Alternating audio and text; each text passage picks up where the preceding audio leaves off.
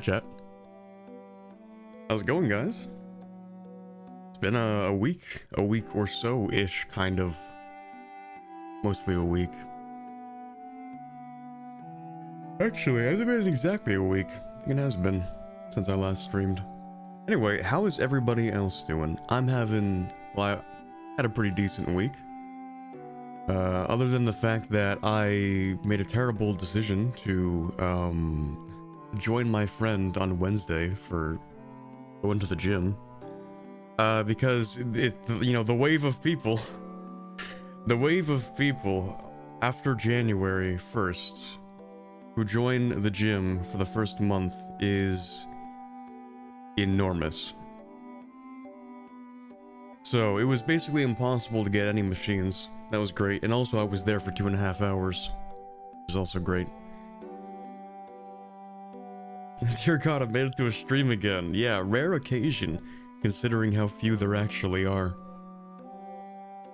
Glad we could have people make it for today, though. And unfortunately, I think I've gained 2 new addictions over the past week. The first one is Vampire Survivors, because I wasn't actually part of the, the big wave of people that played it when it got really popular. And then recently I decided, screw it, it's like, what isn't it like $7 or like $6 for Vampire Survivors? Really, really good price for a game like that.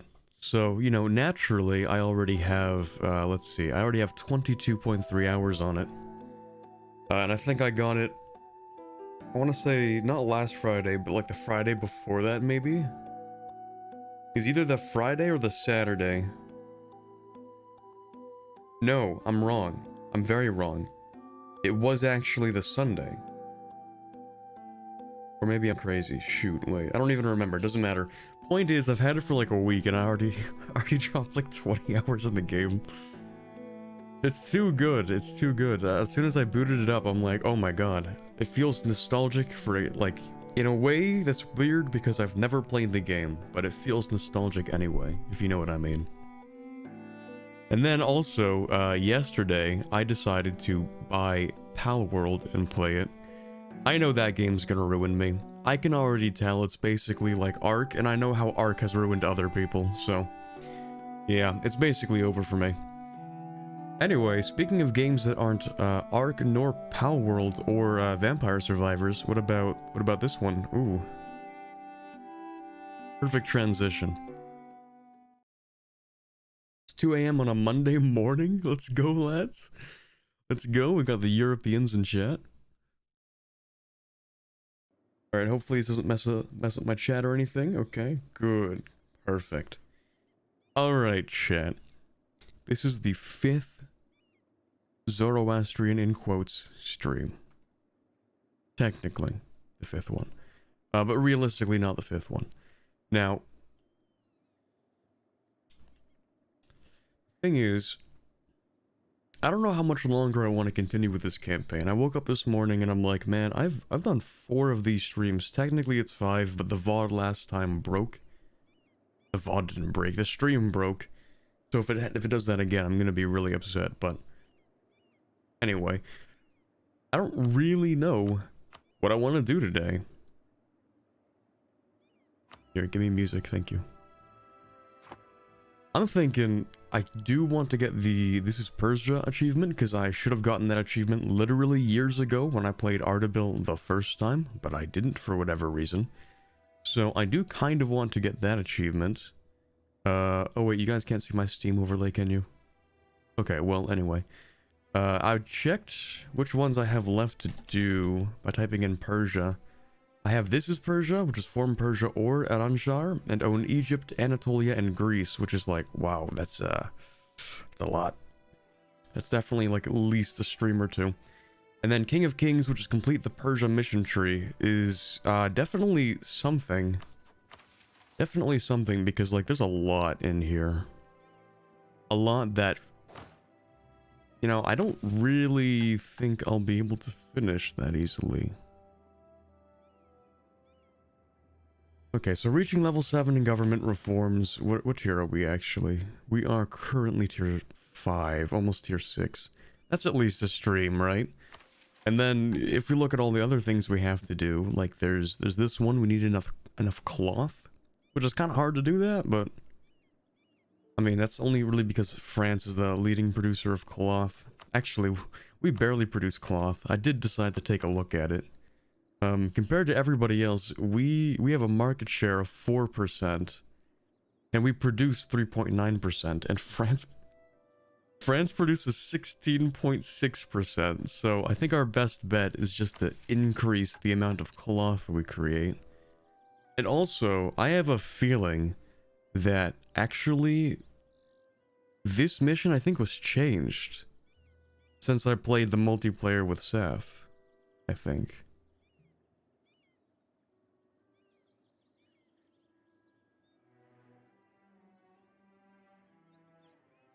Long time no see, never really caught the streams after they switched to YouTube. Oh hey Moritz, yeah, it's been a while, eh? 25% less fire damage seems very strong. Which one is that? This one? 25%? I must have missed something.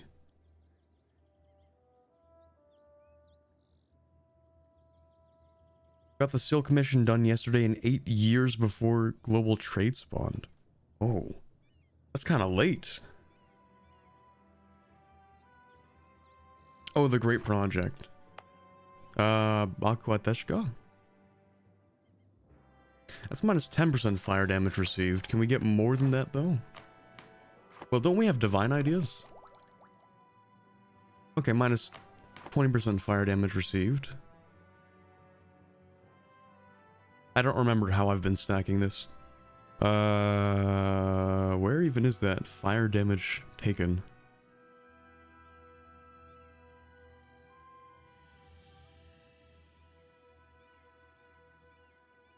Am I crazy? Did I miss that?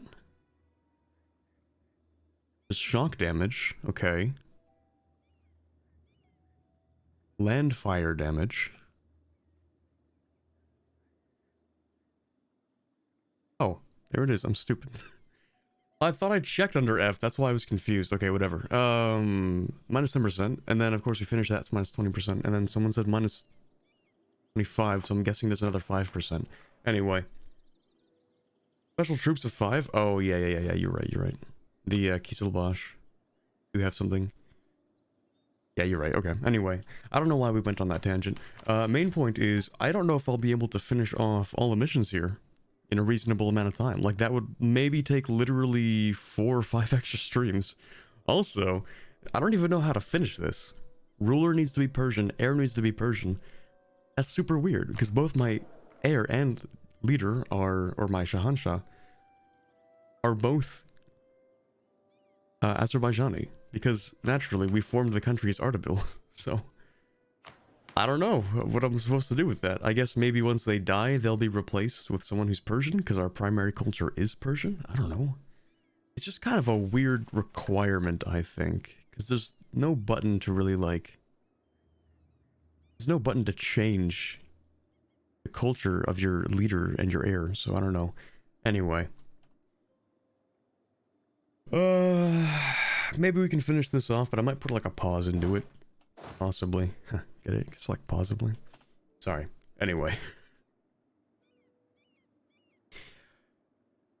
Yeah, time to get some Persian advisors and hope for the event to change air culture. An incredibly rare event. But yeah, maybe.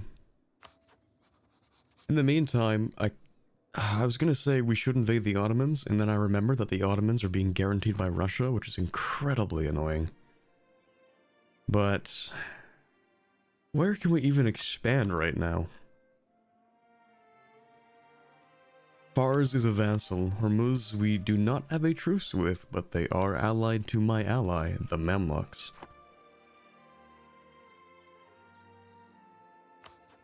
Baluchistan's not a bad idea. They are allied with the Timurids. Let me just turn that. Yeah. Allied with the Timurids, which is not actually that bad. It means I can reduce the truce we have with the Timurids. Maybe by about 5 years, which is not bad. Actually, I think I have to invade Baluchistan anyway, don't I? Yeah. Okay. That's not so bad.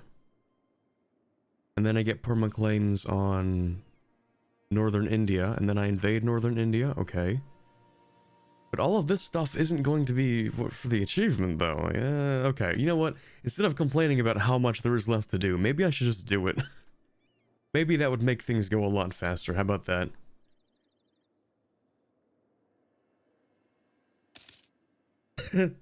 Mom, take out the fine china for breakfast. Corbett streaming. Wake up, babe. New Corbett stream.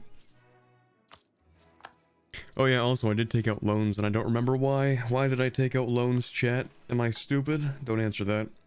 Okay, here's an idea, actually. I have an idea. Maybe even a good idea. So what I'm...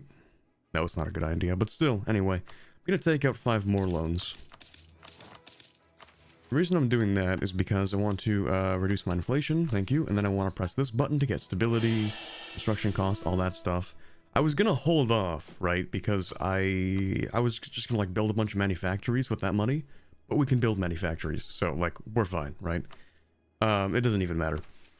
So, also, this button is... Alright, we get the great works of Iran, which gives loyalty, influence, reduce absolutism. It also gives them land, and every owned province in Persia and Khorasan has a development cost penalty reduced. Okay, I'm taking that. Don't even have to read the rest of it. Where is that? Ah, that's Merchant Guild, isn't it? Yeah, that's awkward. Okay. Okay, so... Should I maybe sell titles? Why do I have Crown Land, chat? Explain my own gameplay to me. What was the Crown Land for? I don't remember.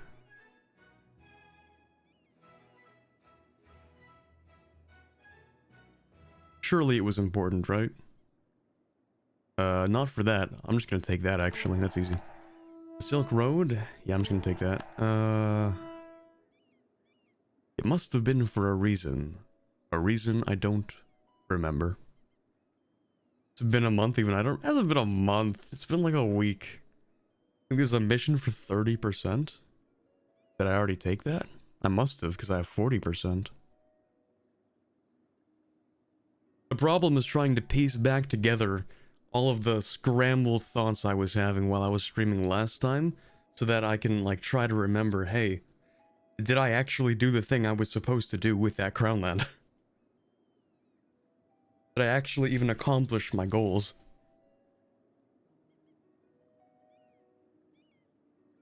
I don't think I did.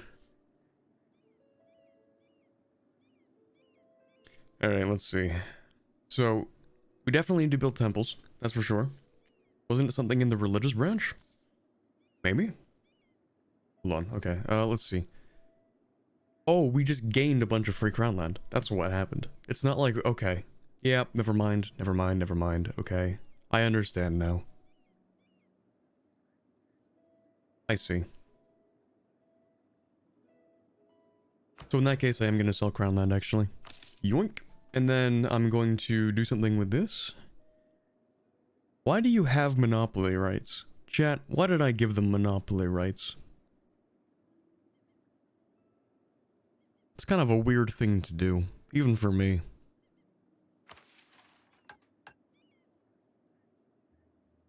I don't remember. Anyway, you know what? Revoked. No more monopoly rights. Instead, what you can get is the other thing that we just unlocked. The great works of Iran. Every owned province in Persia and Khorasan will have its development cost penalty reduced based on the terrain of the province. Perfect, we can take that. And that's lovely because, things cost a lot to dev here. But yeah, that's a minus 15% on mountains, that's pretty cool. Deserts do not gain the effect, do they? Oh, they do, minus 20%. Ah, okay. So it's not just hills, it's also desert. Okay, and it turns drylands into grasslands, actually, which is really good.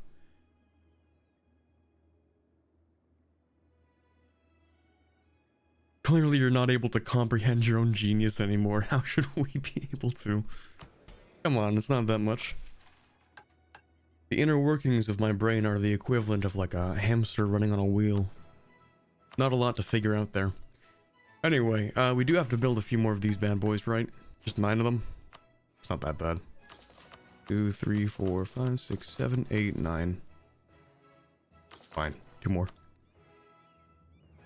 Alrighty. And what else? Maybe a couple of manufactories, actually. We are kind of at that point. What do I have to build? I need to compete with Hormuz. That's going to take a while. Well, it's not going to take that long. No, never mind. It's going to take a while. Marketplace, we can start with that. I'm going to need this, and I need to annex my subject. Obviously. Oh, wait, is that Hormuz or Basra? Compete with Hormuz. Okay, it is the Straits of Hormuz. Never mind. Tailors of Persia, we need counting houses in silk, cloth, and dye provinces. Okay, we can work with that.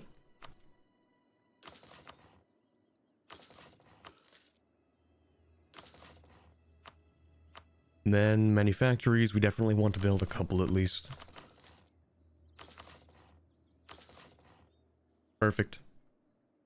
You have access to the development of temples for another minus 10%. I believe it's minus 5%, is it not? For development of temples, unless it's buffed for this country specifically. I believe it's a minus 5%. Yes, it is. And no, I don't have it. Although maybe I should, because it is literally just a better version of Oversight, right? Hands down, it is a better version. So you know what? I might actually remove this Oversight and give them this instead. They don't like that, but that's fine. I don't care. The only thing is, of course, like, they're not going to lose Crown Land from developing, but I don't care, because they hardly have any. Also, 2 estates must have at least 60 influence, the others must have at least 40 influence. And we need to grant one of the advisory councils, I think. Okay. Right. So 2 of them have... Oh, yeah. Right. Okay. So this guy, the rebellion, is going to last... Or the effects of the rebellion are going to last another 20 years? 24-ish years? Yeah. And once that disappears... Well, a few more things will expire, actually. So we're looking at probably around... Oh, that's a tough one, actually. We might have given them too much influence, now that I think about it. That's fine, it's fine. Don't forget courthouses. How bad even is my gov cap? We can deal with that once it gets really bad. But yeah, I will build, like, a few. Holy moly, it's Corbett, my favorite 86 simp. Yeah, here's your daily reminder to read or watch 86. Because it's that good. Anyway, we are technically at war with Vigier. The problem is that I really thought this guy would be able to handle it. I really have no idea how he messed up this bad. This is actually embarrassing. How do you mess up this horribly? This terribly? Embarrassing doesn't even begin to describe it. Imagine being the attacker and then getting crushed so handedly. That sucks, man. I don't know about a royal marriage with the Moomers. They would never accept my invitation. Unbelievable. I kind of want to invade them, chat. I'm running out of places to invade. Unless, of course, I invade India. Which is a real possibility that I should actually consider. Unironically.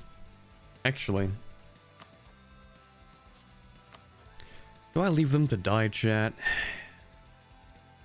Am I a nice enough person to help them?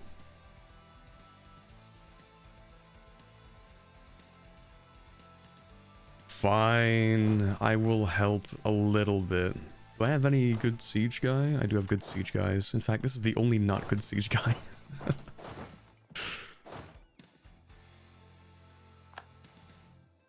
Let me just move around, pick up a good siege dude.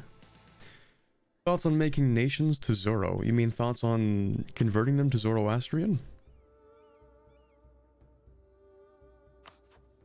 Not entirely sure how easy that really is.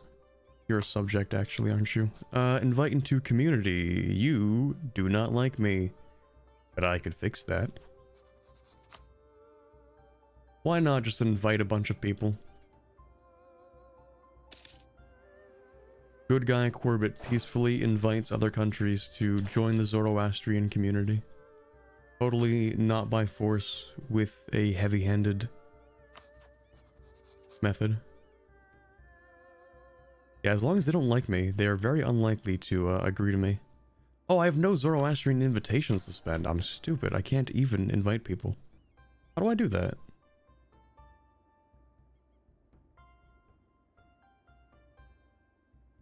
Ah, here we go. So I press this button. Ooh, it removes a lot of Ashavahishta. I think the main problem we have is not enough Ashavahishta.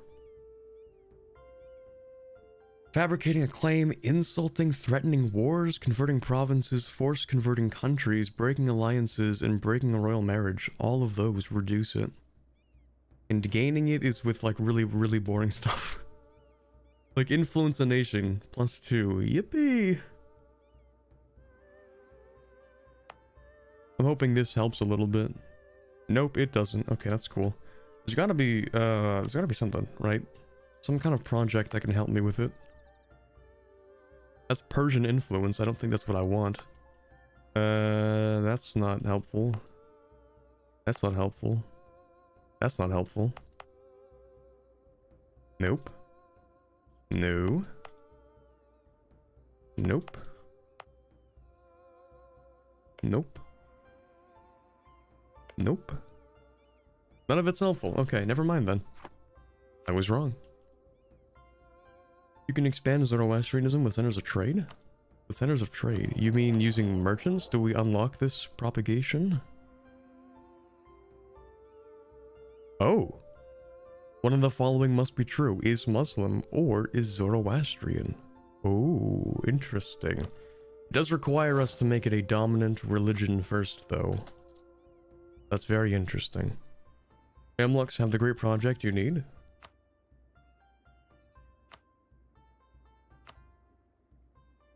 Which one? Not that one, is it?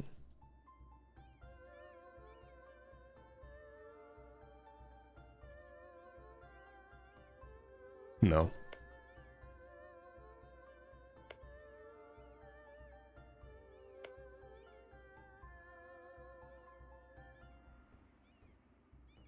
In Cairo, it's a mission reward.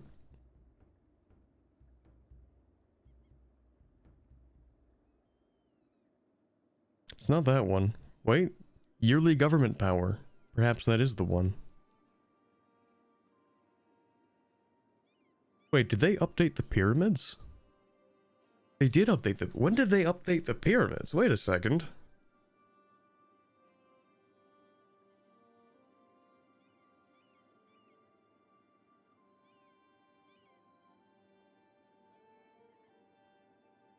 Also check your religion tab. Oh wait, probably not that one.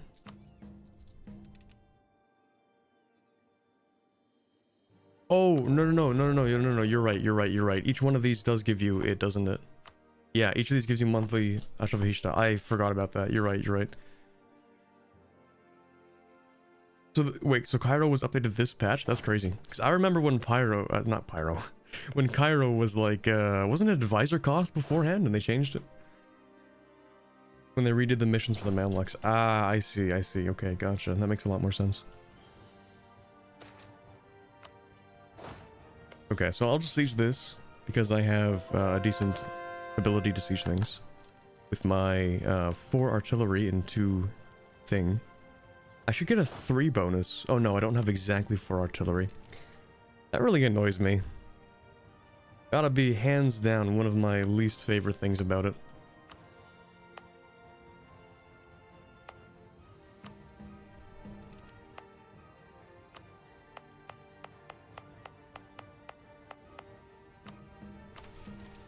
Which region do I need to convert? It is this region. Okay, nice. So I should convert like this. I don't know what my other missionaries are doing, but they're not doing the right thing. Where are you? Actually, that's fine. Actually, that is fine. What I should do, really, is, I should get rid of the autonomous missionaries. Anyway, sorry, what I was talking about was, how... Like, I have enough cannons to get level 3 because of my unique ability. But, technically I don't, because I'm missing, like, 24 of them. Which is really stupid. It's like, sorry guys, we're missing 24 cannons out of 4,000. So, you know, we don't have the same advantage we would have had with those extra 24 cannons. I don't know, sort of weird. I think it would be nice to make it more of a scaling modifier, but then again, like, how are you going to calculate a dice roll of a 6.2? You know what I mean? So, yeah, whatever.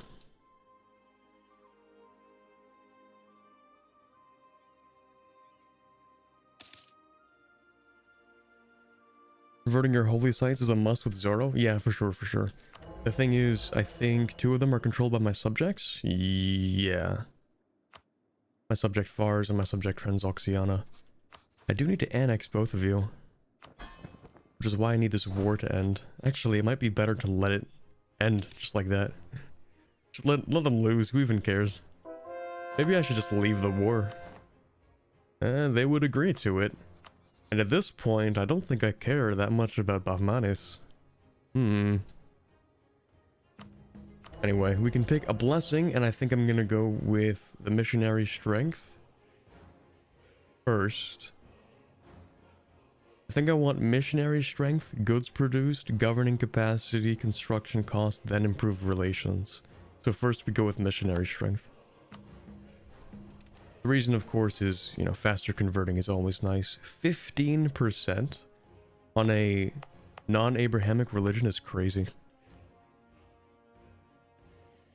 Usually you'd see that in, like, Catholics. Actually, if you're playing Sunni, you can get, like, 35%, so...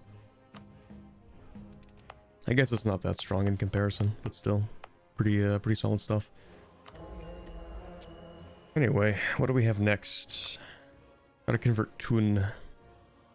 We can do that.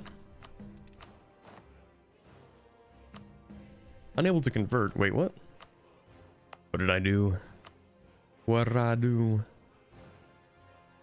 Religious zeal. Oh my god. I didn't even do this. I didn't even convert anything. It's only for 1 year, which I guess isn't so bad.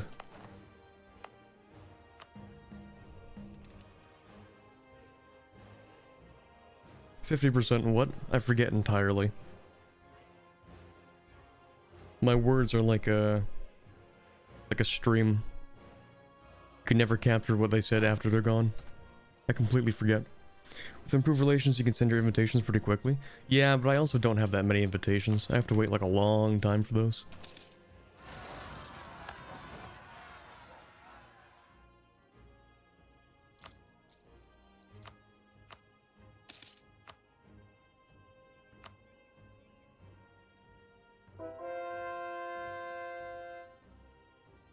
%, what?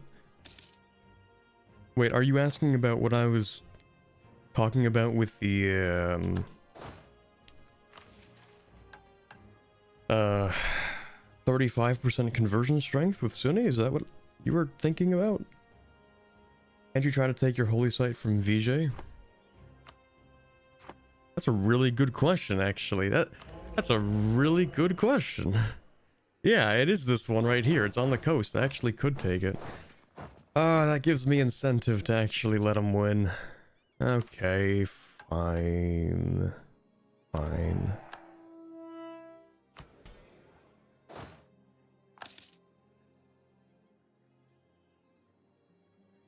It was missionary strength? Okay, yeah. So, like, if you're playing Sunni, I think actually it's not just Sunni, but it might be specifically Sunni events. Not events, what am I thinking of? Specifically Sunni great projects, but I think they just apply for any of the Muslim group. You can get like 35% missionary strength. Really nice. You also need a part of India for your tree. Yeah, I know. Problem is, that's the opposite direction of the achievements. We did finish something off though. Tailors of Persia. Oh yes, right. That makes sense. So 600 ducats, we get promote Persian rugs, which is another merchant guild state privilege. Just have so many of these things.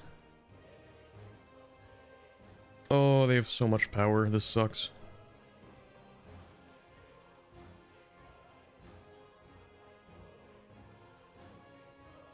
Yeah.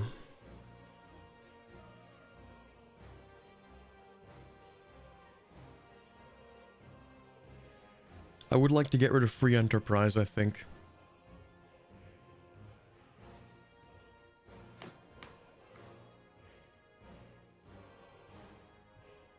I think what I'll have to do probably is probably have to swap off of expanded royal court and swap over to maybe decentralized.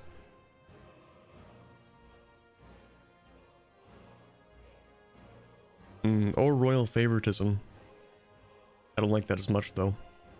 Well, cost of advisors with the ruler's culture isn't half bad. It does disable call diet though, which is literally a game ender now that I think about it. So how about we don't do that? But yeah, I think I'm gonna have to swap from this to this at some point. Maybe not yet, but at some point. Although I didn't read what it said, chat.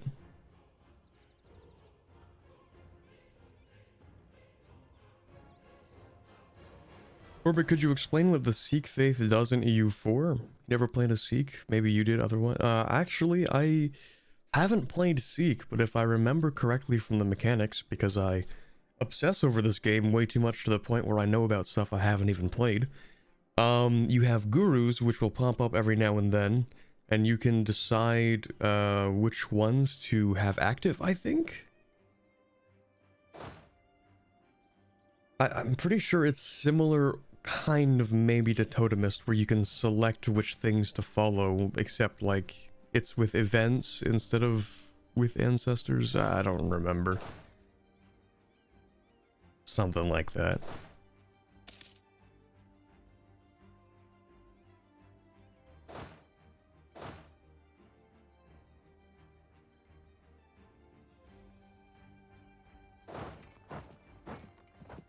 Okay, so how about I go and grab a couple of forts and stuff. I do need to convert some more, so that's going to be this province as well. Can I convert this? No, but this disappears in about a year. Okay. That's one of the holy sites. I just need to also convert other things. Like for this mission.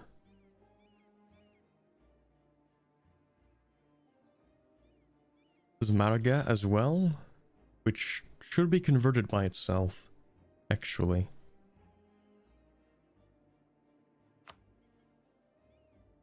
This, and this, obviously, so that's 3 more. I guess that really is kind of like the last one, because I haven't annexed my subjects. How bad is that to convert? Oh, that's not that bad. Never mind. I thought it was way worse.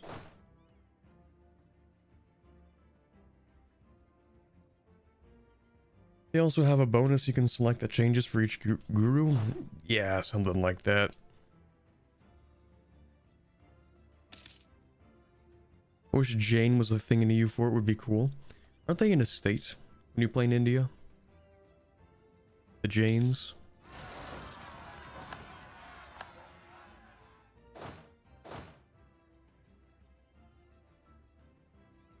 I don't remember what is the mission so you can make it so that merchants can convert. I don't think it has to be a mission. I think it's... Well, let me recheck the requirements. But I'm pretty sure it's really not that bad.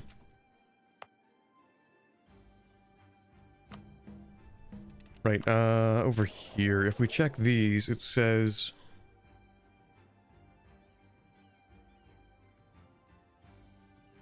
Yeah, one of the following must be true. Is in the Muslim religion group, is in the Zoroastrian religious group.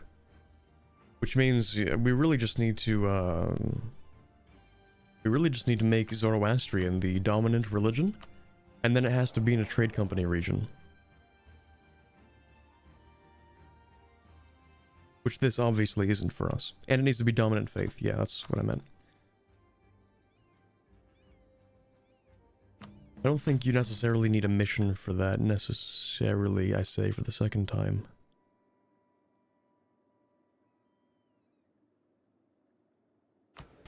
Okay, but I do need to summon the diet. ASAP. When can I do that? A few more years, okay. Alright, we're gonna speed 5, because honestly, we're just kind of chilling at this point. The earlier streams were all like micro. Now these streams are just gonna be me speedrunning the game. Also, I do have too much admin. What do I spend that on? I don't want a dev tax. Please don't make me dev tax. Don't have enough inflation to care. I could grab a stability, but that's expensive. Kind of don't want to. I need to invade countries, that's what I have to do. I must conquer. Like Baluchistan.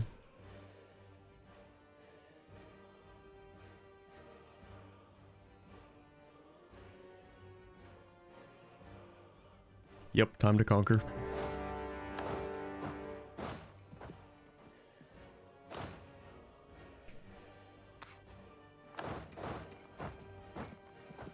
Time to dev tax on low trade value provinces. Tax dev.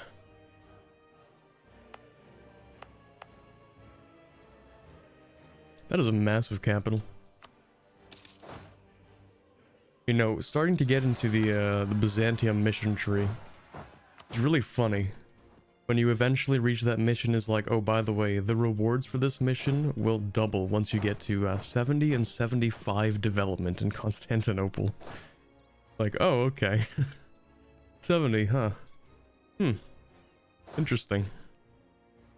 Didn't know I was playing Anbenar dwarves.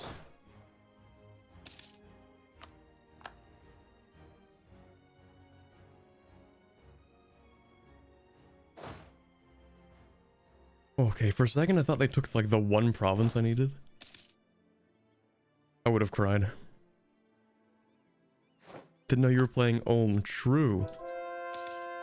God, I forgot about that run. I think that's actually the most watched video on my entire channel, is that Ulm run.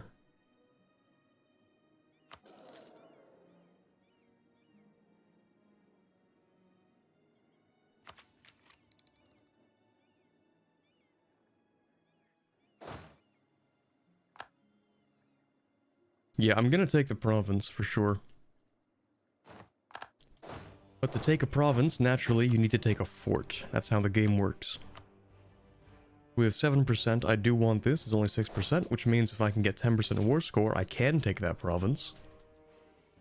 Funny thing is, I actually don't have any boats, so I can't exactly enforce my claim or my ownership of that province, but whatever. If rebels rise up, we're kind of screwed. But that's okay. The people love Ulm, true. The Ulm fiends. Okay, so would you say yes? Nope, we're at 8%. Okay, we'll go for their capital. Unless Bozo here pieces out. Please don't peace out, man. You're fine. Just give me a few more days.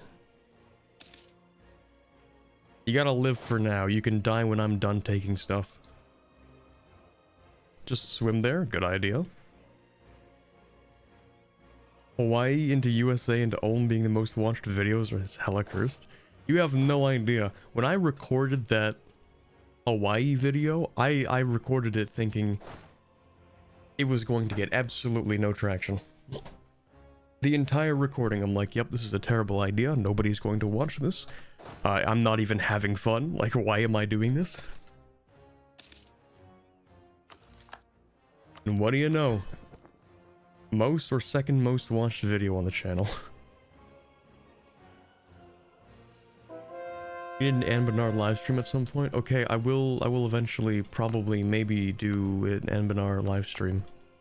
Probably Maybe. It has merit. Is that a 7%? Wait, chat. Was that 2 7% sieges?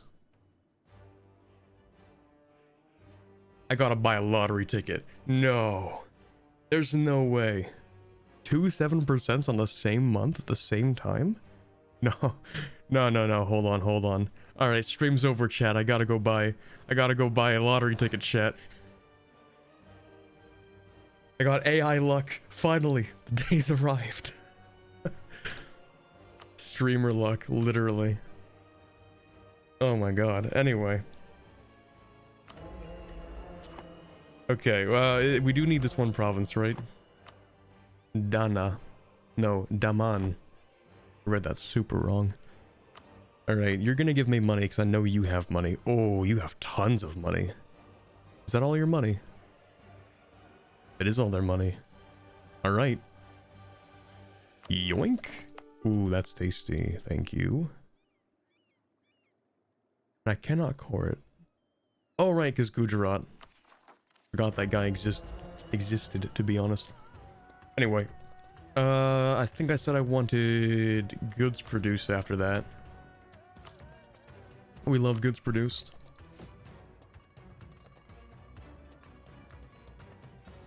Wait, did I even get the full money out of that? Am I stupid?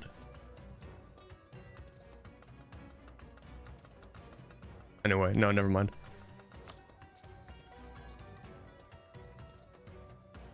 Wait, I'm thinking about that for a second. I'm confusing myself. That piece still was over 1,000 ducats. Did I spend the money immediately, subconsciously, without actually thinking about it? Is that the point where I'm at? Do I have so much brain rot that, like, I just do things in this game without thinking about them? Is that what's happened to me? Okay, whatever. Why can't I leave? Wait, what? I'm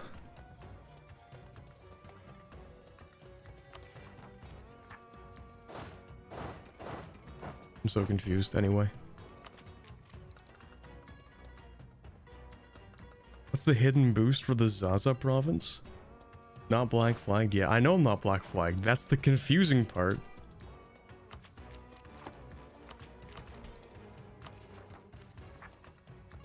Okay, whatever. I must have spent the money without even realizing it.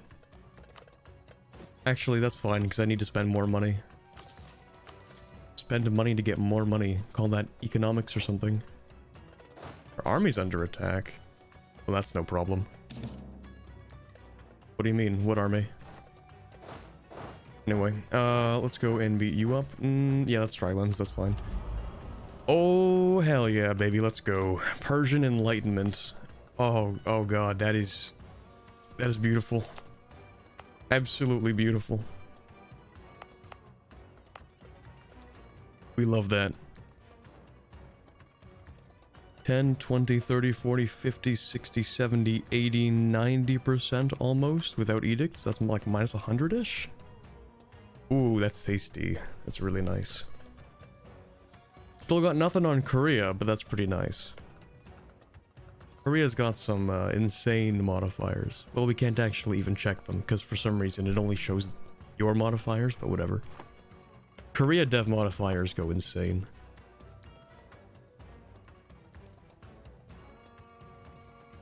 You get stupid amounts of cash by the end of your econ mission tree. Yeah, I know. That's why I really want to finish it. I know. I'm looking for that that silk price increase. You know I'm on that. I was born ready for that increased price of silk.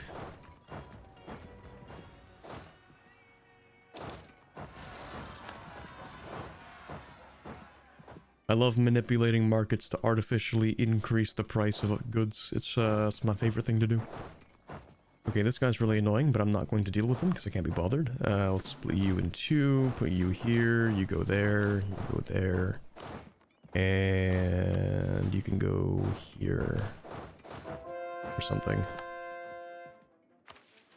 Alright, grant you generalship. You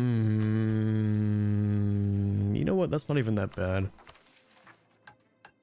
-10 for the nobility, -5 for the Aswaran. Yeah, you know what? I'll take that. It's 100 tradition. Better than what I have. Oh, he sucks. No, never mind. I already had this guy. This is the new guy. Hey, he's alright. Korea has some Emperor of China missions? Well, yeah, so... It really is mostly the Emperor of China stuff, but Korea also specifically has missions that give them dev cost within the area of Korea. So within Korea, specifically the region around Hansong, what you can get is like a ridiculous amount of dev cost reduction. So like these specific provinces can get like at least 200% reduction, which is kind of crazy, but whatever. Tall Korea is actually surprisingly fun to play. I just checked, you somehow didn't get any money from the peace deal? What?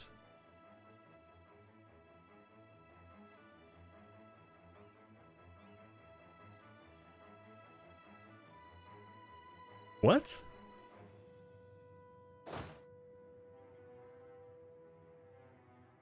And I did the thing correctly, right? Like I didn't accidentally hit escape and then right click back onto it? War score maybe? Might have to do with participation. When you peace out separately and you're not negotiating on behalf of your entire alliance, then you do not have to share any of the money you receive. And since I was the ally being called in, I should have received all of the money. Unless I did something stupid, like, you know, you can create peace deals. Like, let's say I make this one, right? And then I hit escape, and then I right-click again, it keeps it. But there is some interaction sometimes, where if you don't do it correctly, or you do something like this, sometimes it clears it. I don't know why. It's just like... It's a weird interaction that happens sometimes. So I'm thinking, like, maybe it was that? But anyway, yeah, that's really, kind of disappointing. I was looking forward to that, 1,000 ducats. It's a lot of money, you know? Really would have liked to have that.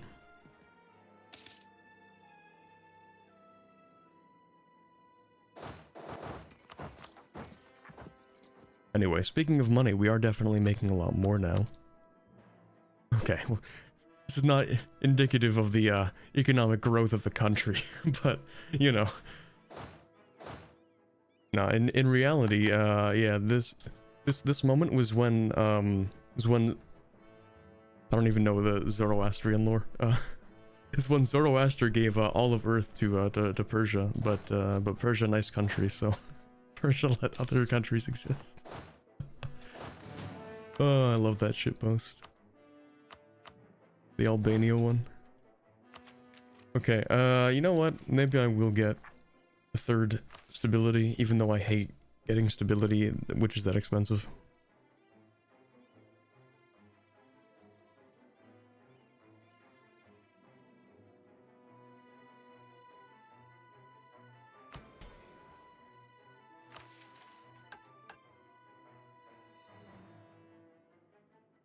Oh, okay, I see. Provinces of Aranshar are no longer affected by propagate religion. The religion, or propagating religion trading policy can now convert Jewish, Christian, and Muslim provinces. Okay, yeah. I think that's what this guy, or what that guy was talking about with the propagate religion thing. That's probably it.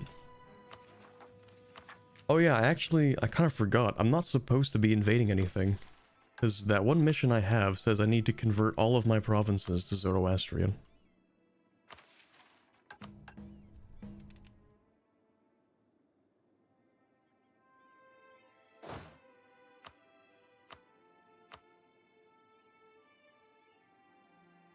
The price for the 7% sieges was the money. Apparently, it had a literal cost.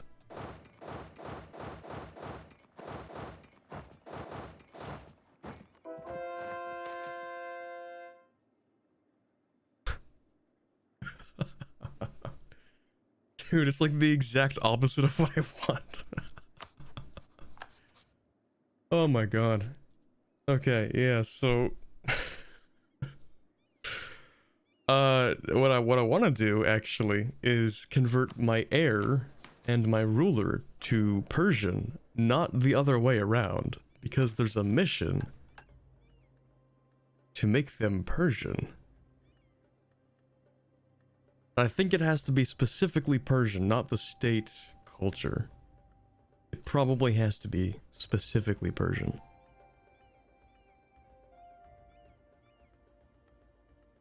Yeah, no, we're just gonna keep the bottom one, that's fine. Really funny though.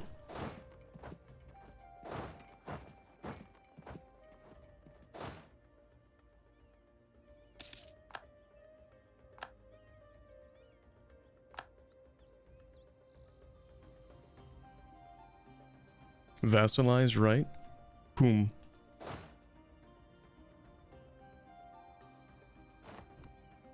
Gujarat?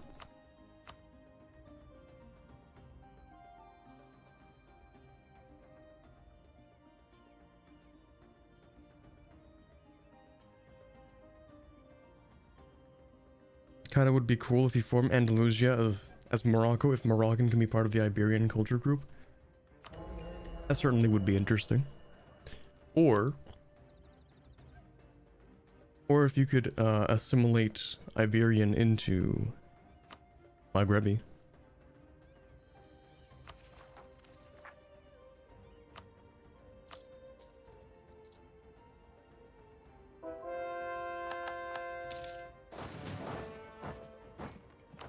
Okay, right, so Timurids, I just want your white piece. Really? Not even a white piece? Wow, these guys.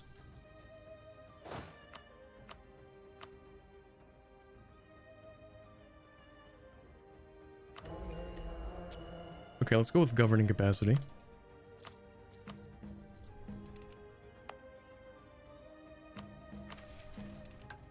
I think I just need to, yeah, do 2 more agendas for the Mobeds. And then I'll be done with this. Which is really nice, because my Atavahishta is tanking right now. Any plans for more post-Phenom content? Plan is not the word I would use for it. Do you mean is there a high likelihood of me waking up one morning and deciding to record it? Maybe. Could happen. Also, I'm capped on admin because, too much admin. Fine. Tax dev. I hate deving tax.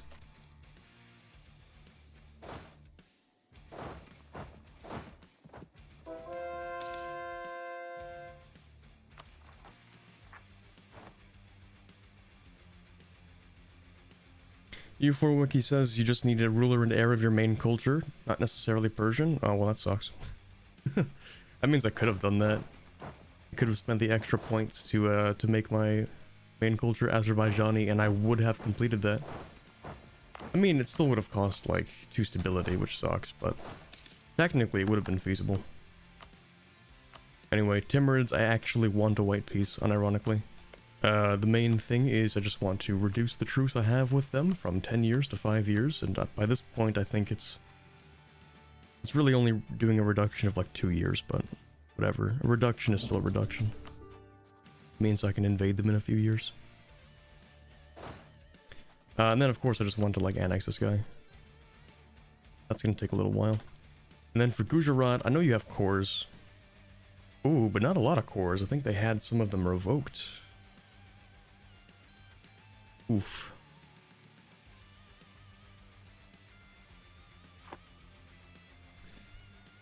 Well, I mean, it wouldn't be terrible, I suppose. Although I do need to integrate some of my subjects, like you.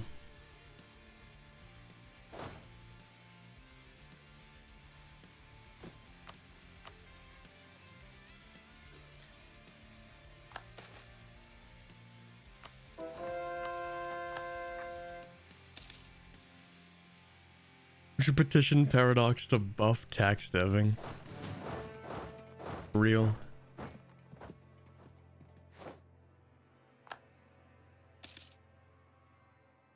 I don't even think they could though. How would you even like buff tax dev chat? They did actually. Now that I remember, they did buff tax deving because tax development reduces local great project upgrade time, and it is specifically tax which does that, so technically they did buff it, just not in a way that is really meaningful. I mean, okay, sure, it's cool to have reduction in time. We like having a reduction in the time, sure, but also like, yeah.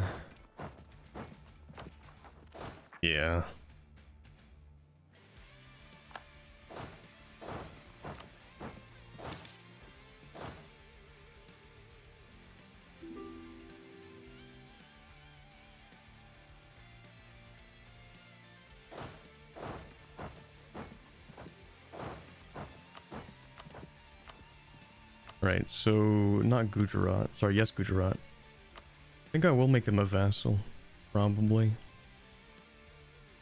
62 for that? I guess so. I mean, how much dev do you have? Yeah, I mean, I guess so.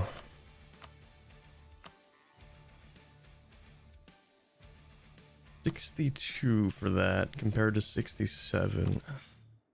You know what I would much prefer to do? I think I would much prefer to just break their alliances. Hope that they don't get killed in the next few years. And then just like use my regular religious CB. So instead of taking double the aggressive expansion, I could take 3/4 for the same land, which is so much better.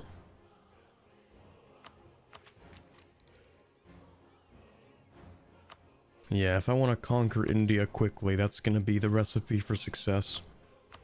Reducing aggressive expansion, not getting more.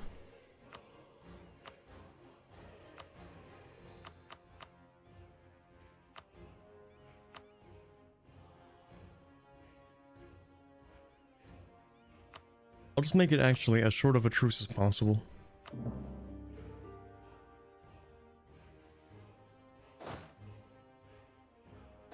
Let's go black flag. Actually, I'm really curious to see. But, because this guy's black flag, do I actually have access? I do have access. Okay, never mind. The experiment would only work if there were no access. But the idea is, like, even if I don't have access, I've already queued up this order. So I'm wondering if I didn't have access, would they still attempt to make the order into here? And I think they would. It doesn't matter.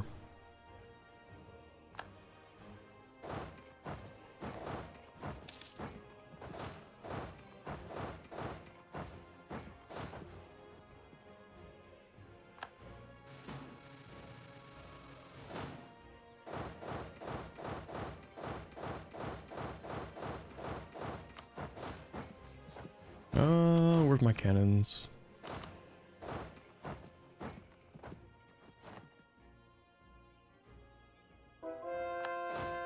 Used to work that way, don't know if it still works, haven't tried it in the latest patch. I have a feeling it'll just black flag you. I don't think it'll do that much. Ooh, the next Miltech is 5 innovativeness? Spicy. Might have to take that.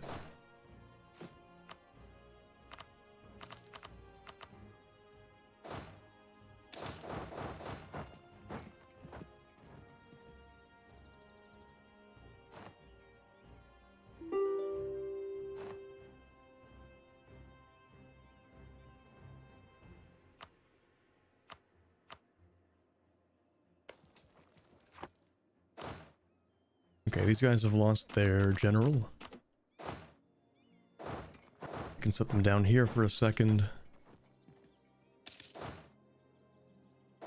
And I love chasing the AI across the entire planet. It's like I'm chasing down the Czechoslovak Legion, I swear to God. Oh my god, I'm literally chasing these guys to the end of the planet. I hate doing this.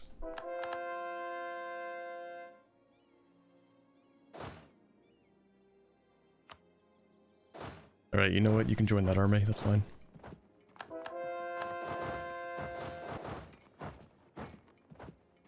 Is Zoro Mugles possible? Anything's possible. You want to play Catholic Mugles? Go ahead.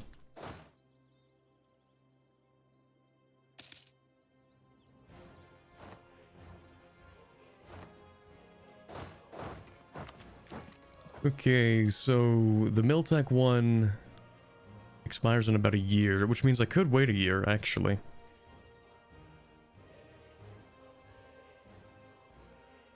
I'm not gonna wait a year, but I definitely should. Actually, sorry, no, I am gonna wait a year. What I mean is, I'm going to develop. Specifically, I'm gonna dev cloth provinces. Where are those? Cloth, that's silk. The only reason I'm deving cloth is because I really, really want this mission, like really badly. Really want that mission.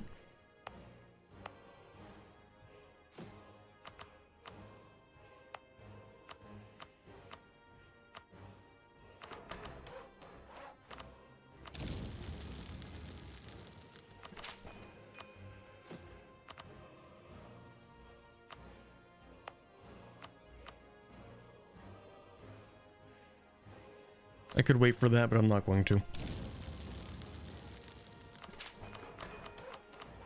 I just have too many points for the moment, which is why I'm deving. It's not like I'm going on like a huge deving spree right now. The main point is just like, I'm building my 11010s. Love me my 11010s. In reality, what I should build is probably a fire temple and a barracks in these, because then I can dev them for cheaper. I already dev them to 21 though. No, I'm just gonna go for barracks. Anything that I want to dev, I should put a fire temple in first, to be honest. Because that'll make it cheaper. Much, much cheaper.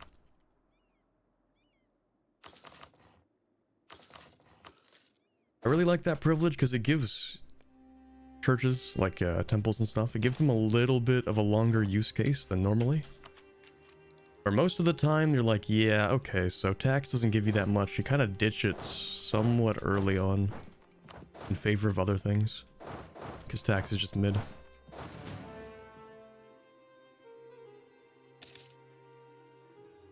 Speaking about that Confucianist Mughals wed, I don't know, maybe. You know, I did tweet once, like, maybe a week ago, that I had an odd feeling that I kind of sort of wanted to do True Heir of Timur again. A terrible idea.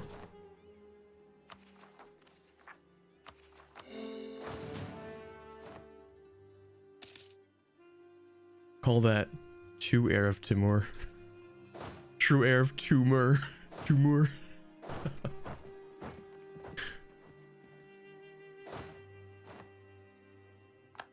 Finally, are you done running? Are you done with your vacation from all the way over here? This game sometimes.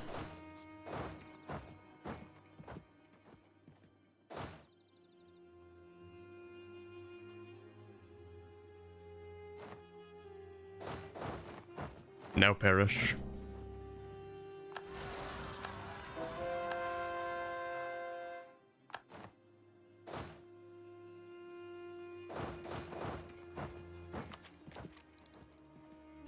I think we can wait a few months, right? Yeah.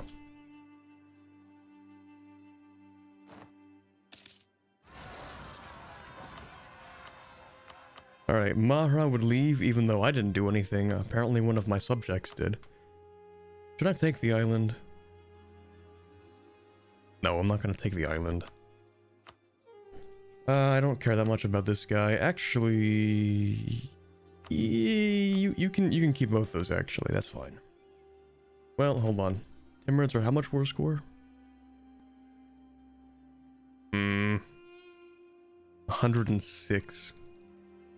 That is so tragic. Wait, did I get the thing? Oh, and I have the thing too, so I'm already doing what I can. Well, that kind of sucks. I guess they'll be left as this one province. Okay, fine, I don't care. You can keep that alliance, I suppose.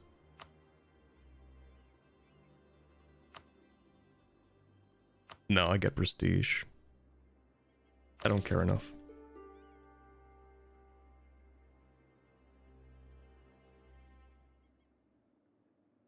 There's a video of someone cheesing the new Ottoman special vassal islets to get tons of vassals easily.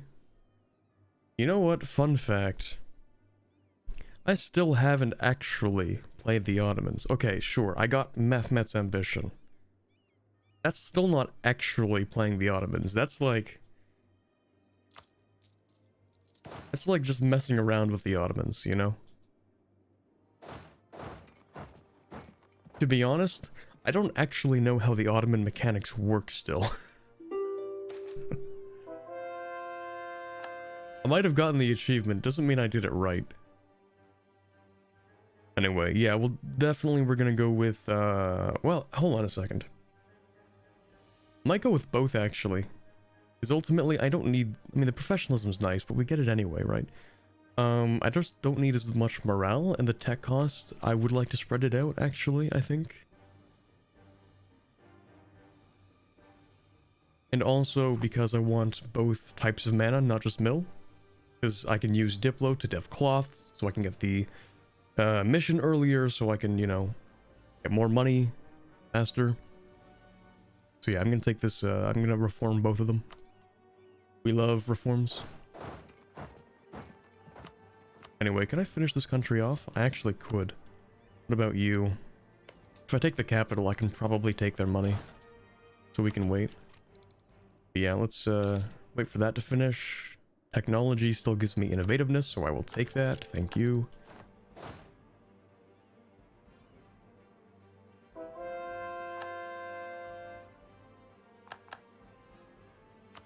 How's that converting going? Not bad. It's gonna take some time. The real thing I'm worried about is having to finish enough of these. The diets. So what do you want? It has to be the mobeds. I always have to pick it. It doesn't matter what they're asking for, I have to do it. It's part of the mission tree, which kind of sucks. Okay, do I want the upgrade costs? How much would I have to spend to make this worth it? I'm so bad at math. Brain is not working today. Okay, 25% cost reduction. The only way that would pay itself back is if I spend 2,000 ducats. Yeah, 2,000 ducats on great projects. Am I gonna do that? Probably not gonna do that. Sorry, I was finishing my cup of hot chocolate. Yeah, I don't think I'm gonna spend 2,000 ducats. What I'm really focusing on right now is using money to get more money so I can pay off my previous loans and take out better loans so I can get more money. We call that the debt economy. On the other hand, I do get a half-cost level 2 Persian Zoroastrian, and I do think I have advisor costs of same religion. Or same culture or something. I don't even know what that modifier would be called. Is it same religion? No, it doesn't look like it. The cost of advisors with the same religion? Oh yeah, here we go. Cost of advisors with ruler's religion. That's what it is. So, a half-cost guy who's also Zoroastrian would be good. I just don't know if it's worth 500 ducats. On the other hand, if I buy him and I wait long enough, then technically he'll pay for himself? And maybe even the 500 ducats? That's a possibility. It only lasts 10 years though. Tough. I kind of want the half-cost guy. No, actually, never mind. I have to keep this guy because he's missionary strength. That was kind of the whole point. Never mind.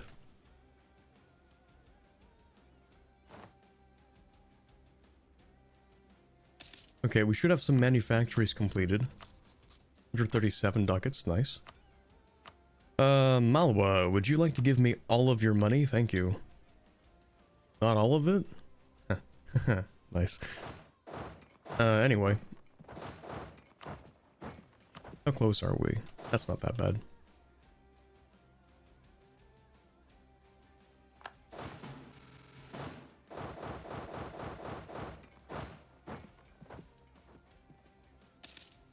See, the fun thing is I don't actually even need to siege all of this down. Just stepping on it will decrease his war enthusiasm. Okay, and there's a battle. But now, yes, all of your money, war reps, Bengal? No, I'm gonna keep this sort of balance of power in India. If any country becomes too strong, then it'll suck for me, so... I'll take their money, but I'm not going to ruin their alliance block.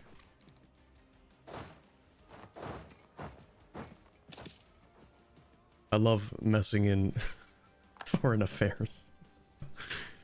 Okay, let's annex this guy. Yoink. That should finish off a mission. Let's see. Secure Khorasan. Bunch of claims, lose devastation in the region. Perfect. We love to see that. And we core. I can swap these guys for those. I'll take that in a bit. A core bit. We need to build ramparts. Okay, that's kind of mid. Western fortifications. Oh look, more ramparts. I love building ramparts. Yeah, fun fact, my most built building ever. Ramparts, for sure. Okay, we need some provinces over here. That looks like releasing Syria to me.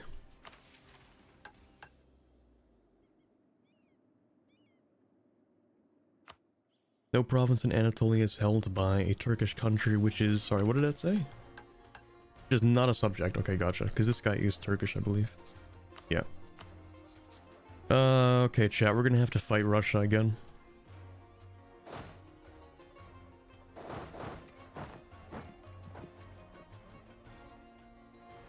You know what would be a great idea? Waiting until winter. I hear it's a great time to invade Russia.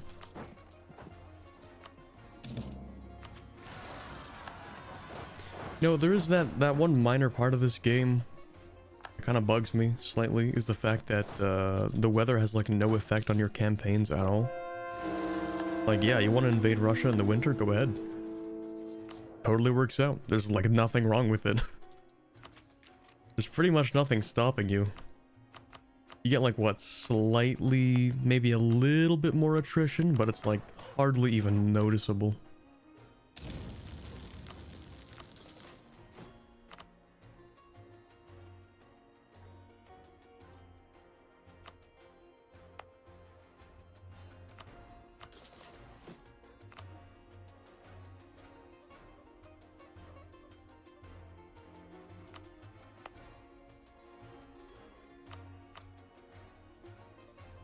I should wait for that, shouldn't I?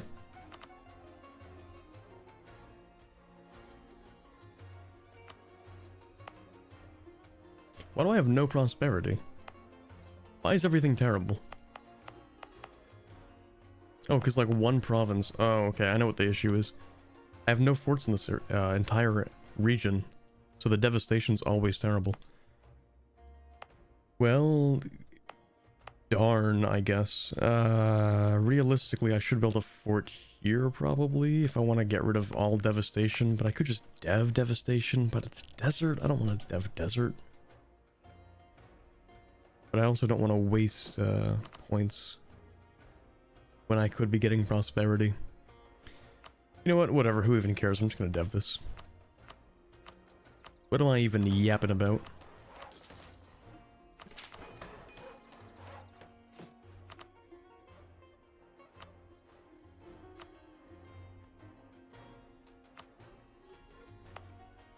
Malatya.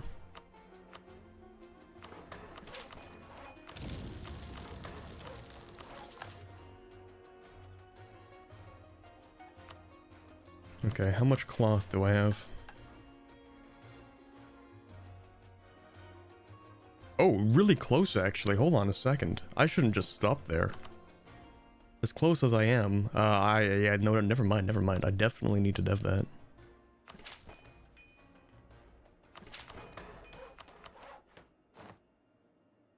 There we go. Hey, hey, chat. That wasn't so bad. 1542, getting that done isn't so bad. The rugs of Persia. Which one is it? You do not want to take the instant money. Okay, so here's what you never ever do. You never take this one. Oh my god, do not take this one. This is the same as granting a monopoly almost. It's like, it looks really good. Hey, I like money. And then you look inside and it's like, oh, I've just crippled my income for the next 40 years. So you don't take this one ever. This one is obviously the best. And this bottom one is sort of like a middle road, but I still wouldn't take it. I'm definitely taking the top one. Oh, baby. 150% price increase on silk is insane.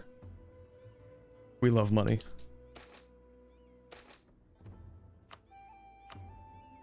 Alright, let's watch that income jump. 176 ducats. 200 ducats a month. We are moneying so hard.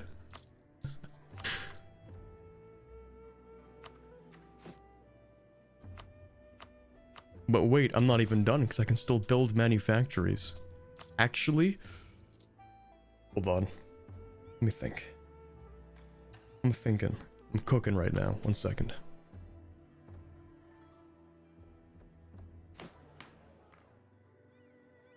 Let me cook.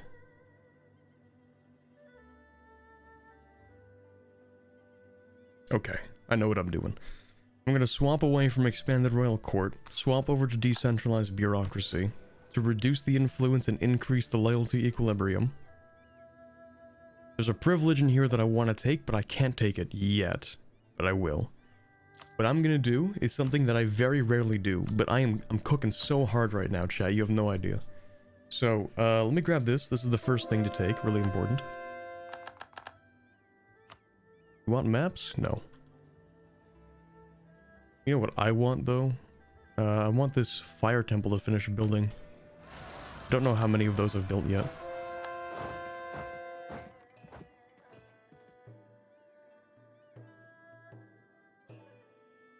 Okay.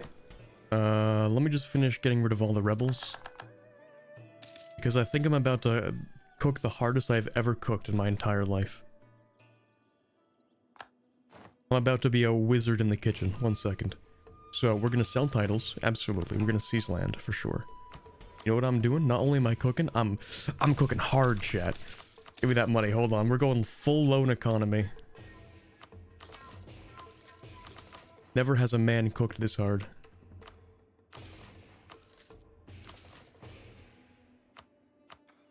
This is like the most vital important. This is like the crucial step right now. Is making sure that I crank out as much money as possible. While I have that bonus, so that I can just repay it later.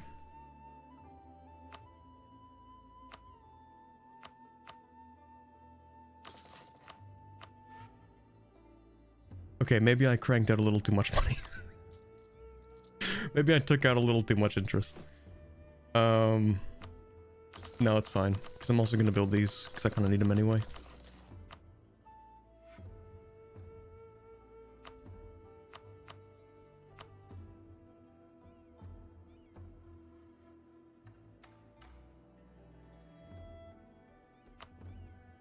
I wish I could make paper right now.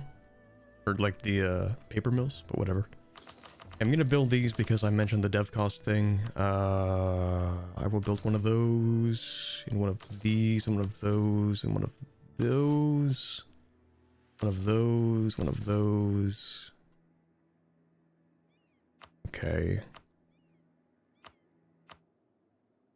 That should be good for now, I think. So when all these buildings are done, we should make a significant amount of income, and hopefully it's going to be like enough income to pay off the debt. And if it isn't, then that's really tragic. But anyway, I will, I think, repay the smaller loans because... Give me like a month or two. The reason I want to do that is I want to retake them. Or maybe I won't. Maybe I won't retake them.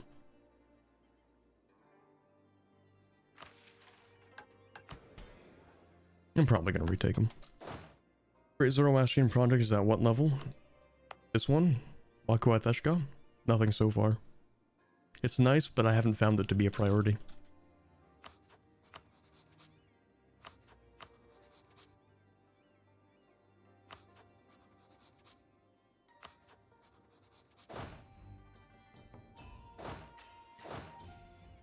What do you have? 2264. I have a third army. 1, 2, 3. Okay.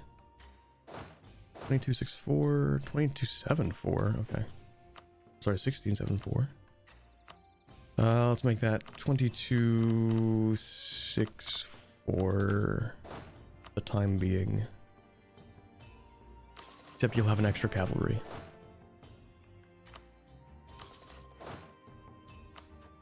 That should be enough, right? Yeah, it's enough.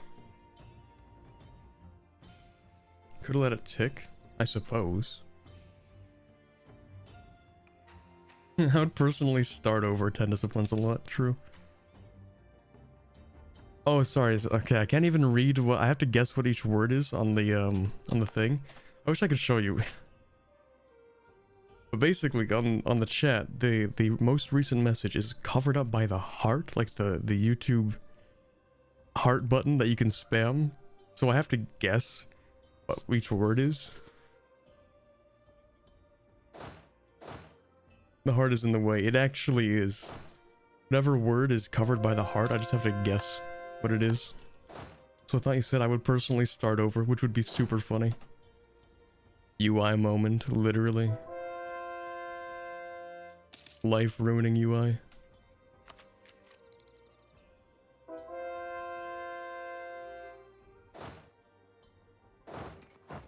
I'm glad it's not just a me thing though, because otherwise, like, I would probably sound insane. Well, I do anyway, but for different reasons. Okay, I actually want to annex Fars. Thank you.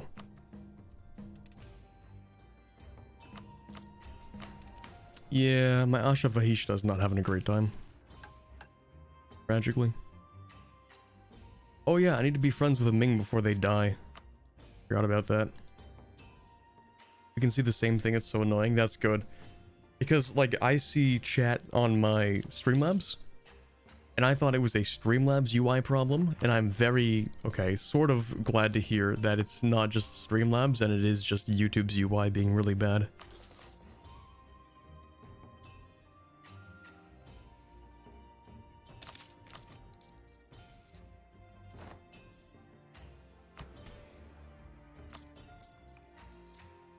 Anyway, I think I mentioned doing something like this, paying off my last 1% loan. And I'm not so sure if I want to take another 1% or a set of 1%s or if I want this. Because this is like every cloth, silk, or dyes province getting 15% goods produced is actually insane. So I'm thinking it might be worth it more to take this than it would be to take more loans. Because this is like permanent money, huge permanent money. Especially right now when goods produced is going to give me swaths of cash. Yeah, I definitely need to take that. Like, yeah. Yeah. That's good money. Line go up. Let's go. We love money. I'm kind of shocked actually that France has this much money. I mean, I know we got Giga France because they got the Burgundian inheritance, but still, that's a lot of money for France. Most of it is taxation, which means their scaling is going to suck, but that's not my problem.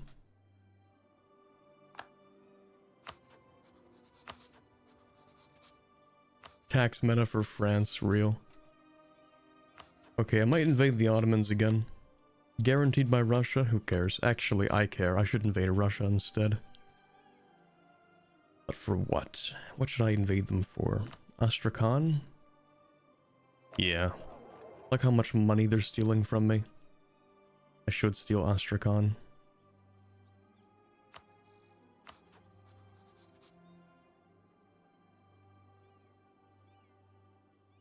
Just the entire node, to be honest.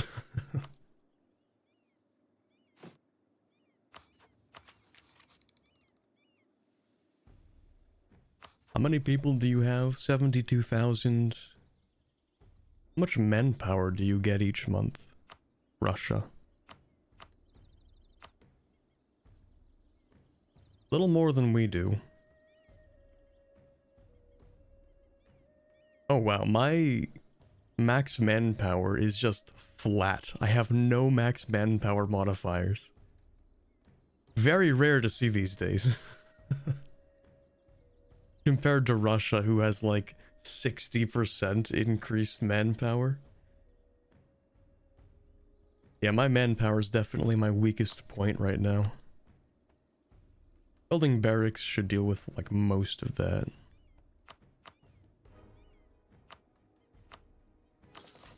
I think Tehran already has... Yeah, pretty much has everything. Marketplace, workshop, fire temple, textile manufactory, courthouse, barracks. That works.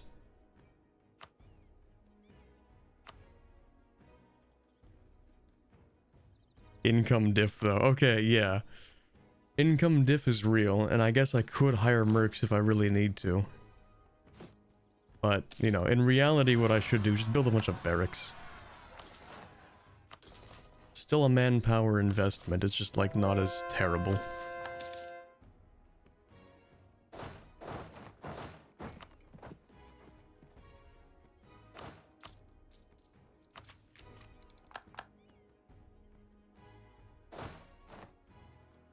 Okay, so I think what I'm going to do is invade this part down here. And I actually think I am going to take the entirety of the Astrakhan node. And the reason for that is because anybody having power in here is really just going to use it to drag stuff away from my capital. See, I'm losing 8 ducats here, and that's because the Timurids... Well, actually, not the Timurids, because they collect here. But everybody else is stealing my money. I don't want my money stolen, thank you. Wars are done. Perfect. I would like to turn those into states. Woohoo, not that. That's already a state. And how's this province doing? 0 unrest. Perfect. We love to see that. Okay, let's put you near the border.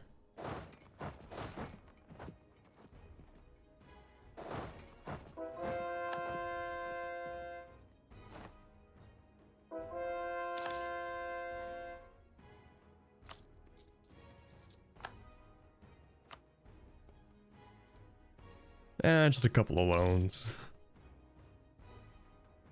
When the textile manufactories are done, we're going to get insane money.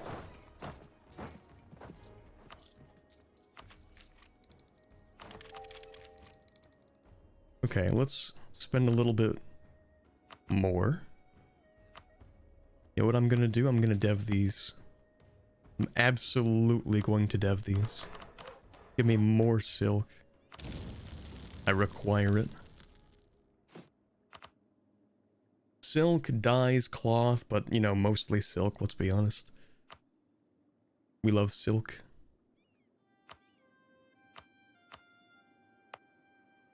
How expensive is it to buy silk stuff these days, chat?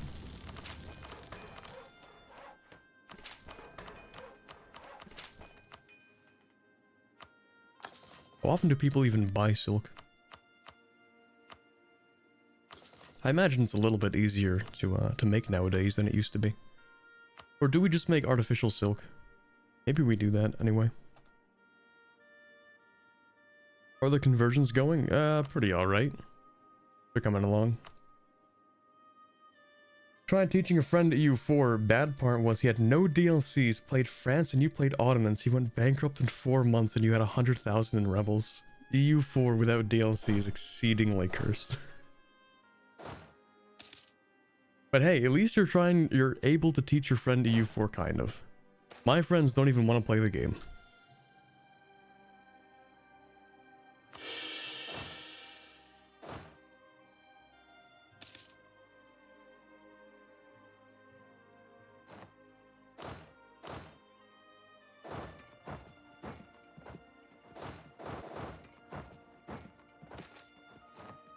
You have to manually board the ships. I know. I'm aware of how...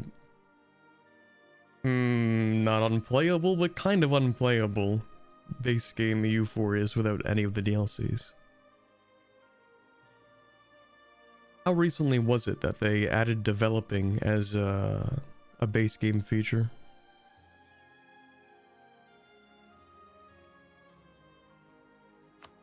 If you're the host, you share all the DLC you have with your friend. That's true. Yeah, that might be a good idea. Instead of having him host, you should be the host, because then, yeah, you'll be the one sharing the DLCs. Although, you know, still, it's going to be kind of difficult for him to get the hang of it. Just getting, you know, DLC jump scare. 27 DLCs to learn about.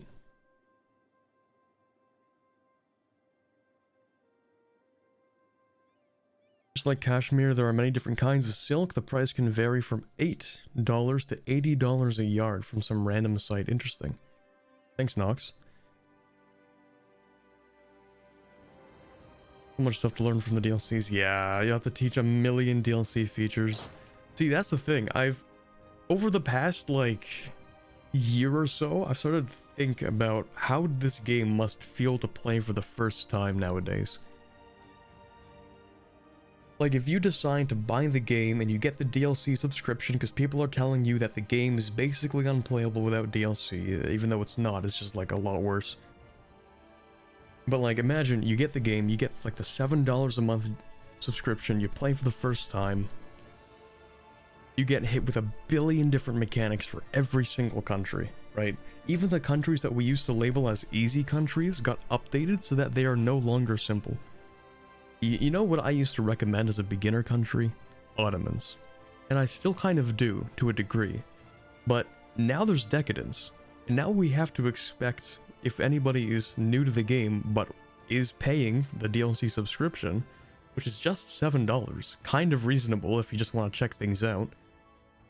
Then you get, you get jump scared with like the billion different Ottoman mechanics, the Janissary coup, the entire Janissary estate, the islets, the early cannons, early game.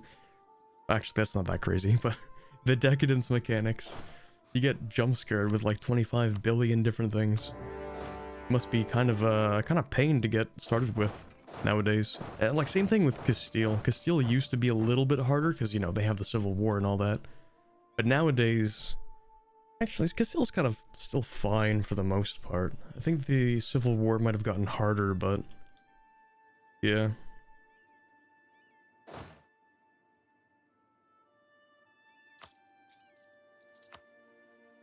A lot of the easy countries kind of don't feel like easy countries anymore. Or like, at least you're gonna have to explain more things to people. I'm pretty sure the Castilian Civil War is a unique Castile event now. Or not an event, but you know what I mean. Disaster. Specifically for Castile.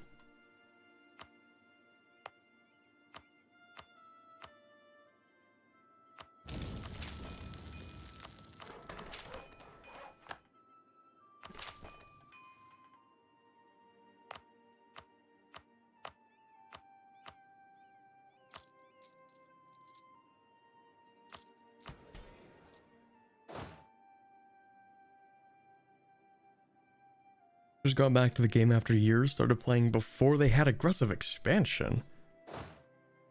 Before they had aggressive expansion.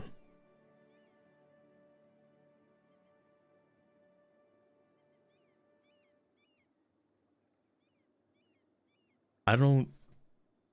When was that? Because I remember playing that, we played a multiplayer on patch 1.2. And I'm pretty sure aggressive expansion was back on patch 1.2. I think. Started playing EU4 when Leviathan came out? Oh no. I'm so sorry to hear that. My condolences.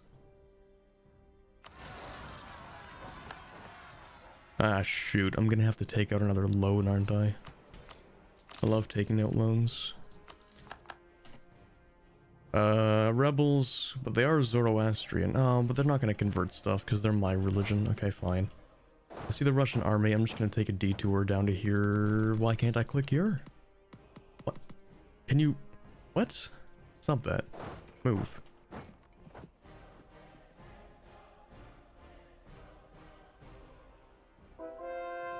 I started playing this game shortly before Cradle of Civilization dropped.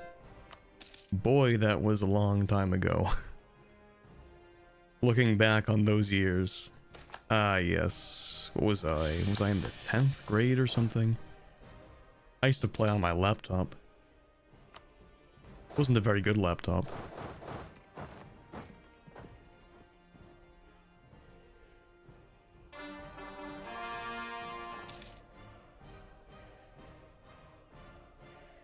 I have a distinct core memory of back when I was starting to get into EU4. I went to a friend's cottage and I brought my laptop. It was like a 2007... I don't even know what it was called. Maybe it was Acer laptop? I don't know. It didn't even have a graphics card. And I remember bringing that laptop to my friend's cottage, sitting down, and I played, I think it was the... It wasn't the Iroquois, no, it was Caddo. I decided to play the Caddo tribe.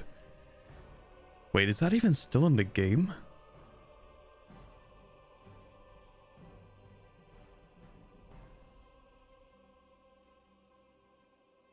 I'm having a weird moment of realization. I don't think I've seen that tag in years.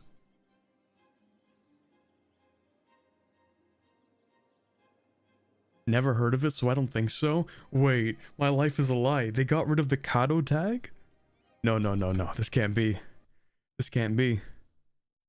The Caddo tag was special for a specific reason. It was actually cracked for, like, no reason in particular. Hold on.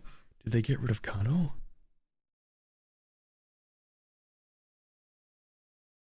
They still exist? They better still exist.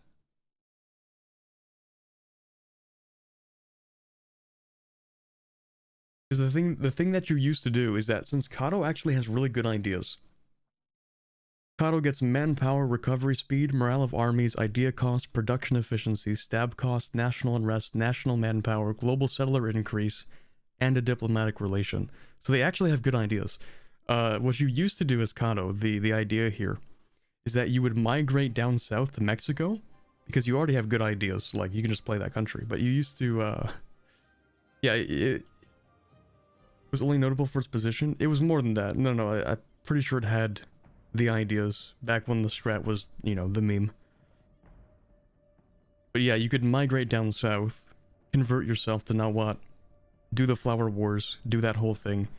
And then I think it was some funky mechanic where you would be able to reform off of yourself or something. I don't remember. It was something weird. But it was pretty good strat. New video to make. No. I remember somebody already made that video like 5 years ago.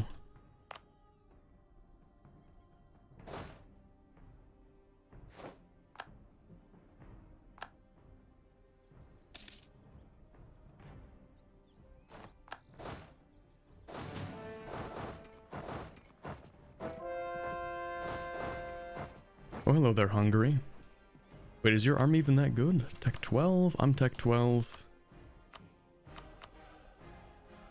Your manpower is nothing, whatever. 50,000 is not a bad army. Morale, you have, ooh, half of my morale? That is embarrassing. They do have some discipline, though. And I have, crazy cav combat. And also, I have reduced fire damage taken. No, stay there, come on. What? He's running away. Get him, boys. Ooh, we both get there on the 23rd. Oh, yeah, I'm gonna get the crossing penalty. I don't want the Highlands crossing penalty. You snake. Get back here.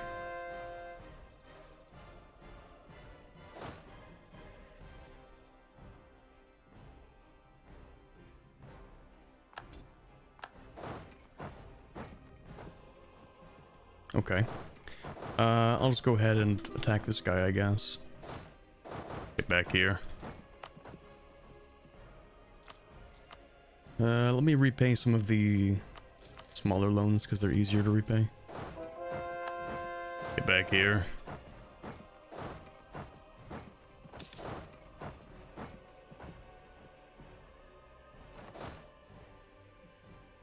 The only one of those videos to exist. I think it was made by Riemann.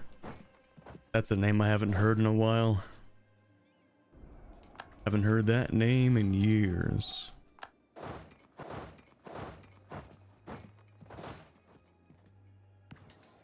There's so many old EU4 content creators that used to be around that just kind of feels weird being like one of the only people to remember them.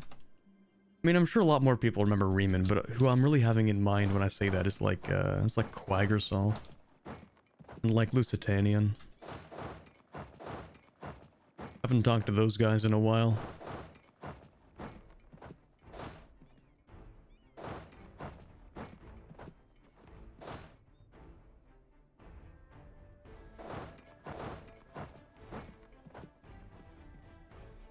It had generic native ideas. It was just one of the better positions to go to Mexico. The ideas were good because the generic native ideas were just good as opposed to the shitty ideas of Mexico. Gotcha. I remember Arumba. Okay, Arumba's not God. He just doesn't play as much EU4. I think he still plays EU4 too, doesn't he? I don't even think he stopped uploading. Wait, no, I think he did for a time being. I think he's back to maybe uploading. The only problem is, like, in the current YouTube landscape, trying to make, like, Let's Play equivalent videos is, like, much tougher.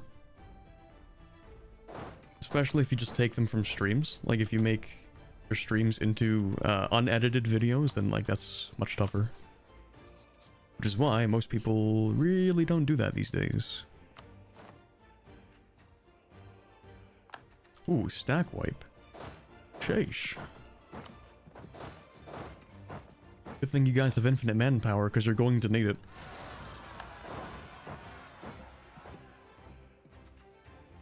I remember Corbett, gone but not forgotten. Yeah, tragic.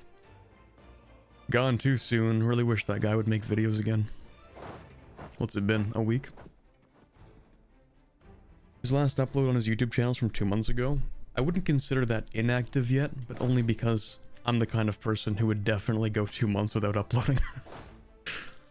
I think I did that once. I think in second year university. I think I went a few months without uploading. I was just far too busy to upload anything.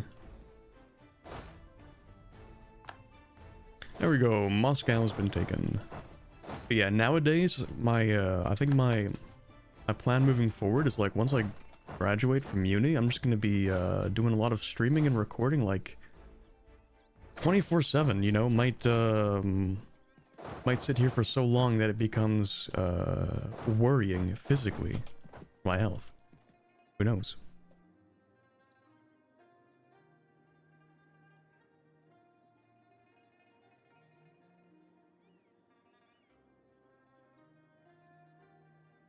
Herman's last video was from years ago. Yeah. Wonder how that guy's doing. He was great. Really. I learned a lot. Not everything, but I learned a lot from Riemann's videos. That, like, now as somebody who understands the same context, or the same concepts, to the same degree that he did, back when he used to make videos, now I truly appreciate the depth of the stuff that he was talking about.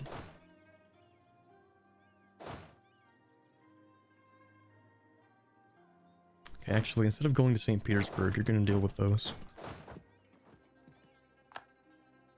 Alzabo HD is a very rare sight these days, which is super funny, because I talk to that guy, like, every day. Like, I talk to him on Discord, like, every day.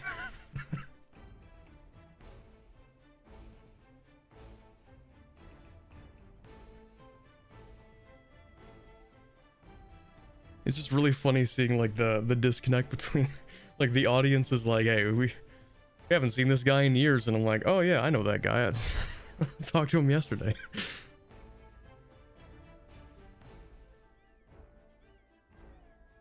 Train another army? Yeah, nah, we chillin'.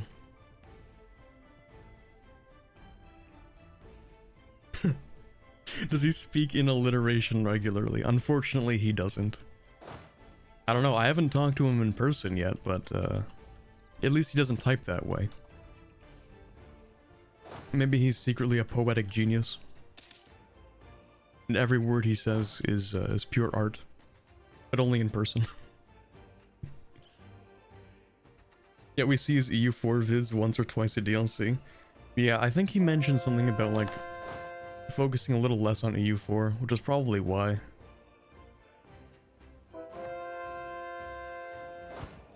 Oh, hello there, army. Goodbye, army. Don't you dare take that. Don't you dare. Or the next one, actually, because walking across Russia takes actually years. Don't do it. Don't you dare. Let's go. To be fair, he still makes CK3 videos, I feel like. Yeah, he definitely does. I should make CK3 videos, except I don't know how to play CK3. I'm just bad at the game. What I mean by that is that I have 300 hours, but I don't actually know what I'm doing with any of them. There's never a point when I'm playing CK3 where I think to myself, yes, this is the optimal strategy. I know exactly what I'm doing. Never do I have a moment like that when I'm playing CK3. When I'm playing EU4, I get that feeling all the time. I'm like, all the calculations are going on in my brain, you know? And I'm like, yes, this is perfect. This is the exact thing that I have to do at this exact moment, right? But when it comes to CK3, I never have that moment.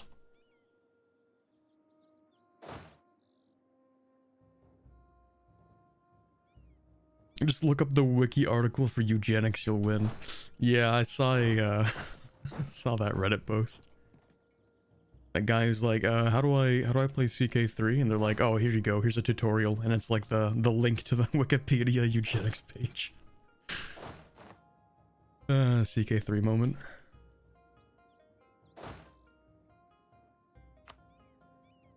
Okay, where's this guy even going? You gotta do something. You can move up here. You're busy. You gotta get moving, buddy.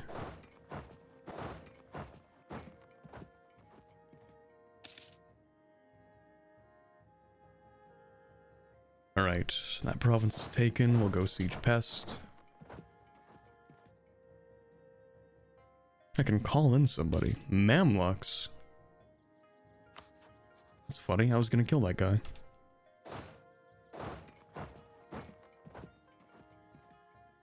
Irish. Oh yeah, we should be making a lot more money now, by the way. Oh yeah. Yeah, we're making money. Oh baby, we're making money.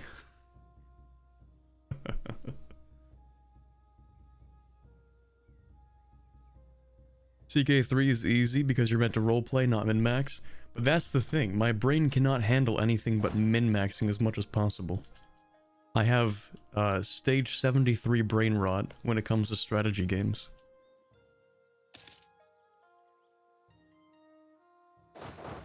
I feel most comfortable in strategy games when I have all information available to me at all times.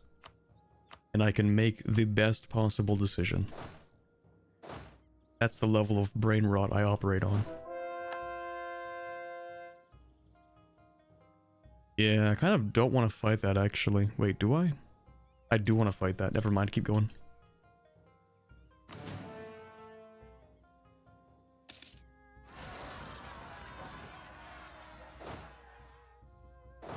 Please don't take that. Okay, nice. I'm moving. Please don't take that. Please. Also, I should take something. Oh, ship trade power. Please don't take that. Oh my god, I'm getting so lucky today. This is actually streamer luck. Unironically. I'll concede the point. This is Zoroastrian himself helping me out in this game.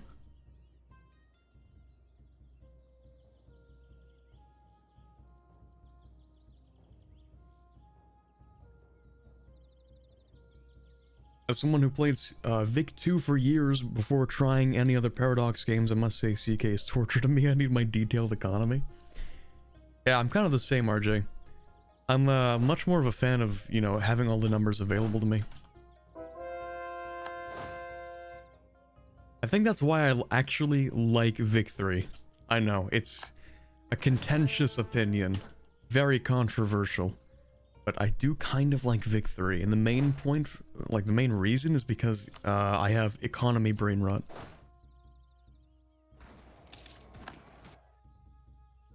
It might sound stupid, but like sit me down in front of an unorganized system and I will do my best to optimize it. That is just what's fun for me. Dude, I play Factorio. I play Satisfactory. I'm basically working a full-time job for fun.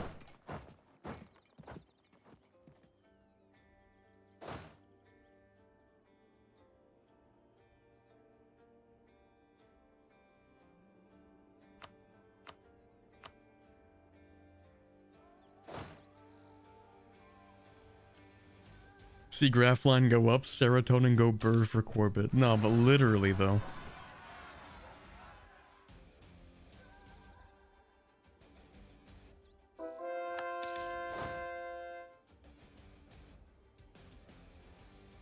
Like Constantine and Jesus? What? Vic 3 was rather good, it just needed some optimization and DLCs. Well, yeah, obviously Vic 3 is still going to need optimization and DLCs.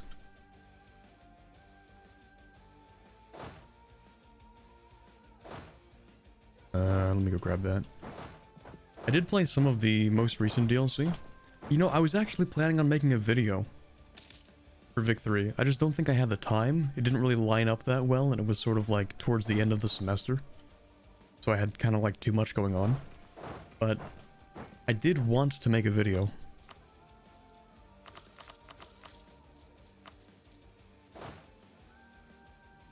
I was gonna make a Paraguay one, because I actually played Paraguay before the update that actually gave Paraguay content. For pretty much no reason. But it was a good game. I think it was a successful campaign. I unified like most of South America. But then the second time I played it, I'm like, okay, even though we have the mechanics, I actually found some of them to make it slightly less enjoyable.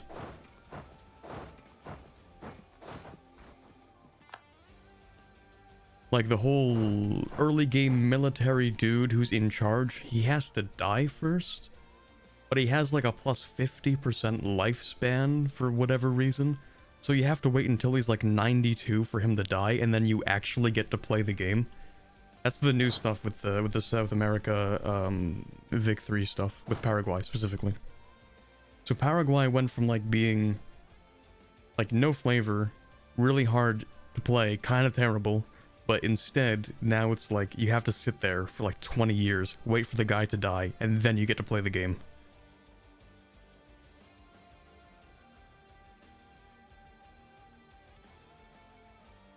Did you see the next toy DLC is probably South America? I did, Mittens. It's certainly one of the decisions of all time. Yeah. I don't know how people are gonna feel about that. I mean, hey, more power to them, including some of the countries that historically were less significant in the time period, relatively speaking.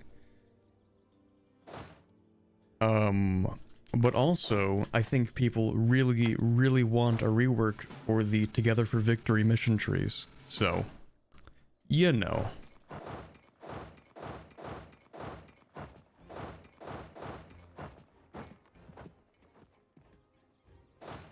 Gotta pick your battles, I suppose. Okay, this guy gets there on the... Hold on, you get there on the 19th.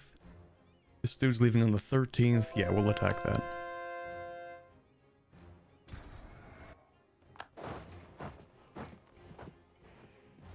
You get there on the 7th, we get there on the 9th, you're locked in for the 1st. We can take that battle.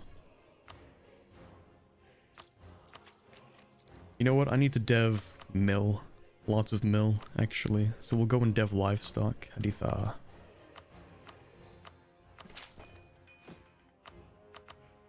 I tend to dev mostly just livestock and grain and wine because I know I'm going to put barracks and soldiers' households on here. I'm just sort of designing them to be maxed out manpower provinces.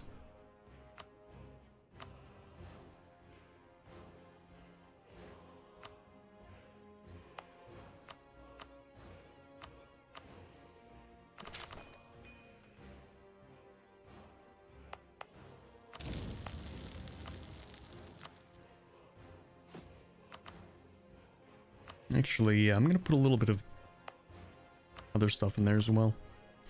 No, actually, get a fire temple first.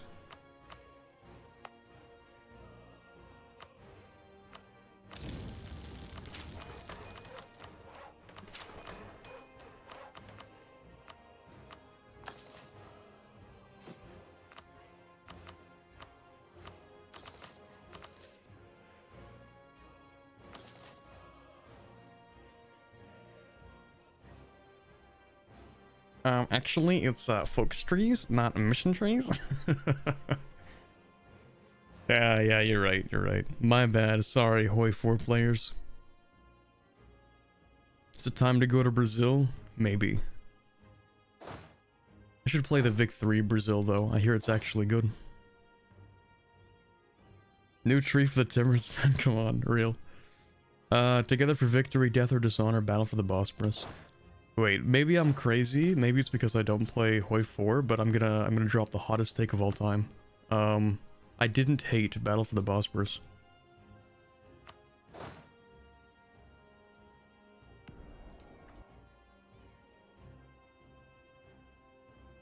Maybe that's just me.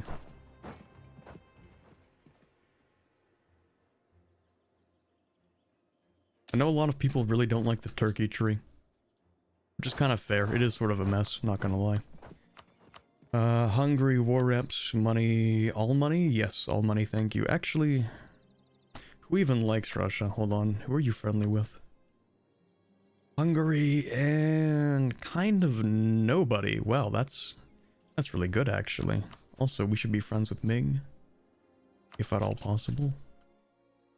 Okay, so unsurprisingly, nobody really wants to be friends with Russia, mostly because they're Orthodox and also because they tend to be aggressive to the Commonwealth. But, yeah, so if we break Russia's alliance with Hungary, I don't think they're going to be able to quickly replace it with anything in particular. Which is good, so yeah, I'm just gonna break that alliance. For whatever that's worth. Only -12, we can definitely figure that out. Here, you can walk into there. You can go there, you can go there.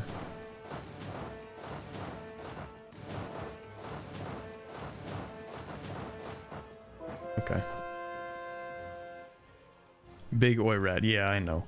Why is Ming still there? I actually have no idea. They have 2 mandate.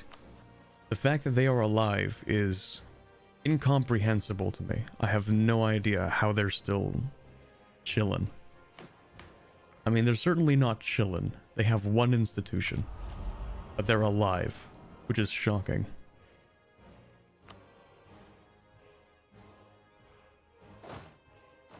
Okay, we actually need to repair this unit before we walk back in there. You're dealing with that, thank you.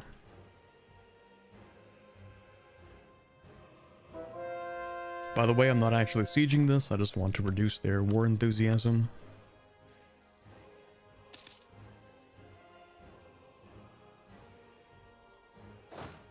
They're gonna take that, but that's fine. Is that fine? Well, it's not great, but it's fine. Wait, who's sieging that? Oh, hold on, actually, I have an idea. We could be cooking. Surprisingly, we might be cooking. Maybe. But it's only if I can pull this off. I can pull this off. Okay, maybe we're cooking. So we do this.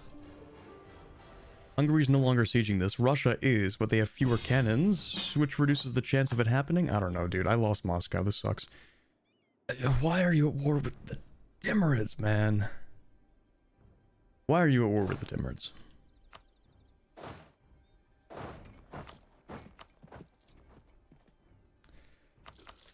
I should have broken that alliance. You know what? You know what? Actually, unironically, I'm gonna say no. I'm gonna say no at this point because one, the Mamluks, I don't need them as an ally. And two, I specifically wanted a reduced truce with the Timurids. The AI doesn't know that, so the AI is like not really to blame here, but that's too bad because they're going to yeah, they're just, yeah, sorry man. It's just not happening, dude. I have too much going on at the moment. What AI would accept that call to arms? So why should I accept that call to arms?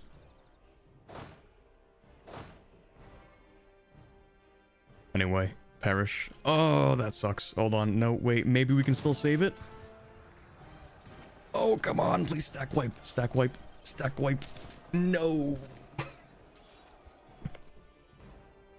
If we had won the battle like 2 days earlier, then we would only have 100 garrison and we would get it back in 2 months. Tragic.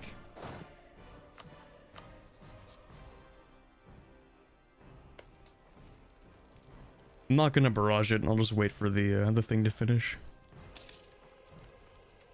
I'm sure we'll get a wall breach. Dude, is he stacking people on this? Oh my god. The secret Hungarian strat is to make me lose... Here we go. Make me lose men to attrition.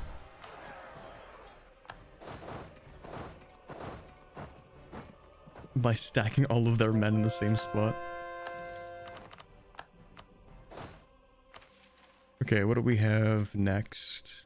What did I just finish? Legacy of the Safavid. This is super funny, because, we can't use this. Oh, no. Okay, yeah. This is what Saf was telling me about. About how, like, I played the worst country imaginable to form an Anshar with. You are not supposed to do it as Ardabil. Because you get this, which is not what you kind of want to have. Oops. What does that do, though? Wait, who are the Mobeds? Oh, wait a second. I think it's actually better than what we have. So we already have the 3 Fires ability because we are the Asha monarchy. So I didn't actually have to take this. Other than that, we get loyalty and influence. But if I take this, then we still get the loyalty. We just reduce the influence. It actually is still better to take this. Never mind, because you have to be... Oh, I messed this game up so bad. Oh my god. That's so messed up. It's everything. It's perfect. It has everything you can imagine. It's the missing localization. It's everything. The fact that it doesn't even function, the fact that the localization is missing, the fact that I'm even allowed to press that button while I'm a Ranchar, it's just, oh my god. Okay. You know what? That's fine, actually.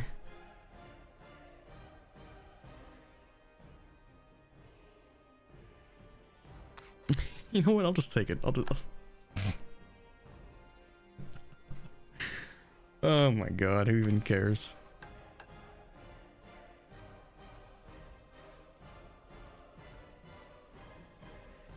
I would alt F4 that click? Nah. It's just funny. I don't really care that much.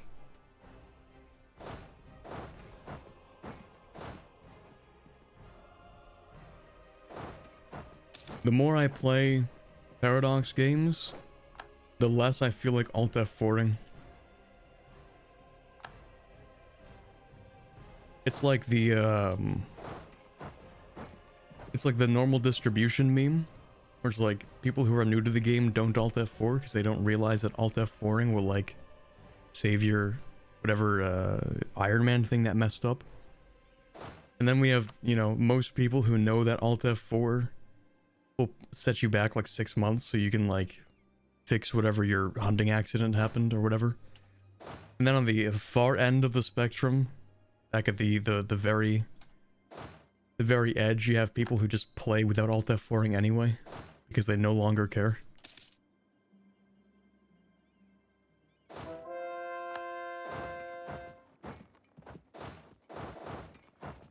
The bell curve, yeah.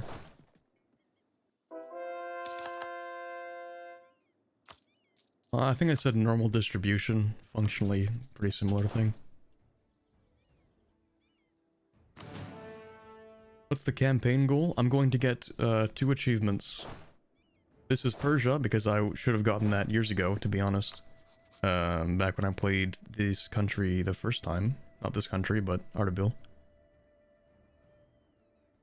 And also I'm going to get the King of Kings one, I think, because... I mean, I might as well. It's probably the last time I'm gonna play Persia, to be honest.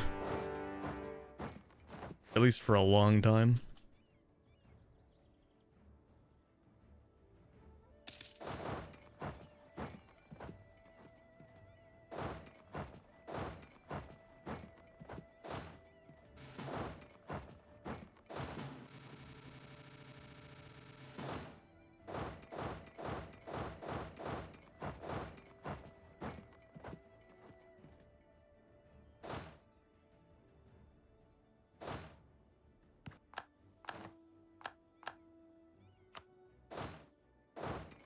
Back to Moscow we go.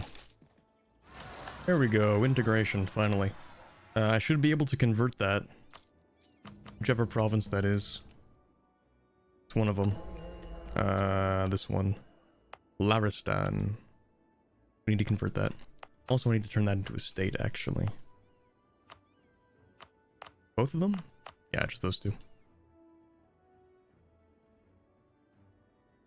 Will you play Theodoro next? I'm sorry, I've already gotten the Theodoro achievement. And I did it in a really weird way. I actually culture converted all of the German provinces.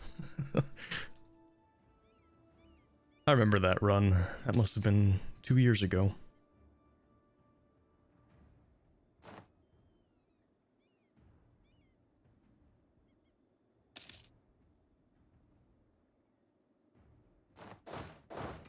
Me setting up a Hypno raid of Forced Corbett to do the Zoroastrian achievement. Man, pun-based achievements... Yeah. Actually, I'm just gonna leave that at that. Just gonna leave that where it is.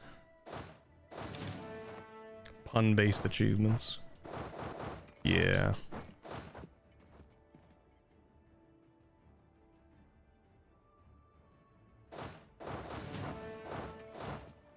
Oh, did I lose a general? I did.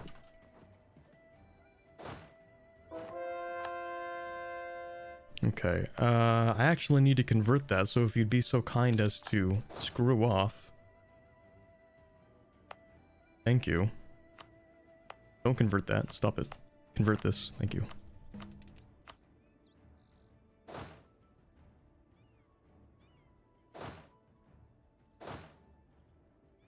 Ah, yes, make the player migrate from Europe to Persia, cause funny pun. Yeah. I've already played Austria. I didn't... was that a world conquest? No, I didn't do an Austria world conquest, but... I did do the entire Austria tree. AEIOU. And if you know what that tree entails, then let me just tell you. The revolution started in Japan. That's it. That's all you need to know.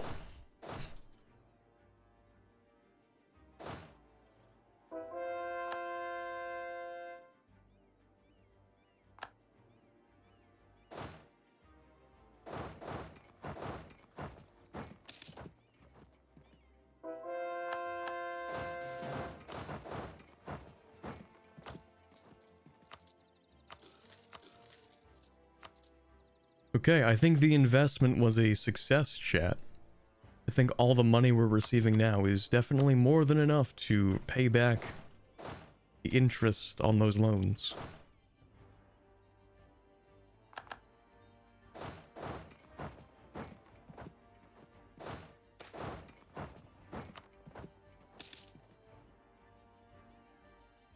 Can the Holy Roman Emperor hold the mandate of heaven? Yes. There is an achievement for that, in fact. Like, one of the more recent achievements, you play as Russia, you have to be the Holy Roman Emperor, and you have to be the Emperor of China. That is an achievement. It is somewhat difficult. You have to do some really weird, dumb things to make it work. Like, if you're playing Russia, what you should do is, like, conquer a bunch of Catholic land, or at least convert yourself to Catholic, just so you can join the HRE. Otherwise, you would have to wait... Sorry, not even join the HRE necessarily.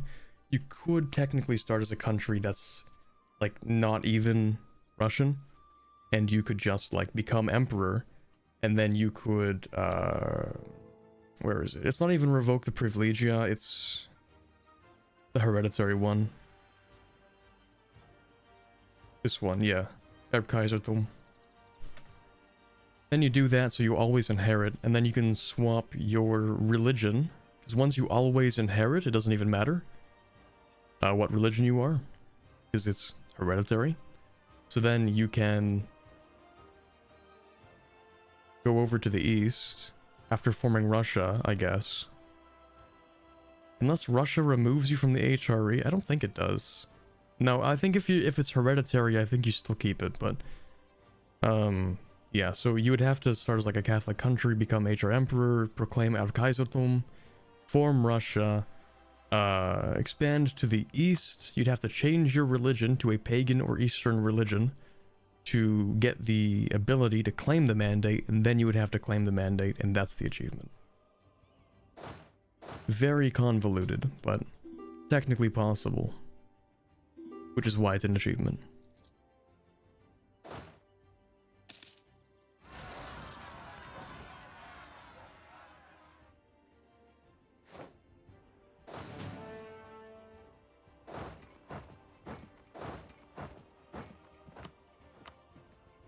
Oh right, I kind of forgot what I was doing here in Russia. Okay, I'm gonna take this and this and this and that and that and that, that. All of this, that for sure, all this stuff. And that and that and that. And maybe I'll take this and that. That's 152% overextension with 1,000 admin to core all that.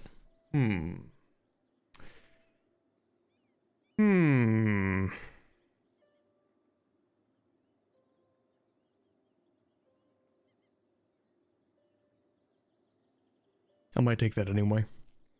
Can't you theoretically get elected as the HR Emperor as any Catholic nation so long as you border the HRE? Theoretically, I don't even think you have to border the HRE, to be honest. I think you can just be elected as long as you are Catholic. But yes, you could. It is harder though, because countries within the HRE universally favor electing someone who is in the HRE. And Austria tends to be that person, tends to be that country. So Austria tends to be the one who gets elected. That's obvious, because that's the point. But yeah, technically, anybody who is Catholic could be elected. Or after religious peace, I think any Christian could. Specifically, it has to be Christian, though. Like, you can have a Hussite HRE, technically. You could have an Orthodox one, if you really wanted to. Oh yeah, these guys. We'll just get rid of you.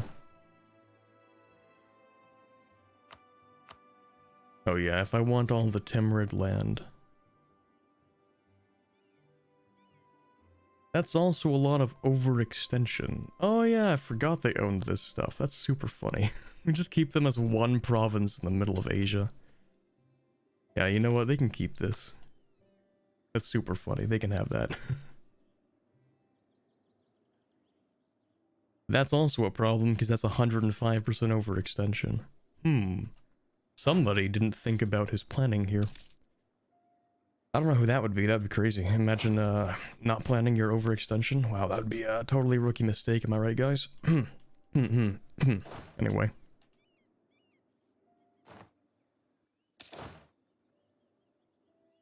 I'm sure we can survive 200% overextension. It's not even that much.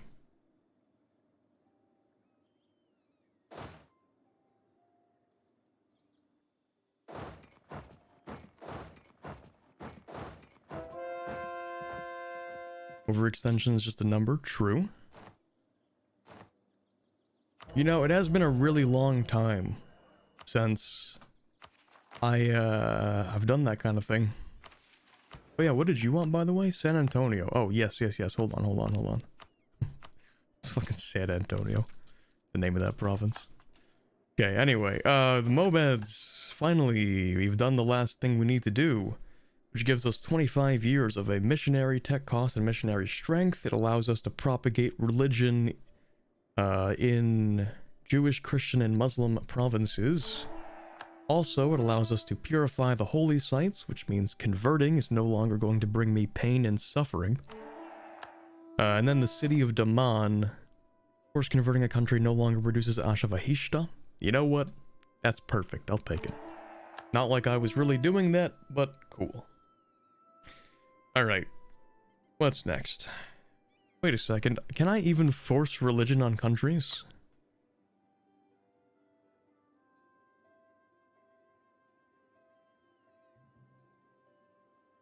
Hold on a second. Wait a minute. Hold on yeah, you can't actually do that. The Zoroastrian is its own group. You can only force religion on countries that are not within your group. Wait, what? Or sorry, you can only force religion on countries that are within your group. Sorry, I messed that up. Isn't it through the Iran mechanics?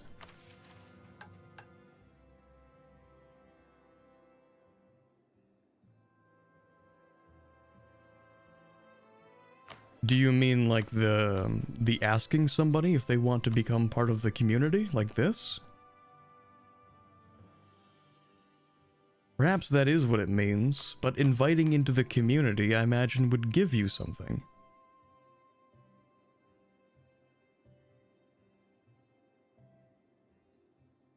Inviting into the community isn't the same as forcing them. Covert actions? You can't just trick someone. You can't gaslight them into changing religions.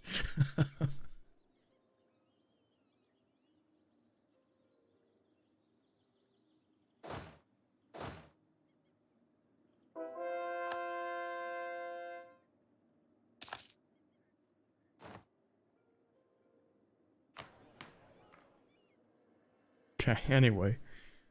We do get a decent amount each month.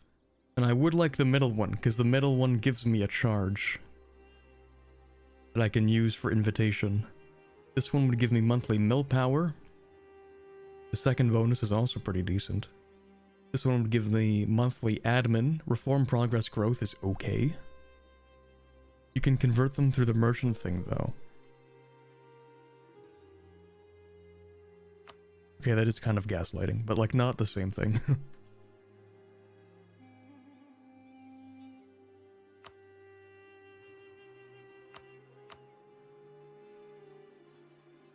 Okay, how about instead of taking everything, like all this stuff up here, which is kind of useless, how about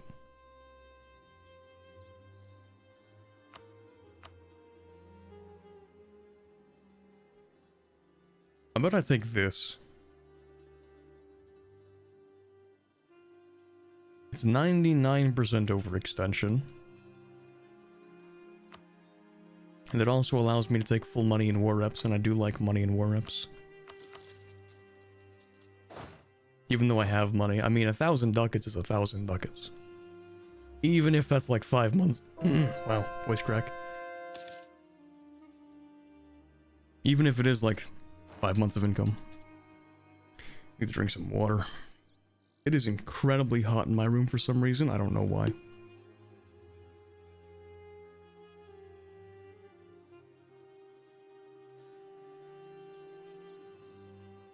It is winter, but it's incredibly hot. Hold on. This might be a terrible idea, but I think I'm gonna open my window for like a second. Not for very long. There is nothing more horrifying than the idea of maybe accidentally having people hear me from outside on the street. So I'm gonna open it a little bit, but not that much. I'll be back in a second.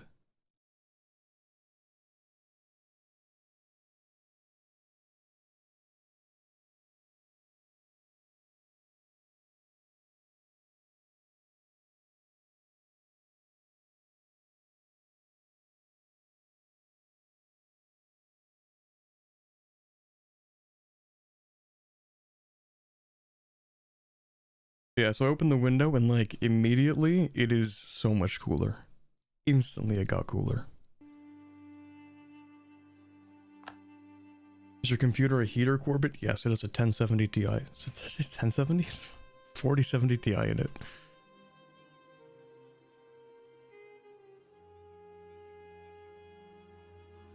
It runs very warm. And you might think like, oh, well the GPU is not doing much, you're playing EU4. Wrong. VTube Studio is like, it is a GPU cruncher. That thing devours GPUs for breakfast.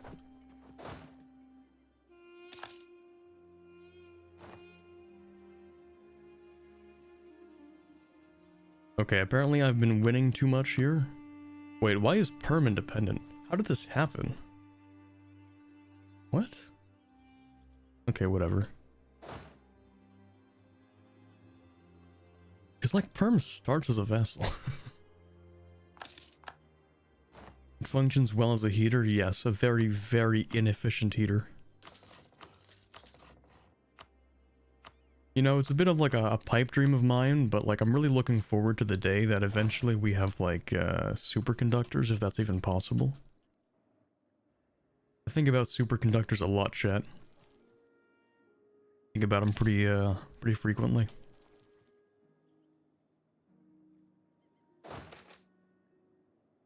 Hey, war exhaustion reduction, nice.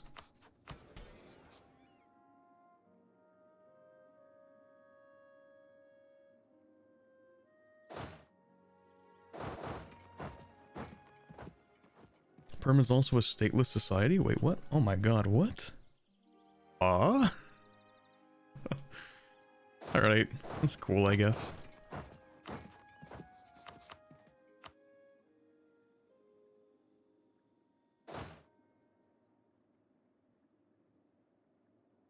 Superconductors already exist. Okay, yeah, sorry, I should have definitely specified. Yeah, okay, yeah, I know superconductors exist. Sorry, what I meant is superconductors that are readily available on markets. Like, sure, we have superconductors, but we're not building... You know, you can't go out and buy a PC that's made of superconductors right now.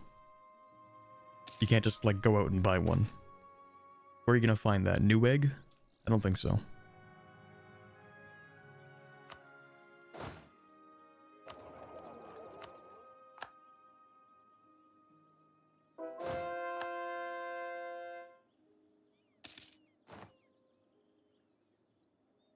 There's some research going on and making some computers that function more like brains. Yeah, that's totally not uncomfortable. Cool, I suppose.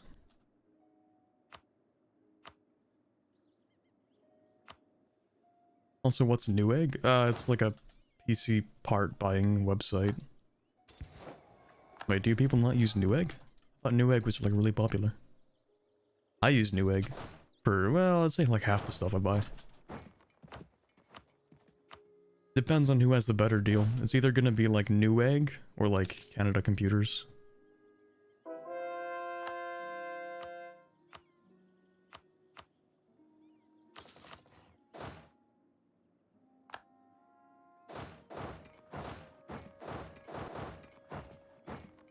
I have a gaming laptop I bought at Walmart. That's fair. That's perfectly fair. You know, I have a gaming laptop I bought from Best Buy. It was on sale too. It was like $500 off. Really solid deal. Really, really good stuff, especially for what it has in it. I mean, you know, a laptop 3050 isn't like crazy or anything, but like it's pretty good for a laptop. If I'm gonna buy a laptop for $1,200, if it includes a 3050, that's pretty solid.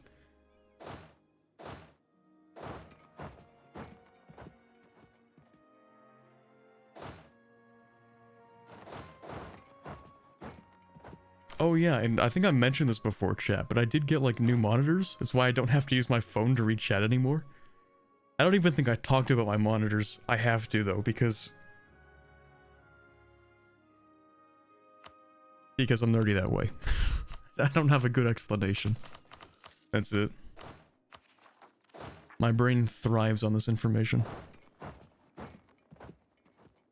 But before I do, what's the difference between a laptop and a notebook? Good question, Dark Matter. You know what I'm thinking? I think a laptop is gonna be definitely more for, like a laptop's generally, more so nowadays, it sort of depends. Like, it depends on the laptop versus the notebook. So like, some laptops are very similar to notebooks, but not all laptops are. Like, notebooks generally don't have graphics cards, right? Or if they do, they're like really small, very weak ones.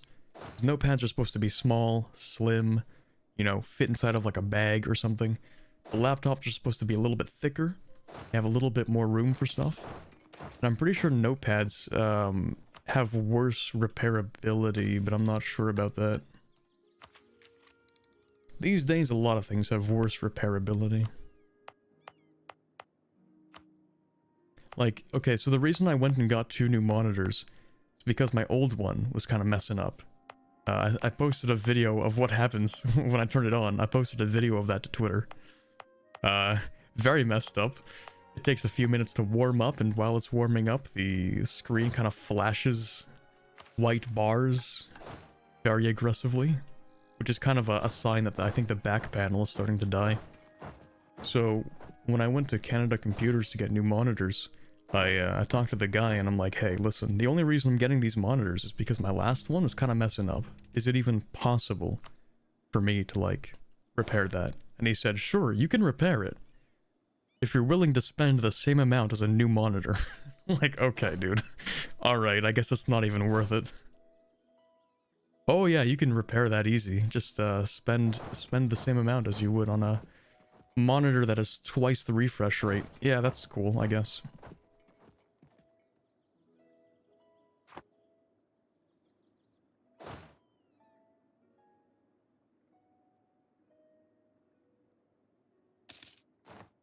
Second monitor is really nice to have. Yeah, it really is.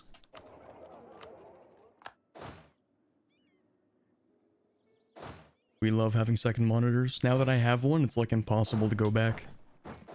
I can play games in my my friend's Discord, and I can also watch him play his game. It's great. That's that community experience, you know?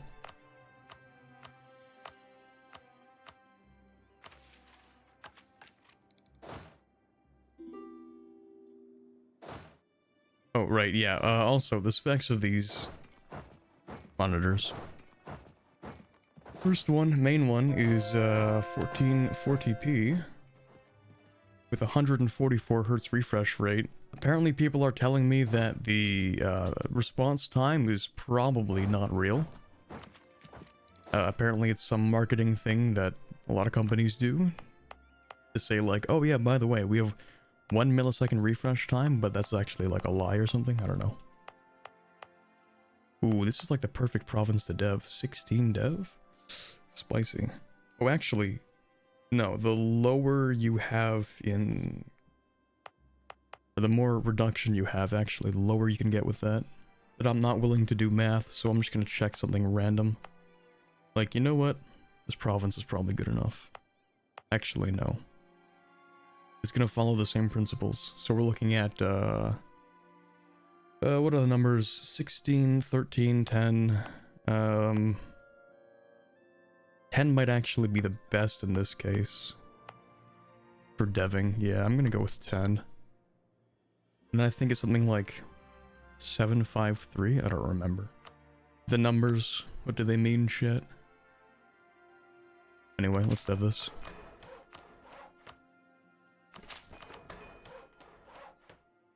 Wait, do I have a button I can press for that? This is the dev one. Okay, never mind. We're not gonna get that.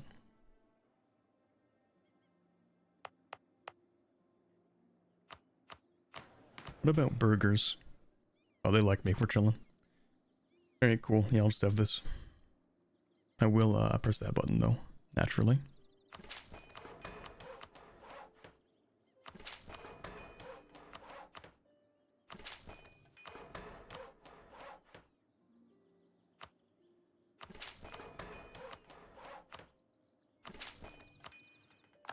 There we go. Printing press bond, it should spread to these very quickly. I like having a concentrated capital region with lots of dev. Makes spreading institutions super easy. Anyway, sorry I missed what chat was talking about. Laptop is good, the solder on the charging port keeps cracking. Tragic. Yeah, that's one thing about laptops I don't really like. Is that, like, some parts of the case can just start breaking, and like, what are you gonna do? Buy a new case? Not for a laptop. Like, for, if you break the glass on your PC case, then, like, you can just replace the glass. But if you break something on a laptop, it's like, you gotta replace the whole thing. It really depends, though. Like, you could repair some things, but if you really damage, like, the actual case itself, then, like, yeah, you're kind of screwed. When it comes to, like, PC stuff, you can usually just order, like, a new case panel or just a new case, and it's fine, but, yeah, anyway, sorry.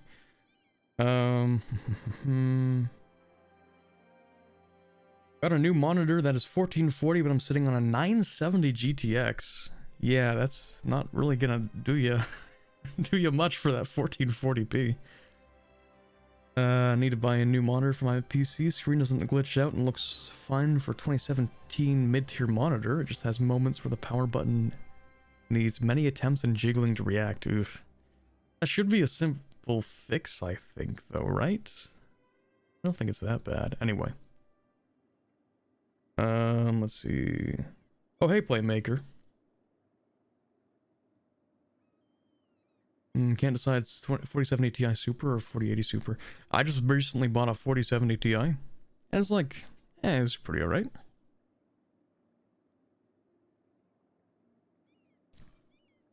I like it. Although I only bought it because my 3080 was kind of like... Sorry, I had a 3070. I didn't even have a 3080. My 3070 was starting to glitch out. Technical problems have plagued me for like an entire year at this point. It's always something.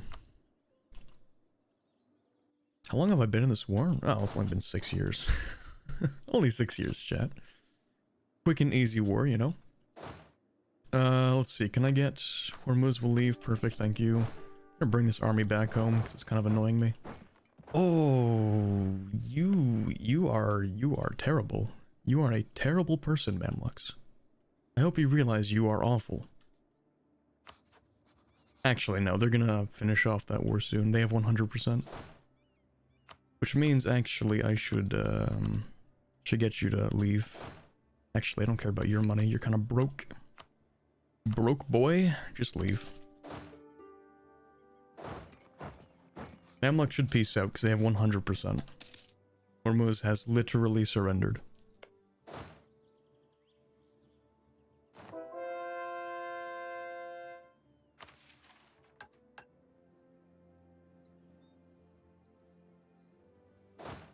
You know what? Yeah, I'm just gonna deal with their stacks, I suppose. Anyway, what else did I miss? Chat's moving too quickly. Why are those the best for dev? If you look on the wiki, there is a chart under the institutions page. There's a chart that tells you the most efficient developing for the whatever you have. So like, I should be more specific. So if you have like minus, I don't know, 70%, then you might use one of the lower numbers. Those numbers usually being something like, let me think. I don't usually use the lower numbers, so I forget, but 10 and 13 are some of them. The numbers are actually escaping me. It might be 3, 5, 7, 10, 13, 16, 18, 20, 22, 24, and then it changes again. I don't remember. But those, I think, are the numbers you want for developing institutions, because the reduction on the cost doesn't change the amount of progress you receive, right? Imagine a scenario, right, where you're developing an institution, and you get that institution to 99.99999%, but it's not 100, and you don't have passive gain. What would you do? You would have to develop it again, which means that you are spending an entire extra dev click, at that point might be over 100 points, just to get that extra last little bit, right?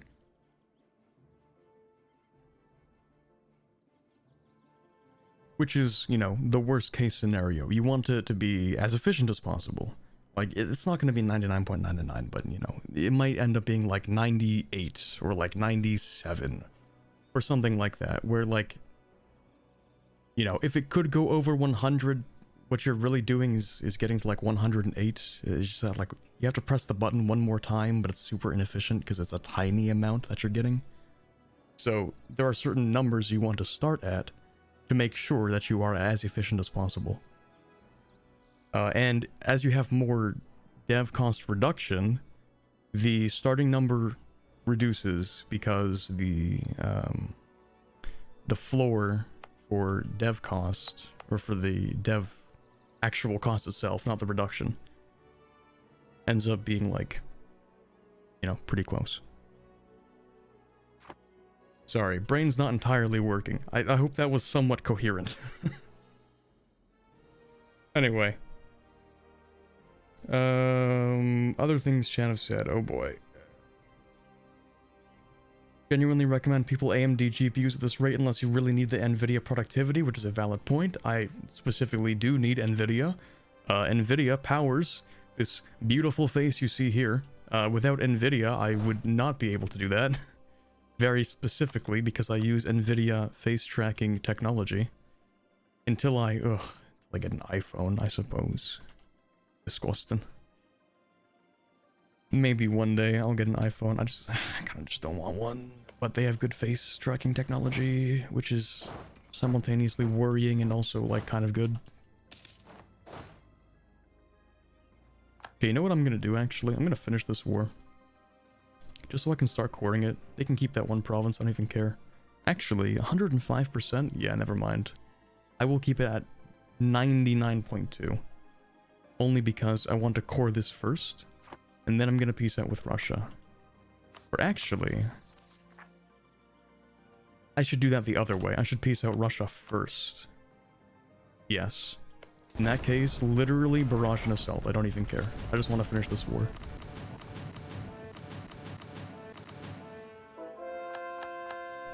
Are we done? Oh, really? 0%? You guys are insane. Ay, ay, ay.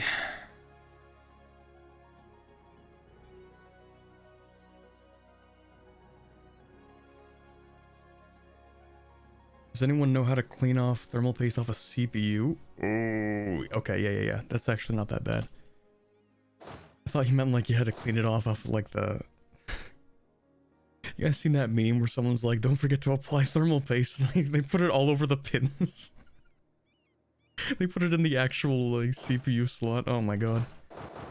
That video keeps me up at night. That's what I had in my head when I read that. Never mind. Yeah, okay. Whenever you replace thermal paste, you can just use, like, alcohol wipes. But there are some things that you can buy specifically for that. I bought them. But I'm stupid, that's why I bought them, because in reality it's really kind of lukewarm, regular old alcohol, you know. It doesn't really matter what you use as long as it's sort of an alcohol base, I think.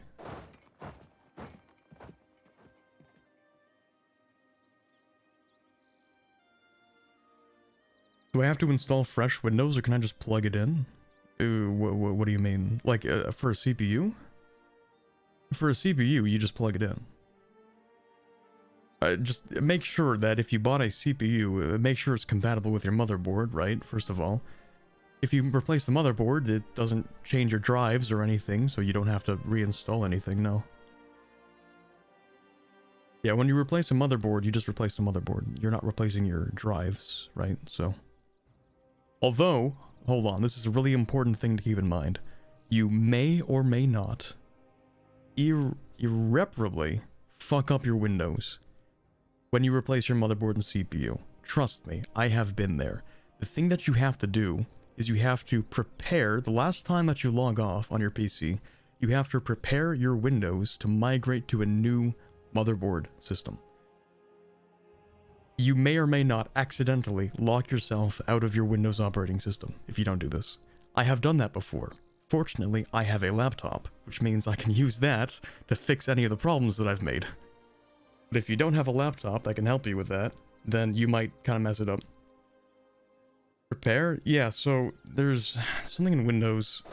The problem is that I didn't do it, so I don't know it by heart. I know what happens when you don't do it, that's why I'm talking about it. Let's see if I can find it myself. But yeah, in Windows, there's a specific option you can take that basically says, like, prepare for system migration or something. Which basically means, like, hey, by the way, the next time we boot up, you're going to be on a different motherboard with a different CPU. And I don't actually remember how to do that.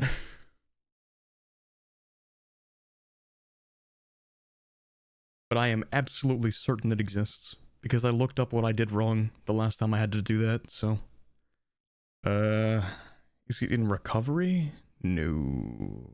It is... Is it in backup? Nope. I don't remember. The CPU is the same, hopefully I don't need to. It's more of a motherboard thing than it is CPU.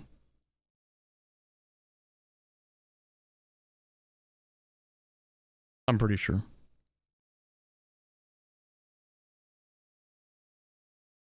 Hold on.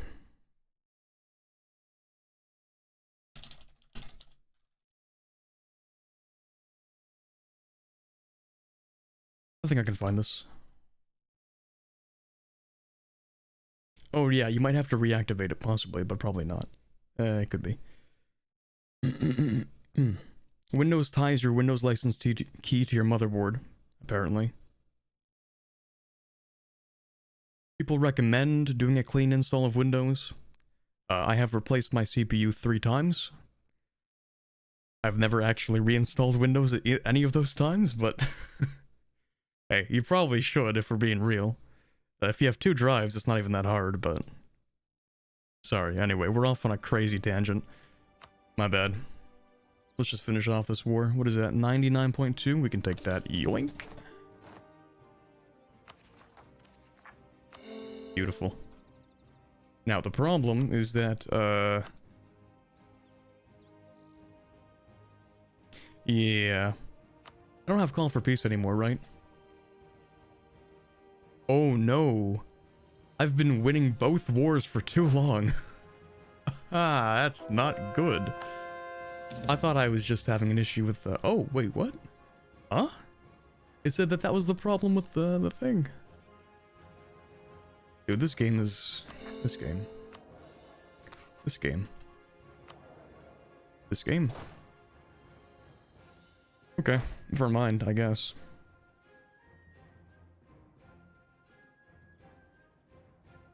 I remember swapping to Aranshar. I had to Alt F4 because it disabled the Zoroastrian achievement. Oh, that's lovely. Oh yeah, because they, yeah, that used to be a problem with all of the Persia achievements, actually. Aranshar wouldn't proc any of them. I keep using that word. I don't think I'm using it correctly. Proc. It's back from my old MMO days. And by old, I mean like literally 2 years ago. Back from ye old Final Fantasy 14 days.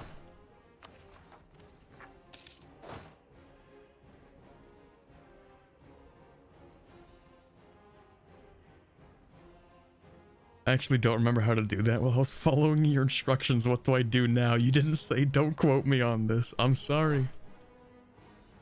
All I know is that I looked up what I did wrong when I did something wrong, and it said, hey, by the way, you're supposed to tell your Windows operating system that it's gonna be working on a different motherboard the next time it boots up, and that should prevent issues. But I don't actually remember what it said you had to do. I just sort of dealt with the problem, you know, I actually just reinstalled Windows. But naturally, because I have 10 terabytes of storage on this PC, reinstalling Windows isn't a big deal, because I can just like shove everything in one location, reinstall Windows, and then shove it back. It's not that big of a deal for me.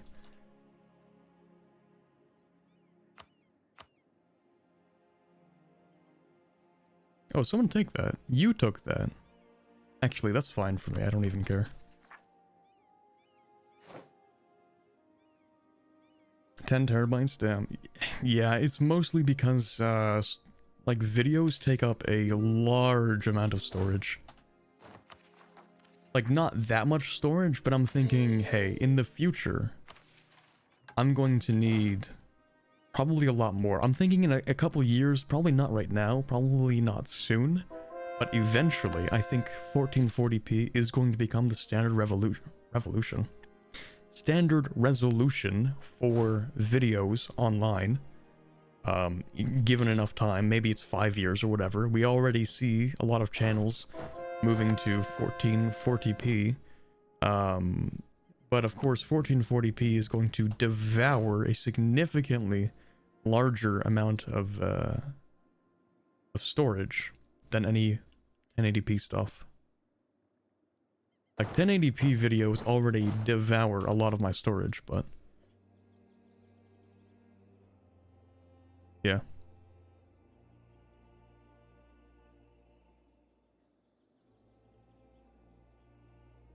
Also, games are becoming larger across the board. Like, I bought Pal World yesterday. Good game, by the way, unironically. But I bought it yesterday, and it was like 40 gigs. And I'm like, isn't this a small studio? Like, a 40 gig game from a small studio is crazy. And it's because, I could get into, like, the computer science aspect. Everyone complains about, like, really unrealistically or unreasonably large game files. Right? Now, I could explain why. It's actually a very good reason. It's just not a reason people want to hear, you know? But, anyway, I'm gonna close my window because it's cold now. Just needed to have it open for a bit.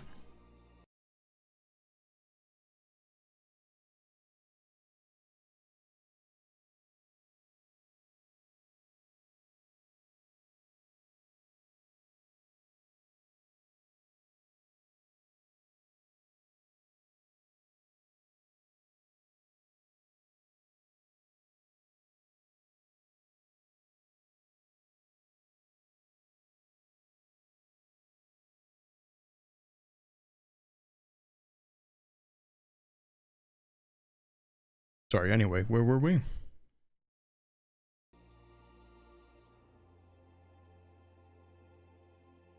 I love it when I, go back into my game and it messes up my resolutions. Would that work? That fixed it, nice. Okay, I missed a few things. 1440p is becoming standard, true. Remember when 720p was universally considered HD? Yeah. Sometimes larger games are worse. Okay, so the thing about file sizes in games. Everything in computer science is compromise. Everything is. Like, literally everything. If you want one thing, you have to sacrifice another thing. And the reason why games have massive file sizes, not only is because obviously it's texture, but texture it's not just enough to say, oh, it's texture. Because texture can be done through multiple things. You can actually use algorithms to create textures in a way that, like, you don't actually have to store them. It's a lot harder, right? A lot more complex, a lot more computationally complex, but it's doable. That's literally a course that I'm taking right now, is texture synthesis algorithms. Totally doable. And like the easiest ones are used pretty regularly. Like you might find different kinds of noise applied to stuff for random textures. But the thing about having large textures is, like, obviously they want them to look nice. And also, when you load them, they would much prefer to use your disk space than computational space in generating them. So, let's say you need a texture, right? Would you prefer to store it as a file, or would you prefer to, like, generate it? Depends on what the texture is. And so if you want something really HD, obviously that's going to be a really large, or dense, I guess you could call it like that, picture, which is obviously one of the largest kinds of files you can have are like picture and obviously video files, because video files are literally just a bunch of pictures put together. That's what they are. So pictures are some of the largest things you can have, and of course videos are also extremely large. So yeah, in textures in games, you can either have like a lot of space used up, or you can like use a lot of computation to generate them. And universally, people dislike lag, you know, on their systems, but they are a little bit okay with having large files.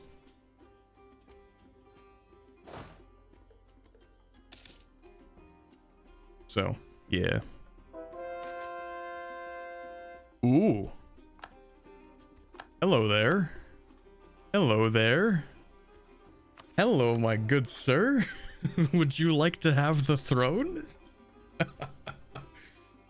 By all means. No one was on that anyway. You can just take it, you know. It's crazy. What do you know, dude? That's crazy. Okay, we need to finish the war so we can abdicate immediately. I mean, this guy's pretty good. 266, but come on, a 656? Yeah, I'm taking that guy. Okay, we do have a few problems, which is namely, these guys have surrendered, and I'm going to get more war exhaustion if we don't do anything about that. But I also need to core stuff, so...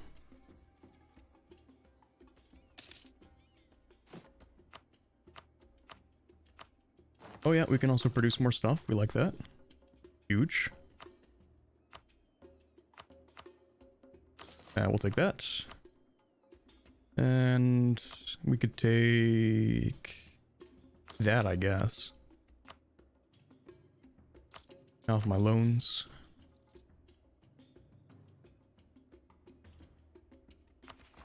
Yeah, we have like infinite money now, I think. It's pretty solid. Not infinite, but you know, more than we could possibly need right now.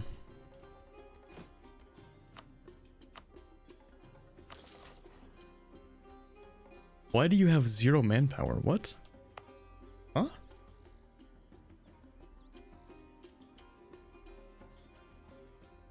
Oh, devastation. Ah, that's funny.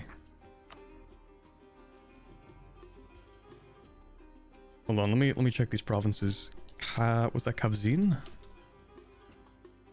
Kazvin.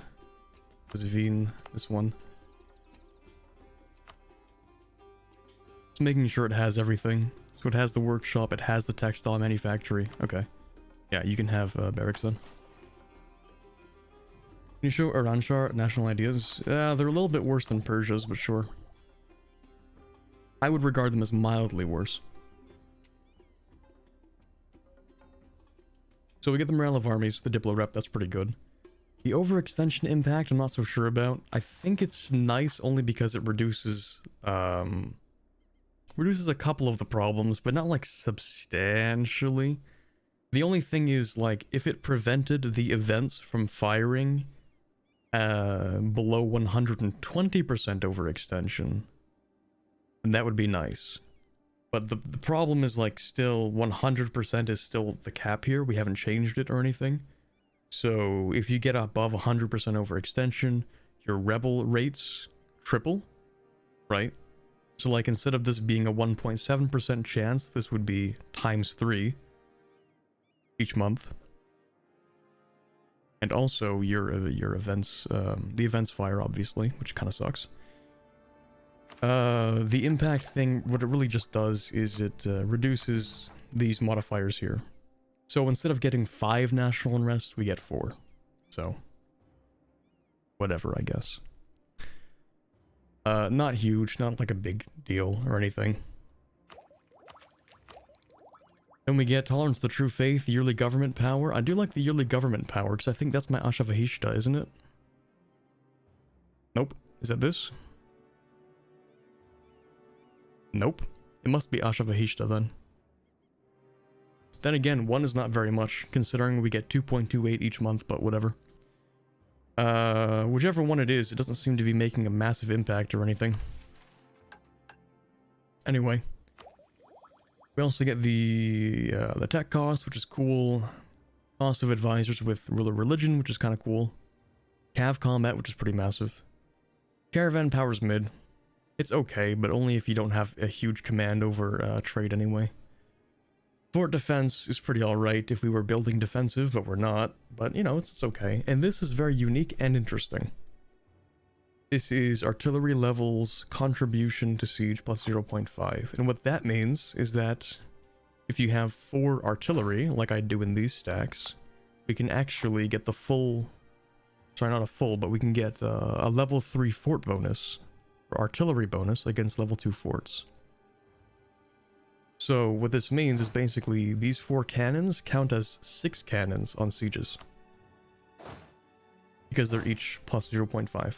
50% more effective. It means that you can siege faster, pretty much. Without having to spend as much money on cannons.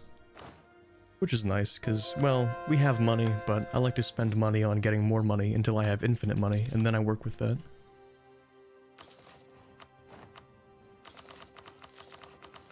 You can also use money for courthouses, and I love courthouses. Okay, so what we're gonna do is we're just gonna finish coring this stuff. Wait, are we? Hold on. How bad is that? Plus 0.05? Yeah, that's not good. That's fine. Useless if I have full row of cannons? True, it is useless if you have a full row of cannons. I would say it is less useful in something like multiplayer, perhaps, where you do have a vested interest in a full front and back row. But in something like single player, where you know the AI is not going to contest you pretty much, it's nice to have. It's good on saving money in that regard. Oh, speaking of money, yoink!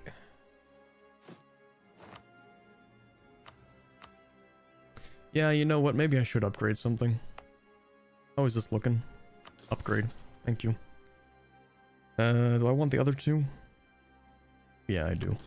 I'll just take that. I'll use a bit of manpower, a bit of money. I'll let it do its thing. Hey, Jessets. It's gonna turn bad before the cores are done, sadly. Yeah, I know. Pretty inevitable that this is going to become a huge problem. I'm trying to delay the amount of overextension I'm about to take, though. What on earth is this? Parsi Sanctuary in Sanjan. What? Sure? Where is this province? Sanjan.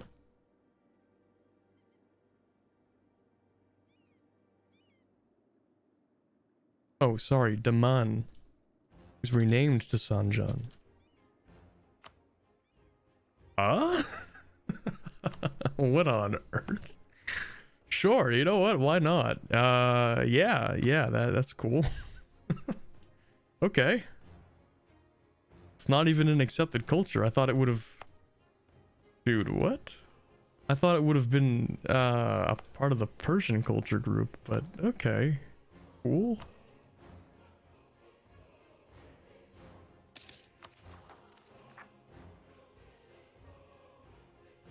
Ooh, also, chat, I forgot to mention... Well, maybe I did mention this. But you know what's really cool that someone bought for me? Hold on, I have to go grab it. Let me see, it's somewhere here. That's not what I'm looking for. That's not what I'm looking for.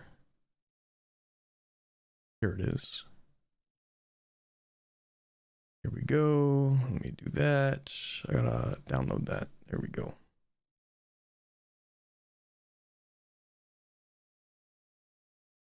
And then we do that. And then we do this. And then we do... Oh, that's gonna be really big. 1 second.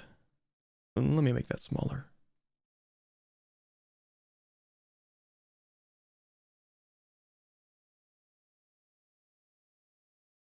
Ah. Eh? Look at that. That is a book that a fan bought me. And I asked him if he would be okay with me mentioning his name, because I know some people don't really want that. So I received this book from Mark McDonald's, presumably a fan. I mean, he said long-time fan, yeah.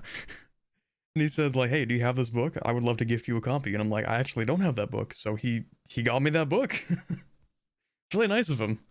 I haven't really had the time to the time to dig into it that much. But hey, that's really cool. Very nice of him. Anyway, I wanted to mention that because I forgot to when I meant to. Like maybe a week ago or something. It only arrived a few days before, but I wanted to mention that it was a thing. Anyway.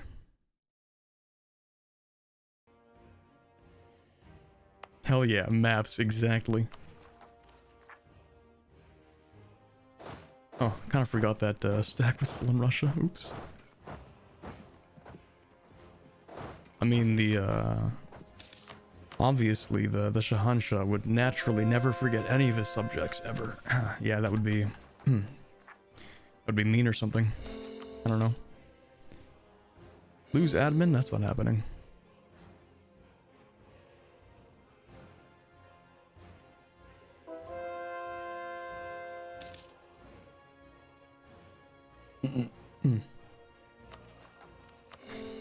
Alright, is there any reason to click any of these? Actually, yes, this.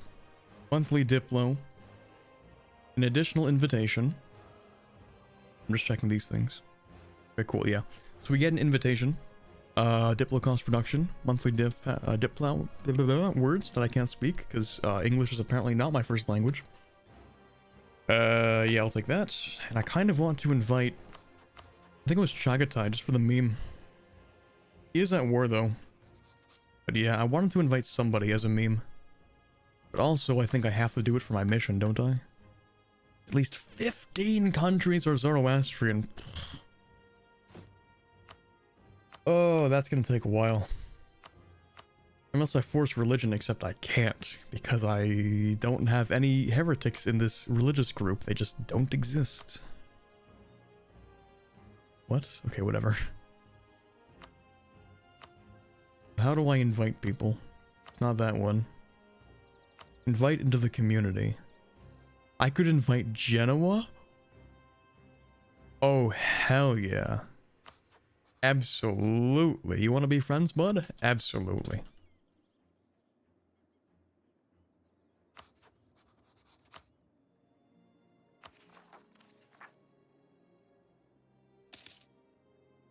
Okay, how bad is this getting? Oh, okay, that's pretty bad. We have to peace out, I think. Yeah, that's way worse than I think we can handle. We have to. I'm sorry, chat. See you guys on the other side. Ah, that's pretty bad. Uh-oh. Nah, we'll be fine. Nah, I'd win. Okay, can I royal marry you, please? No? Well, screw you too. Can we be friends? I would like to be friends. Alright. Wait, what? Now they'll say no? Wait, that's the voice. Sorry, my bad. Come on, Genoa. You know you gotta. You gotta, man. You understand it's your fate. It's your destiny, Genoa. You understand. Also, I'm gonna get rid of free enterprise because I don't want it anymore. Yep. And instead, I can take out the good loans, except I don't need loans.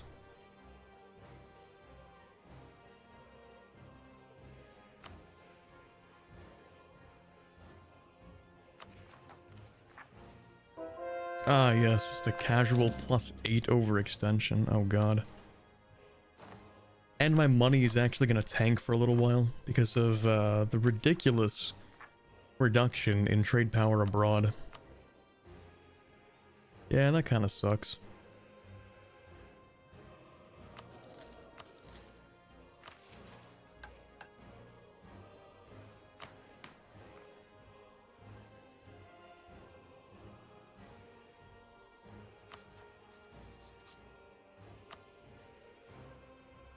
That's gonna take a while. We ball. Actually, it's only gonna take a while because I still have annexed subjects. So you know what I could do? Integration policy.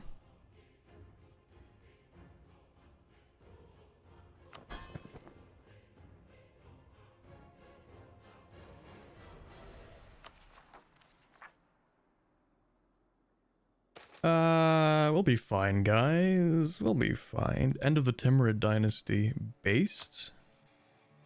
Oh shoot, don't I have to make sure the Timurids don't exist? I could have sworn that was part of the thing I had to do. Or maybe not. Never mind.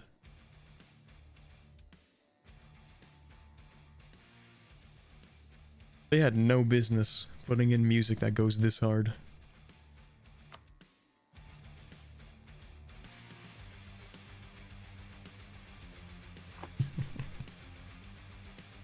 Sorry, anyway. Genoa being part of the community is crazy. Make sure to like and subscribe and hit the bell for the notification.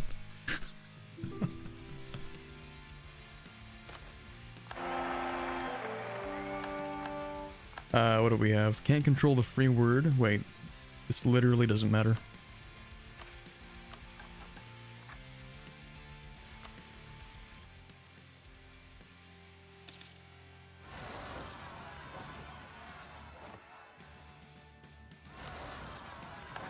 Just a couple of rebels, don't worry about it.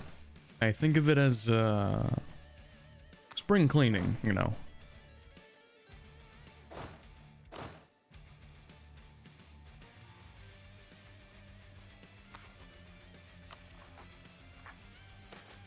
$253 for a core, oh my god. Okay, yeah, we'll take the bottom one, because I have infinite money. Dude. Oh yeah, that's pretty bad. War exhaustion is kind of an issue. I'll just go with the cheap stuff for now. -1's help? I completely forgot I'm allied to you, actually. Do I care? War against Khandesh. Allied with Bengal. Delhi.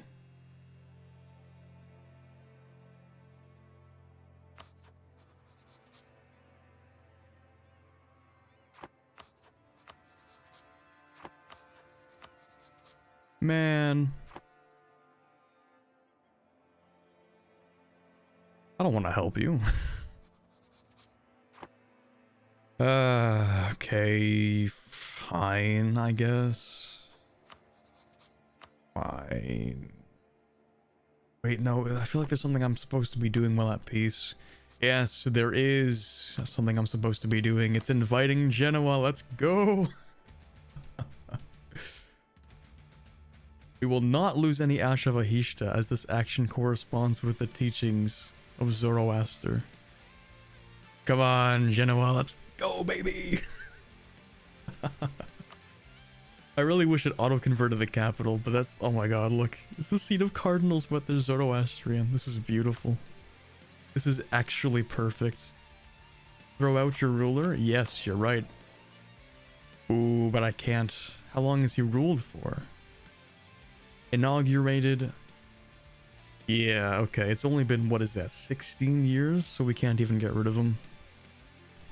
Well. Darn. That's tragic. I guess we go to war.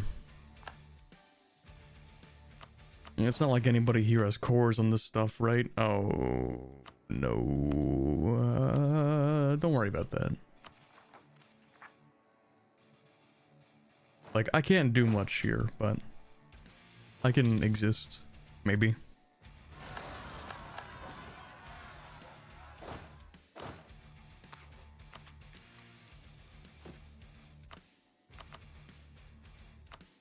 Alright, time to dev this. Dashistan. What? Oh, darn it, I was supposed to reduce autonomy as well. Ah, I'm stupid. Well, that sucks.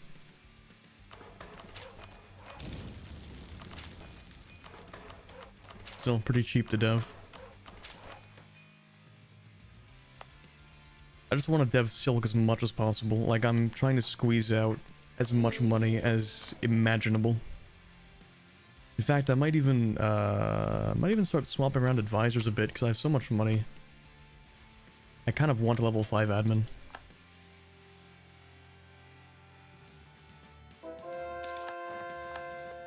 Ottomans no longer a valid rival, as they shouldn't be. Yeah, I'm also missing a lot of forts. Unironically, I think I'm gonna build some forts. The devastation's kind of annoying. Whenever somebody walks into this region, they get free reign, and I kind of hate that. So I'm gonna build, I think, the Bam fort? Because this one is mountains. Actually, this entire region, all 4 of these should have really good forts on them. Because that's the entire area, gets 35% defensiveness. So building 4 forts is unironically good. But I'm gonna build this one because it's sort of like a choke point down here. It also covers 1, 2, 3, 4, 5, 6 provinces. Okay, so I should build one here. Mountains. Okay, 1 second. Let me just... It's also silk, so I'll just dev it anyway.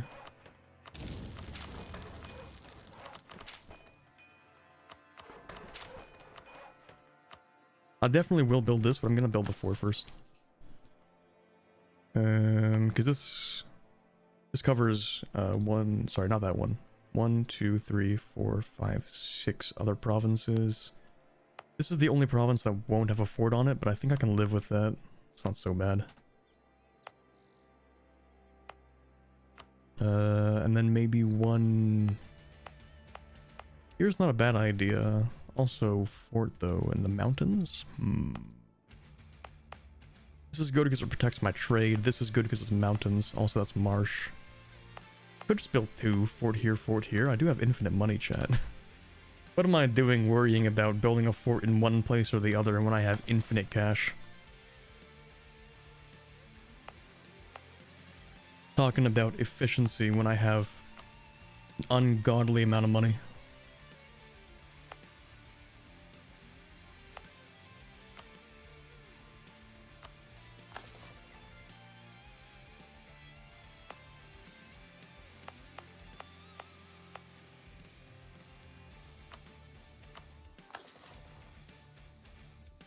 This is unironically mostly for devastation, more than it is for keeping enemies out.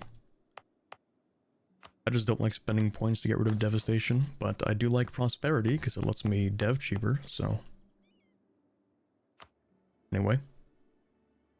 That area will have castles as far as the eye can see, exactly.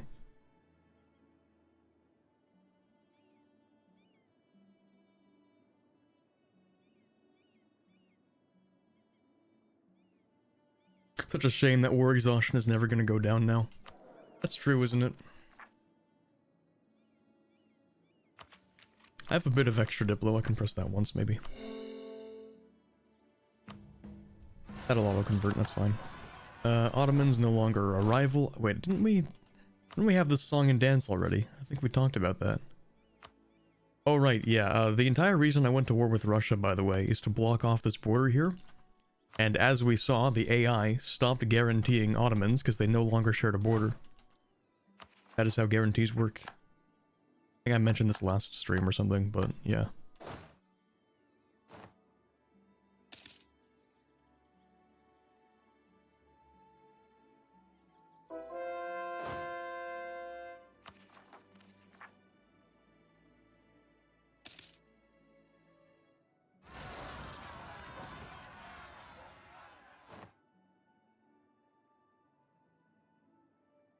I think I missed the secondary conversation that was going on.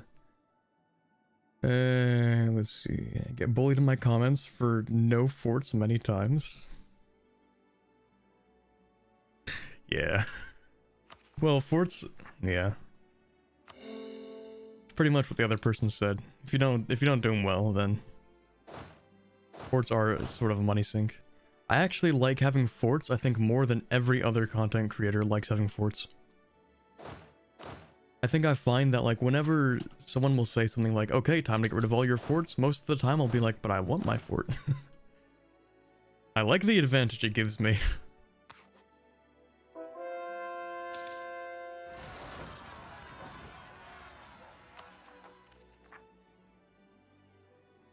Money is great and all that, but, I mean, if you've been watching me play for a long time, usually I consider money as not real, fake, literally a construct.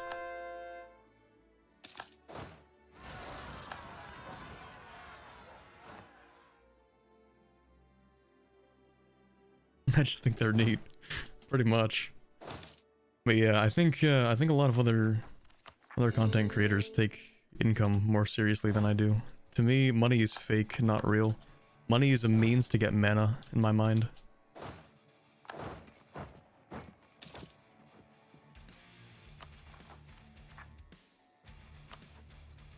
Ooh, there's still Zoroastrian. Are you gonna convert something? Please convert something, it would be so funny. Please convert something.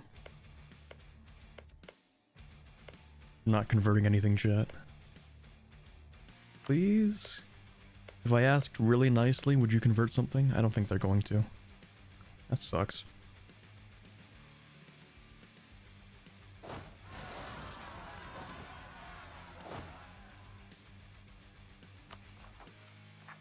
Come on, cores. We're so close.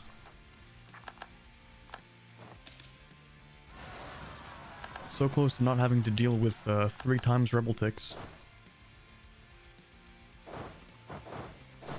Honestly, I don't even mind fighting rebels so much.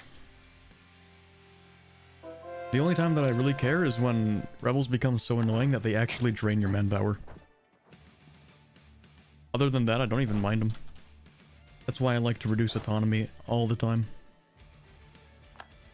Like, rebels suck, but you fight them once and you get, like, the benefits from those provinces for a long, long time, so it's fine.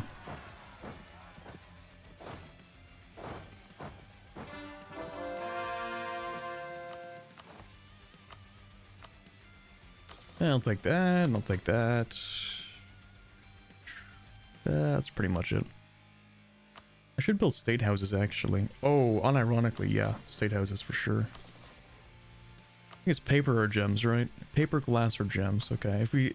Fun fact, if you sort by trade goods, when you have a kind of manufactory that only applies better on certain trade goods, it actually sorts it that way.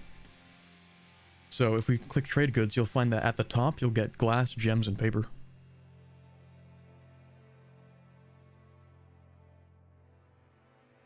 Because, you know, P is after L.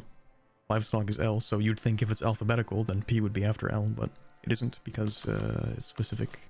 Shouldn't have done that one, though.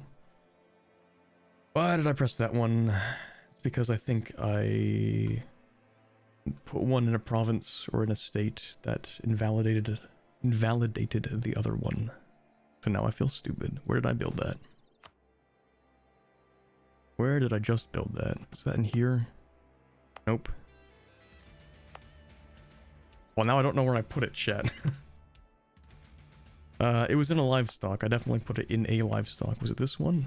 Yep. Okay, you don't have to be there.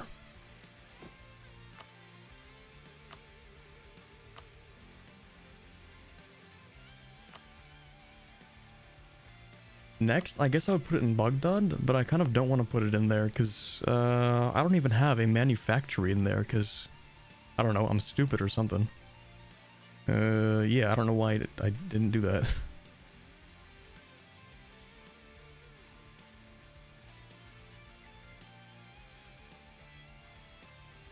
I could just expand infrastructure, it's not that bad. No, I need that for coring actually, never mind.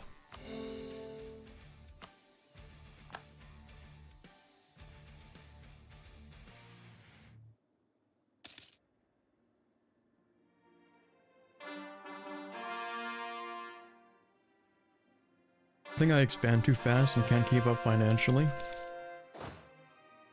Unironically, one of the things I think is that, like, to a degree, this might be a controversial take, but to a degree, sometimes some of the ways that some videos are played encourage a rapid expansion style that does not take into account economy. Oh my god, if he dies, I am alt F4ing. I'm sorry, but I refuse to accept this if he dies. If he doesn't die, then we pretend nothing happened. But if he does die, I'm alt F4ing. Hold on one second. I got a text because there is something I have to do later. Let me see.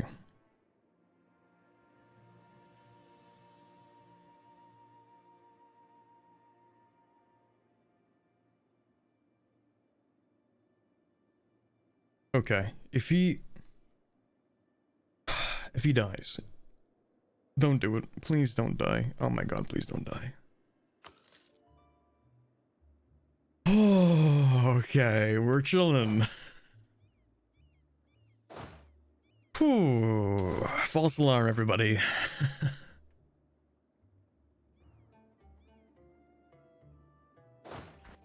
Hey, it could be worse. It could be a hunting accident.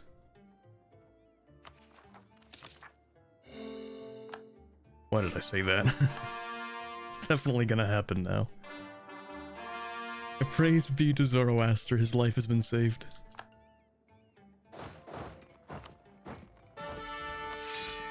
Dude, why do my generals suck? I have 94 tradition. How can my generals suck? Wait a second. 7 and 17 plus 2. That's, it's gonna give you 24 divided by 2, which is 12 plus 2 is 14 pips on average. How did you get this many pips when it is 14 on average? Wait, no, hold on a second. This doesn't even make sense. Does this even make sense, Chad? Wait, what? Hold on. Hold on a second. No, it does make sense. Because that's not how averages work. I'm actually stupid. Yeah, I'm stupid.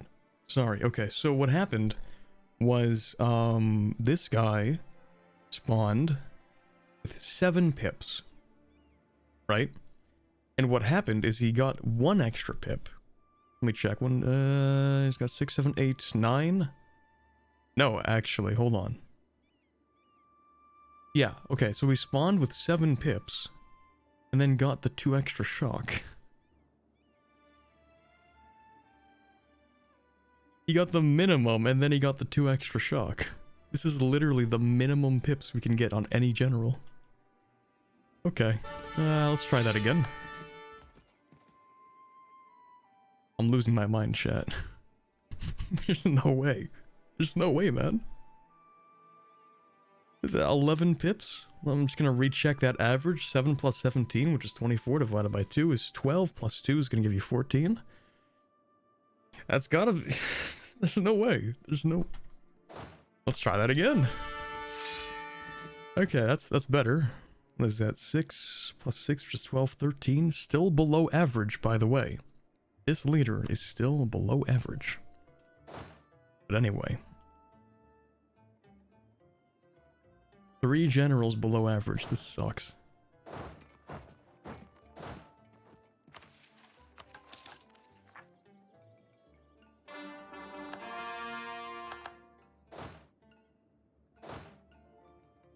Can't lose something you never had. True. The army looking at these generals be like, fuck it, good enough. Not as below average as my IQ. Relatable.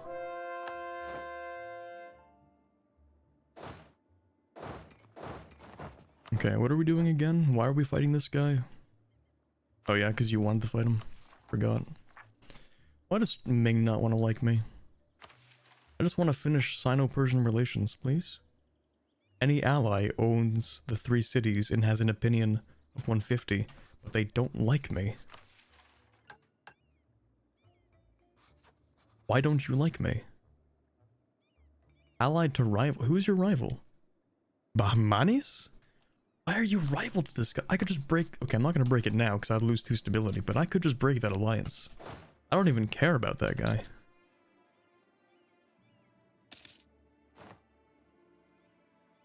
Is that Ainu dominated Japan? No, this... That can't be, right? No. No. Okay. I was slowly moving it because I didn't want to see it. No, it's just Ueski.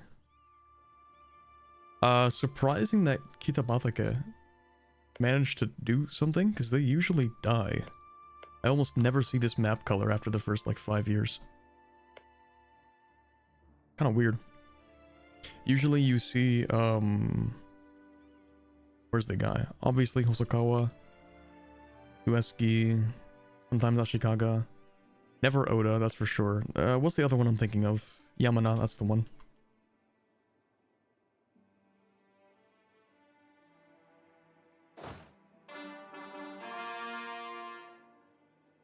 Yeah, I don't think AI Ainu could literally ever win. Gotta get the Ainu to win? I don't think I can. I don't think that's possible for me.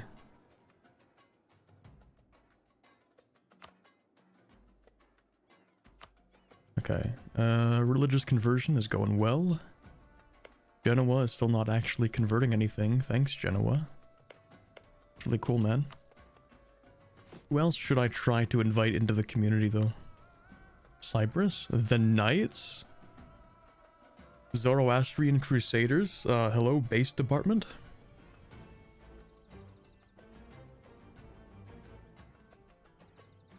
Invite Ainu. Wait, I could almost invite Bahmanis. Ooh. Hold on a second. No, we can't really improve their trust or anything.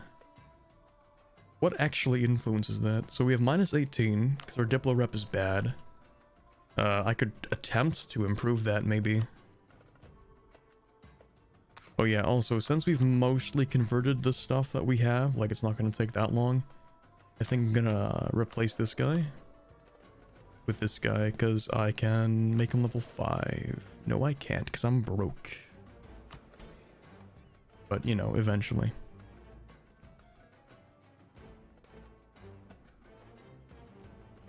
The Knights of Fire. Literally wielders of the flaming sword. That is such a cool policy. They didn't have to go that crazy with it, but they did, and I appreciate it.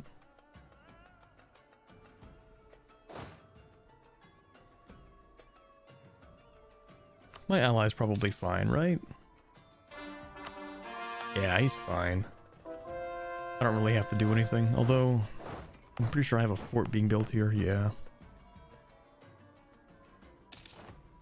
Converting the knights from being Christian invaders into Zoroastrian invaders. That would be incredibly based. Speaking of based, that's a nice event. Ooh, that's a really nice event. Let me slap a few free things into there. That'll be done in April, that works.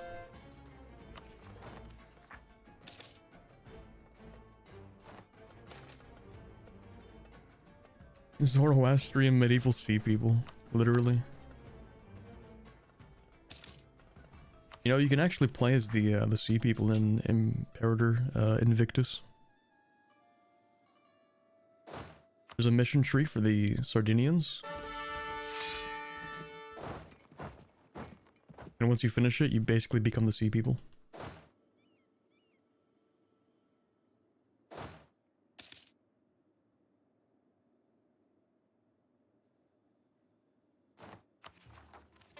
I should play more Imperator Rome. Unironically.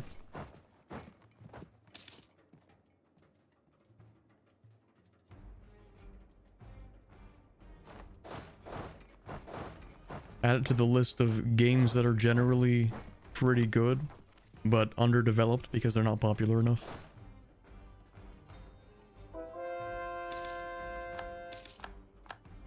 Oh hey, peace with Delhi. Okay, that's cool. You didn't give me anything, did you? wait a second. He didn't hand me any more lands, did he? I don't think so. That's good.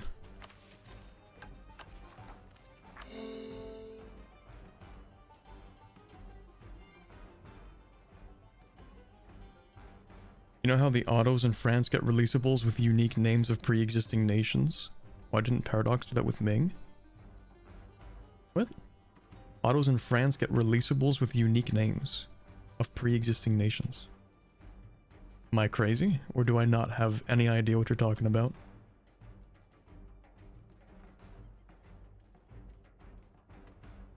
Stuff like Napoleonic Spain and stuff like that. Oh, that's what you mean.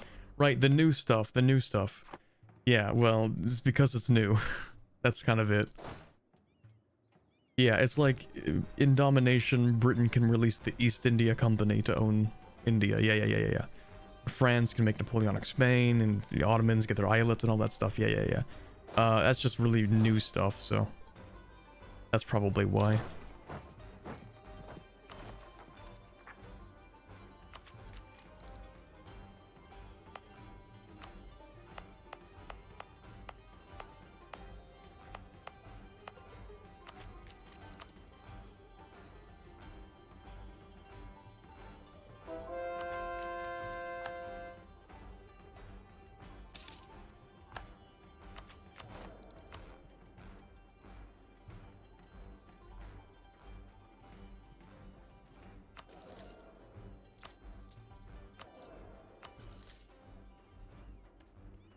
Can I afford that?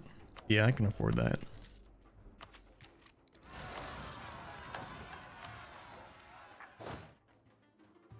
Uh-oh. Forgot about that guy. Zoroastrian Ming Wen? Okay. Alright, calm down.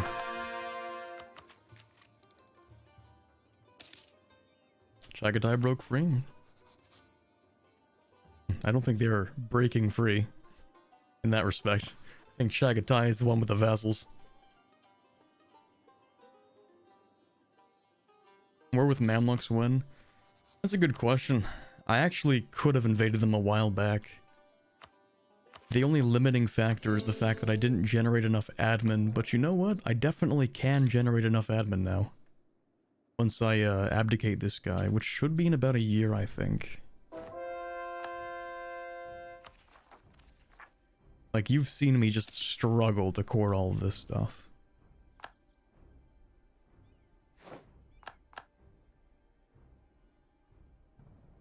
Also, I don't particularly want to be in this war, so... You know what? I might just leave. Kind of don't want to be here. Also, my governing capacity is horrible.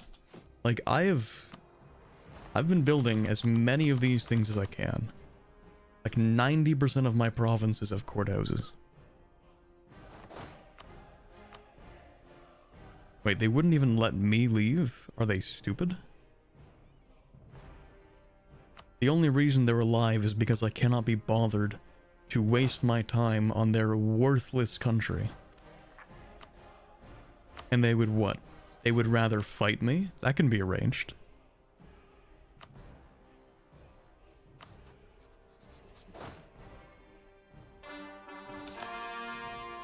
Is the AI acoustic? God, I love that meme so much.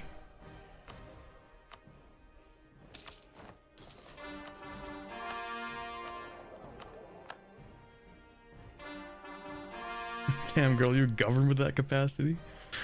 You live like this?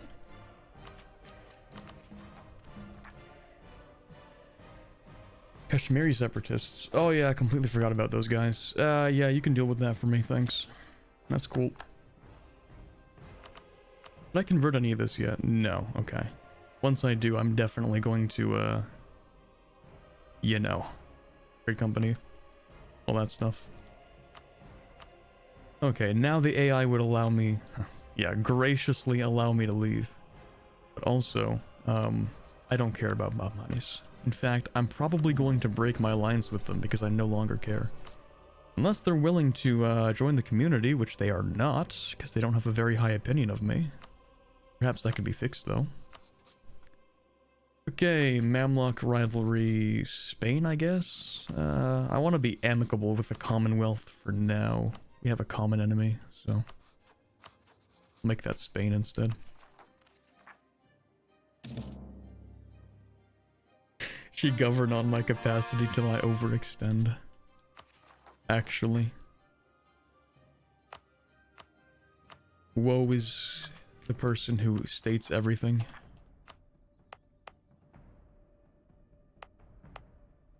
But I need to state everything. Look, what happens if I don't state all of Persia, right? Naturally, I have to state all of Persia. Obviously, I can't just not state all of Persia. Might turn Astrakhan into a trade company. It's like one of the easiest ones to get a free merchant out of. Have you ever played Mayo and Taxes? I tried it once, and I got so confused I gave up and never looked at it again.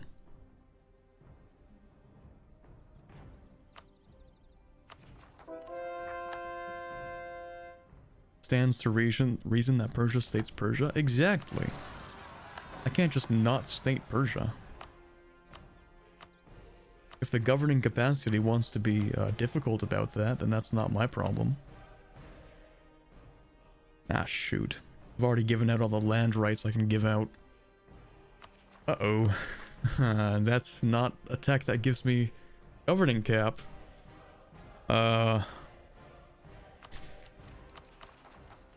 We might be kind of hard stuck here, chat.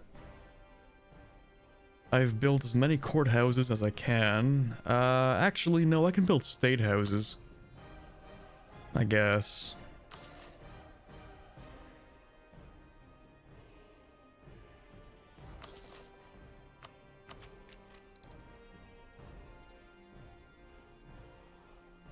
Was it 2.5 or 3.0? I played on 2.5.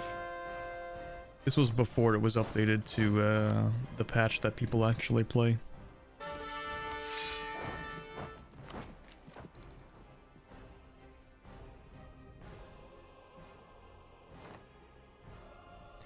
Wow, that is going to take a long time to annex.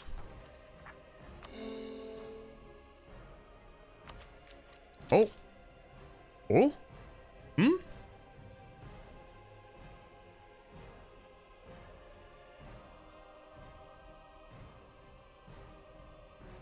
Never in my 6,000 hours of EU4.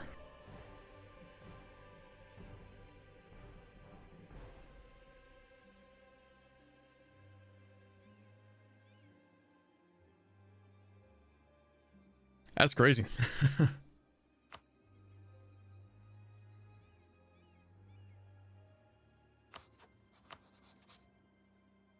Man, that's gonna make it so much more satisfying destroying them.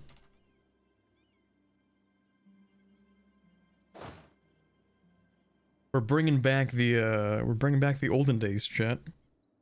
It's gonna be Ptolemaic Egypt versus the Seleucids. We're bringing it back old style. Except even the Seleucids didn't follow Zoroastrianism, did they? That was more of like 600s AD kind of thing, wasn't it? I don't remember. My history of Zoroastrianism is a little shaky. All I know is that Islam kind of... Fuck, I was gonna say they spawned in, but fuck. It became a religion in like the 700s or something, right? So... yeah, before the religion spawned in, you know.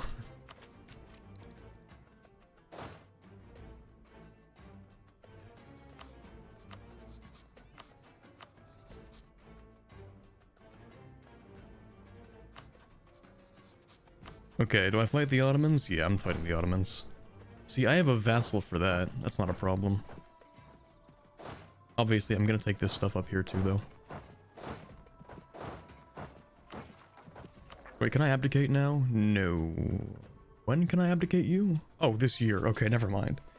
I'll just wait to abdicate this guy first, then. Reloading the save so the religion spawning event doesn't fire IRL. Can you release Syria? Can I? I don't think I took any Syrian cores, but maybe Sinjar is one of them. No, it isn't. It's just Rabba, isn't it? Yeah, it is just Rabba. I think Sinjar starts as a temporary core that gets removed later. I don't remember. I think there's definitely something more with Syria in either this province or this province. I think it's Sinjar, though.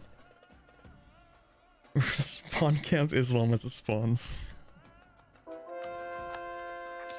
You know, there's like a... There's a big missing gap in the Paradox game timeline where we get to play Imperator Rome, but I think the time span is until the Empire. I think it's until Rome becomes an empire is the time span of Imperator. Maybe. But we're kind of like missing a huge period of time between, like, you know, when Rome becomes an empire and when it falls. And I think we could maybe make an interesting game about that. But it would very much be like... It would probably be internal politics focused. Or like at least... This, like, what are you gonna do in a game where Rome starts off as the Roman Empire and they're incredibly strong because it's Rome, and it lasts like 500 years until it collapses? Like, what do you even do in that time span?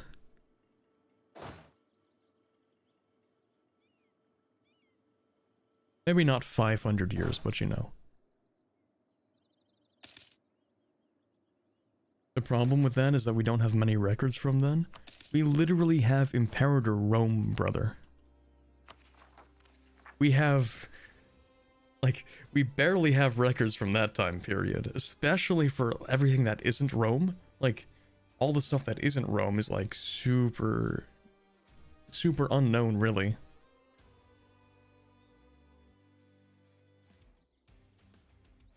You can switch to focus the German tribes. True. That would be rather one-sided, though. That's not really what Paradox games usually do. Did I just say I was gonna abdicate this guy and then I went to war because I'm stupid? Yeah. I did.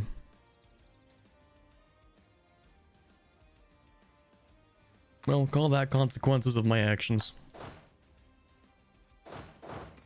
That's life.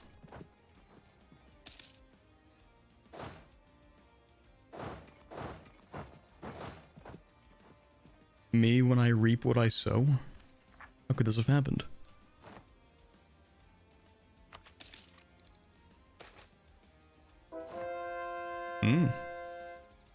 Sure, I'll take that.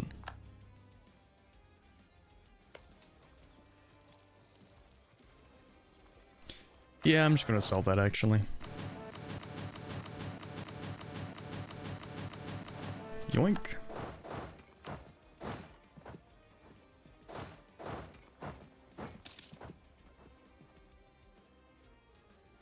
Was that a 233 admin coring cost? Maybe. Possibly. See, a fun fact is if you don't have... Why are you... How long is that going to take? What is happening? Did I build a state house before I cored this? I did. That's crazy. Oh, I've got to be one of the stupidest people alive. Okay, anyway. Why is it so big? Me using every fiber of my being not to say that's what she said. Anyway. I don't know where that came from. Sorry. So the reason is because it is within a state, which means that I'm basically taking like the whole cost of it, you know. When you core something, usually you're coring for half the cost, right? You're paying for the territory core, but not the state core. But because it's in a state already, and I took it, that means I'm paying for both the territory and state core simultaneously, which is why it's so expensive. Speaking of expenses, how about we take out some loans so I can pay that? Well, hold on a second. I make 188 ducats a month. That is literally 2 months. I just need to wait 2 months.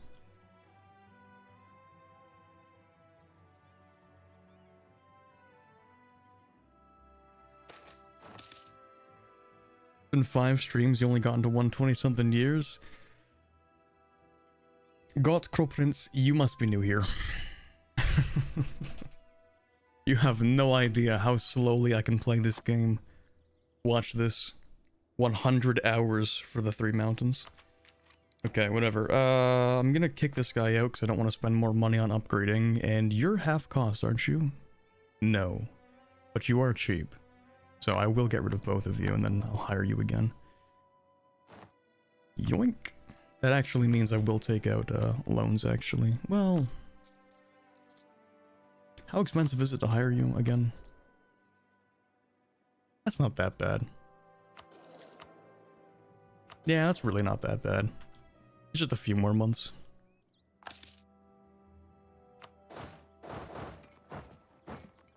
SMH, you forgot me?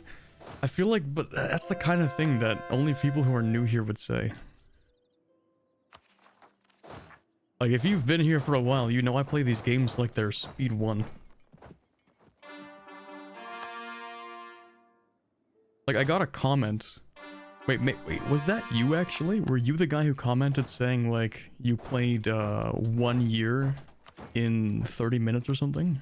Or someone said something like that, and I'm like, listen, man. I spent 100 hours doing my 3 mountains run. You have no idea how slowly I can play this game. Real ones remember the 3 mountains run.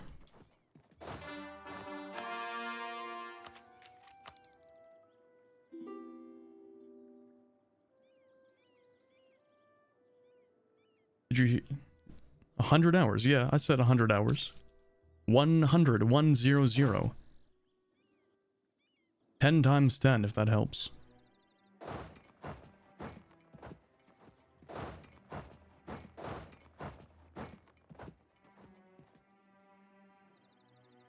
$100.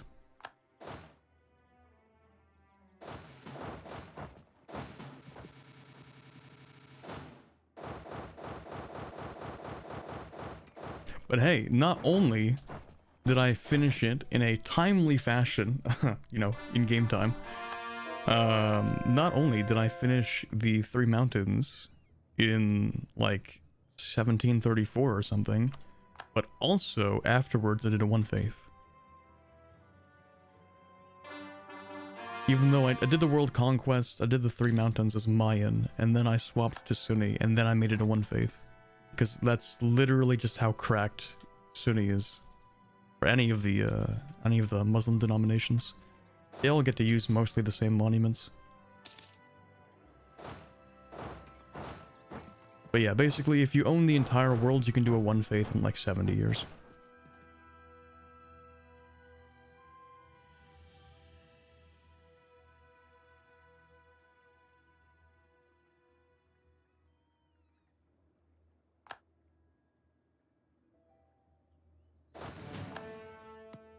Okay, now I'm going to need to ask somebody for military access. Thank you. Which is not quite enough because you are a March of Hungary. Well, that's fine. It's really funny to me that the Ottomans can still field 61,000 men. Like, okay, man, you are not that guy.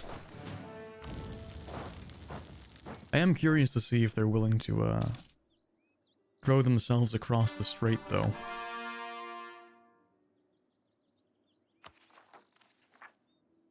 Just a cheap little price of 230 to core that.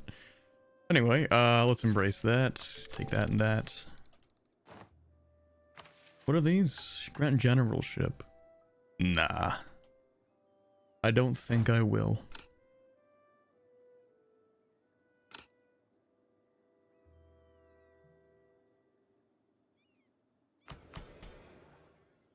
Oh, you know what?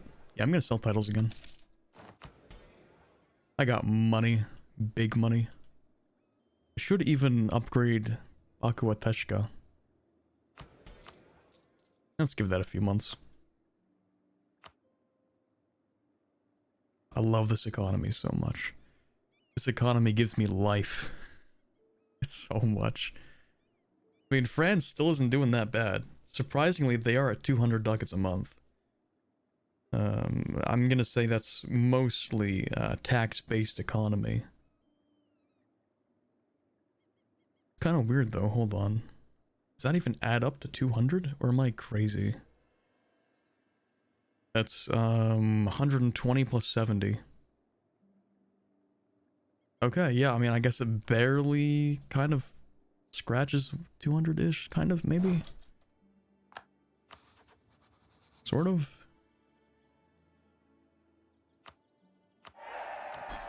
Oh yeah, also, can I convert you, actually? Would you even care? What are you at? Minus 100. Oh, yeah, no, I think I can definitely convert him. It would allow me to integrate Transoxiana faster. We're spending 8 per month, but if I change them to my religion, we can make that 9 per month. It is plus 100 Liberty Desire, though. The thing is, we did give them all of their provinces back, so that might be enough. Let me think about that for a second. So minus 100 will be countered. Yeah, immediately countered. Minus 20, 30, 55-ish. I think it'll still work out. It might be a little bit weird, but yeah. They're still below 50. Stop divert trade? No. Their money belongs to me. And what? I'll give them free reign over their own economic policy? Might as well give them independence at that point. Allow them to decide things on their own? No subject of mine. Not under this roof, you know what I mean? Not in this economy.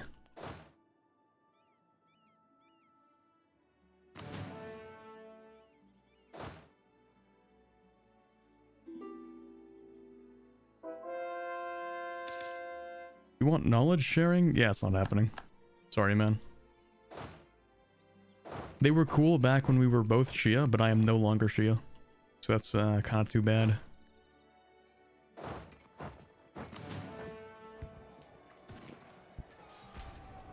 Oh, who could have guessed? It's the Ottomans overstacking artillery again. Oh, that's crazy. Who could have guessed that would happen?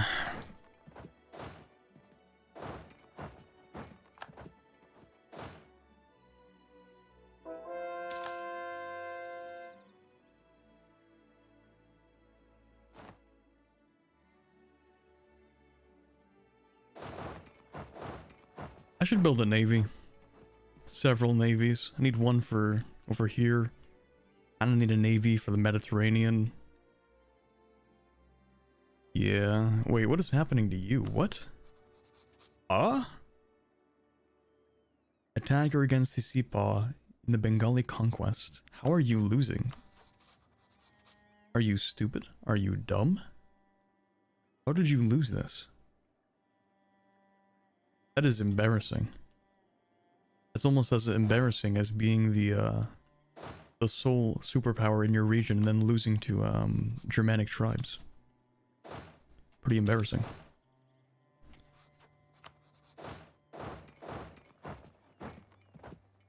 I should get a boat. Chicks dig boats. Real. Alright, see you later then, Theodoro. D&D in 3 minutes. Hell yeah. You know, I haven't played D&D in so long. Mostly because I never truly got into it. Like my friends and I, to be honest, never truly got into it. I was kind of getting into it. I think I would still like to play D&D again one day. But my friends weren't really getting into it, so we kind of just stopped playing it. But I would definitely play D&D once again. Probably only with people that I know, though. I don't think I could just, like, butt into a random D&D game. And just be like, alright guys, ready to play, you know? Like, I don't know how to play D&D. I need someone who is patient and willing to teach me.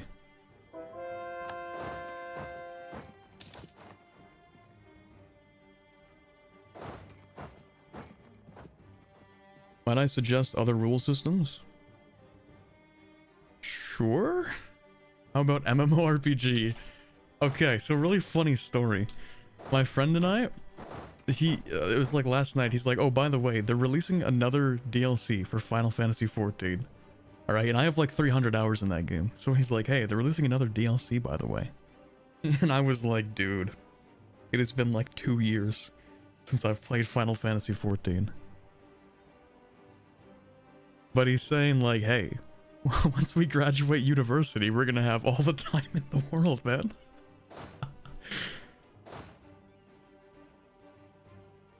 Might as well get back on the grind set. I never even played Endwalker. I own Endwalker. I bought it. $50 retail as it released. Never played it. I wanted to play it. I had planned to play it. But I just never played it. I'll be waiting for the Endwalker stream eventually. Bruh. How would I even stream Final Fantasy XIV? Chat, what do MMO streamers talk about?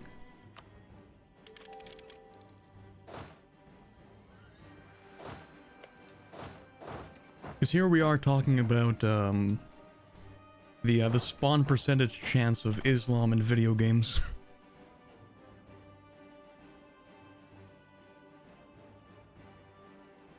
Corbett is graduating. Oh my god. I feel the need now that I have to emphasize every single time. What I mean by that is I will be completed. I will have finished my degree. That word gives a lot of people PTSD.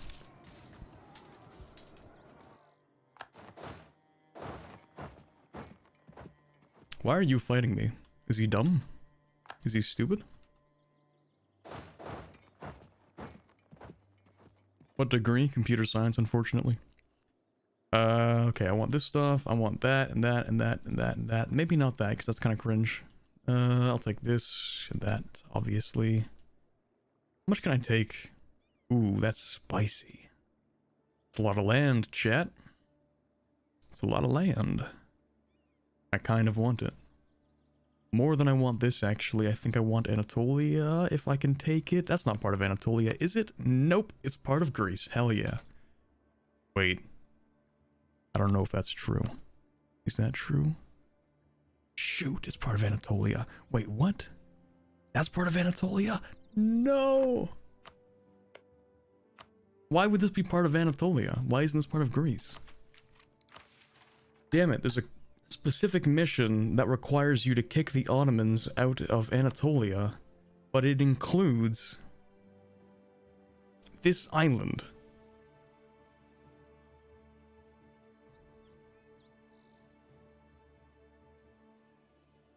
That is so painful.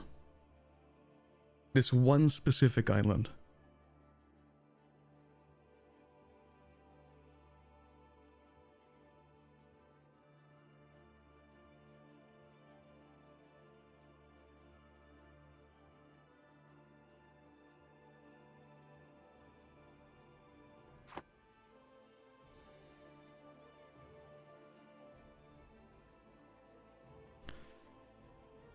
Okay, new plan. We're gonna take that in this. Shoot. That sucks. That really, really sucks. Obviously, I want to take this half of the strait. Yeah, I guess I'm just not gonna take everything. Maybe I'll take this stuff. Not bad. Maybe this will be the peace deal.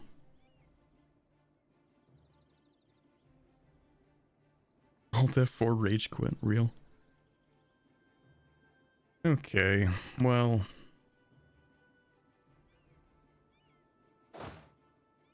Darn, I guess. What am I supposed to say to that?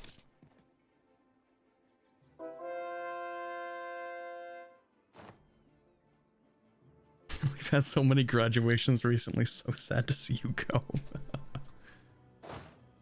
Yeah.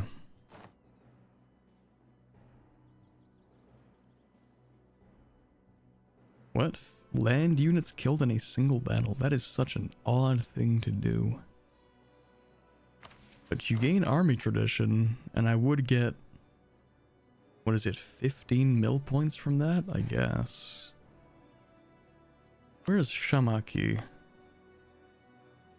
I don't care about goods produced on a wool province. What about this? I don't think I want regimental camps. No, I like to have barracks, not regimental camps. I do need to build a navy, that is fair. Okay, we'll build a navy, actually. Wait, I have a navy? What? Since when have I have a navy? Oh yeah, that must have been Fars's navy. Completely forgot about that. Okay, sure. I think I'll build a navy for the Indian Ocean first before I build one for the Mediterranean. Well, it's not quite the Indian Ocean, that's this, but you know, part of it. In that case, I'm gonna build mostly trade ships because only this area has an inland sea while the rest of this is not. And then I'll build like 2 heavies, I guess? I don't know. Whatever, I'll build something.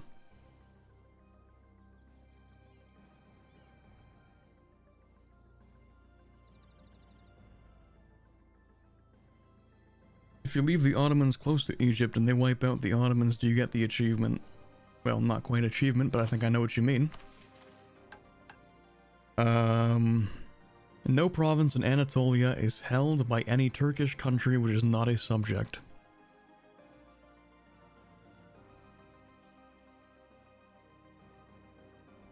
So yeah, technically speaking, yes. If I leave like this... Like you're saying if I do this, pretty much.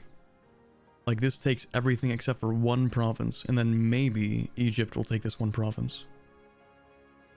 I see what you mean. Which would actually make a lot of sense, because we are crushing them. Egypt is still not strong, but they're not like bad either. They probably would fight the Ottomans for that province. In which case, that might actually work. Oh, actually, I should take this. Naturally. This is going to be a lot of aggressive expansion and overextension, but frankly, I don't care. What is it? Ottomans, Egypt, Delhi? Yeah, I don't care. Russia? Maybe? Still don't care.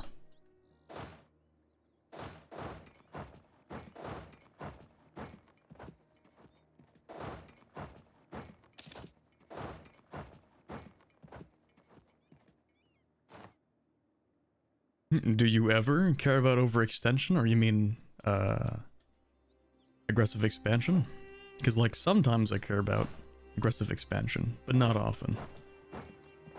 You see, if you just snowball hard enough in the early game, then no other country can keep up. So I care in the early game. But once you've snowballed, like I have, once you have basically an economy that dwarfs everything else, and a military that matches it, then, I don't care anymore. Pretty much. Coalitions become annoying defensive alliances to me. But other than that, they're not much. Speaking of alliances though, yeah, you're not going to join the community, are you? I don't think they are.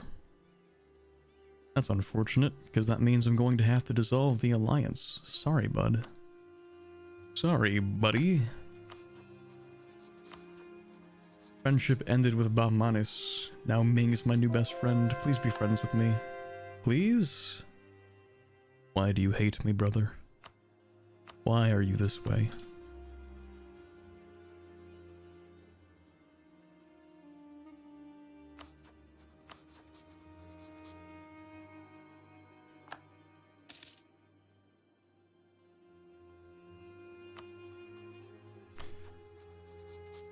I thought maybe I could curry enough favors to increase their trust of me, and that would allow me to get a royal marriage and then maybe an alliance, but it doesn't seem to be happening. Ming's thriving? I wouldn't call it thriving. They are not dead yet. Somehow.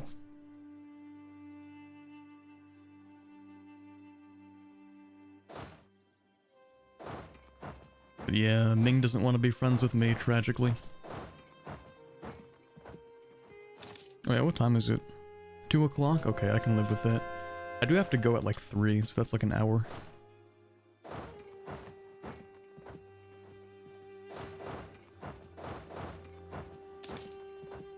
Imagine you ally Ming and they immediately implode.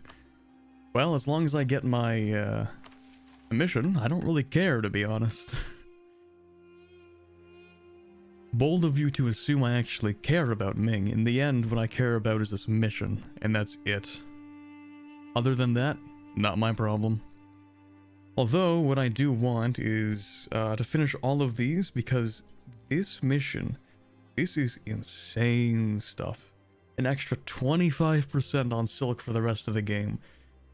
50% on dyes for the rest of the game. Cloth 35% for the rest of the game. I don't care about these guys. I care about money. The only thing the Ming have offered us is means to getting more money.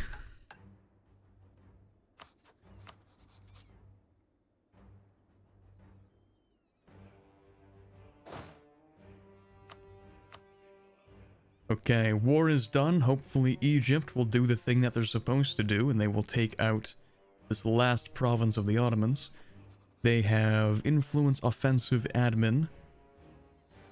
Oh, dude, I forgot how good the Egypt ideas are. Oh my god, I love the Egypt ideas so much. Admin efficiency, dev cost, monthly mill power, production efficiency, land fire damage. The entire reason you ever take maritime ideas. Ships repairing in coastal sea zones. Free policies, trade efficiency. Oh my god, I love this country so much. Egypt is so fun to play, chat. But yeah, let me just take this real quick. How bad is that? It's not that bad.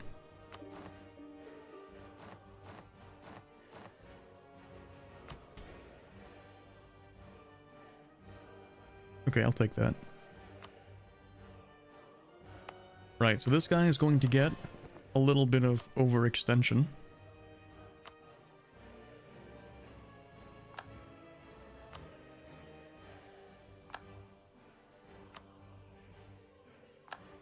All of the stuff that's kind of like inland, because I can't core any of the stuff that's inland right now, I don't think. Wait, can I?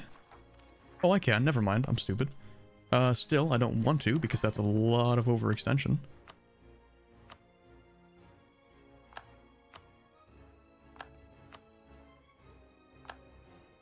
Coastline privileges have been revoked. Please, sir. Please, one coastline. No.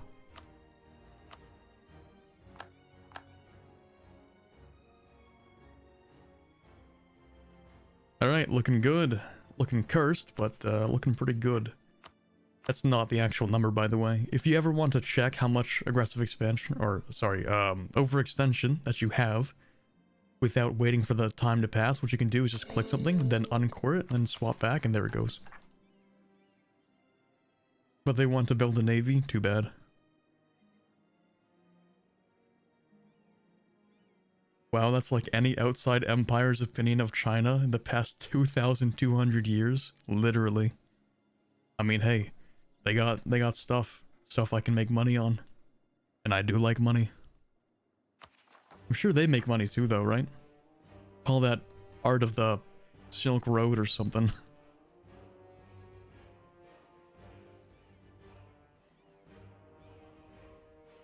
Anyway, I think I still need to give some overextension away, right? Can you even take more overextension? I'm sure we can just, like, I don't know, rebalance a couple of books. Wait, do you have cores and stuff? You don't have cores and stuff. Do I have cores on that? Oh, okay, never mind, I do. That's funny. Might give them, like, this province. Oh, never mind, that's silk. Yeah, you're not getting that. You might get, like... You can have this stuff, maybe. Fine, you may have some coastline as a treat. Okay, I can't actually give you this, but I can give you that. Some coastline. A little bit, because I'm such a nice overlord like that, you know? I'm just such a nice guy. Alright, chat, I think we fixed the governing capacity. Took us long enough.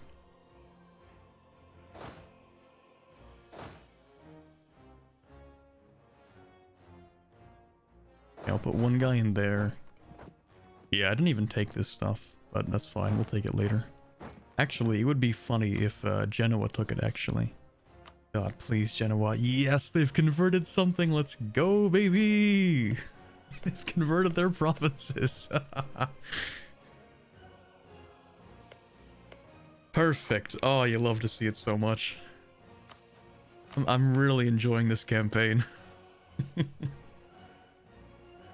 Okay, yeah, I do want to click that as well. That's cool, thank you. What does that do exactly? Own territory dice roll bonus. Oh, that's okay, I guess.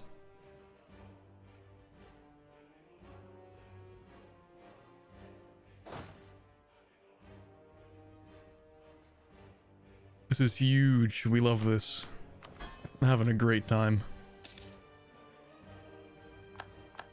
Oh, actually, can I convert you to Zoroastrian now? I did just give you a bunch of provinces. But would you be nice enough? Let's see, minus 20, 30... You're gonna call that 40... Wait, 20? Yeah, 30, 40, 50... Then that's...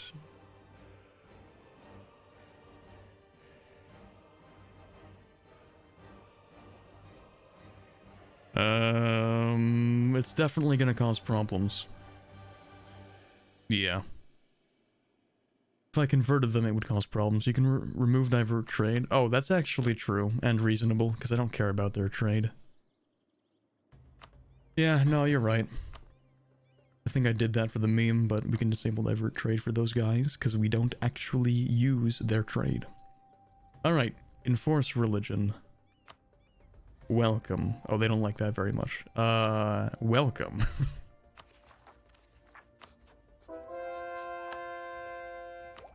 I desperately need to charge this thing much quicker. I have to.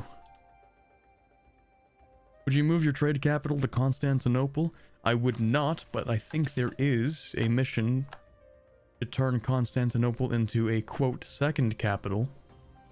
Which historically was kind of a thing a lot of rulers did. Capitals sometimes moved around. Some rulers might have, you know, a summer palace and a winter palace and all that stuff. Capitals were kind of fluid in that sense, so we could definitely kind of imagine Constantinople becoming a second capital for Persia. This should be enough to reimburse that $50 Canadian. Wait.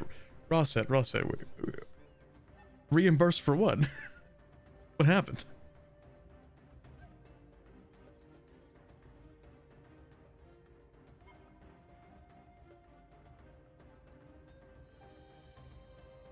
Wouldn't having a second capital lead to countries just factionalizing and splitting up?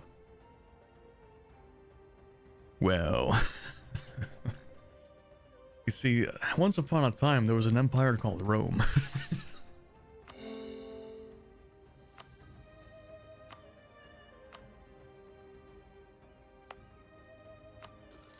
I feel like it kind of speaks for itself.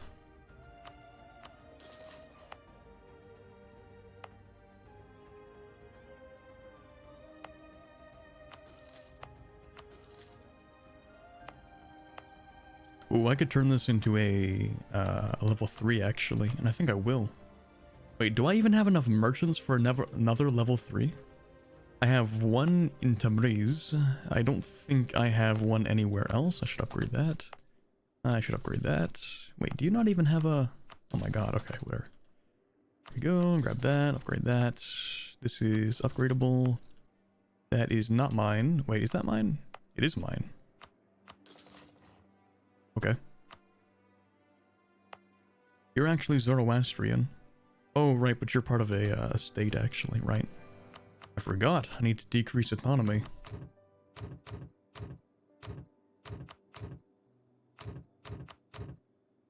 There we go. You bought the game you never played. Oh. Yeah. Sorry, yeah. Sorry, I misclicked something. 1 second. Yeah, so the Final Fantasy XIV expansion. True. The expansion I never played, but I will play it, mark my words. One day. Eventually, it'll happen. I will finish Endwalker. I will start Endwalker. How about we start with that? I'll start Endwalker. Baby steps.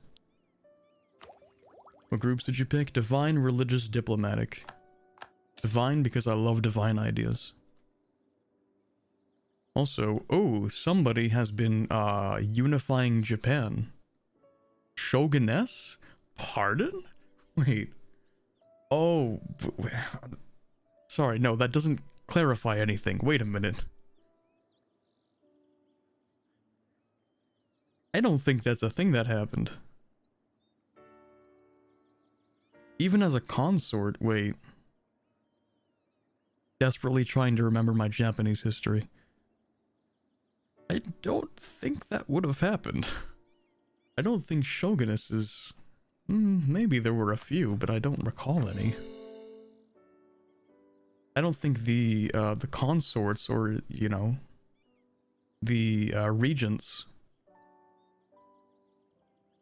would have been called shogunesses. Because, like, wait, are you actually the ruler or are you the regent? Okay, yeah. Wait, no. Wait, hold on a second. That's not a regent. That is an actual shoguness. Wait a minute.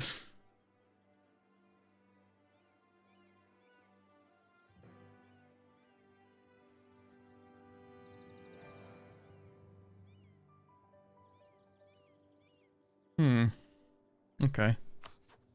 Yeah, so there were definitely empresses for China. Of course, we like very famously a lot of them. But I don't think I've heard of a shoguness ever.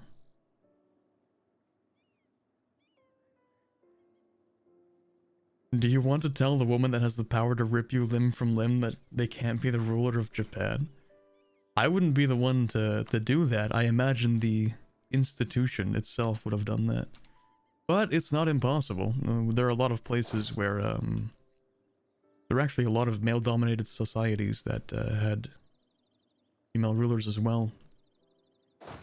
Particularly prominent ones.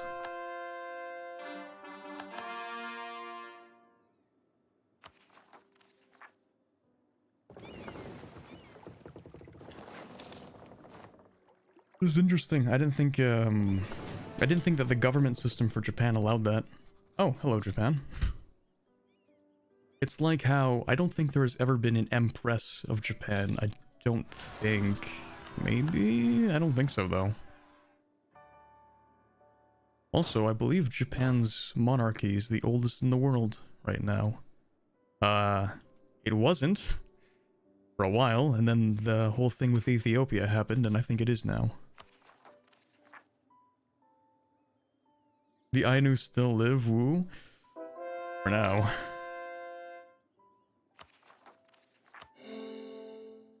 Never ask Vic 3 players what they do as Japan to the Ainu.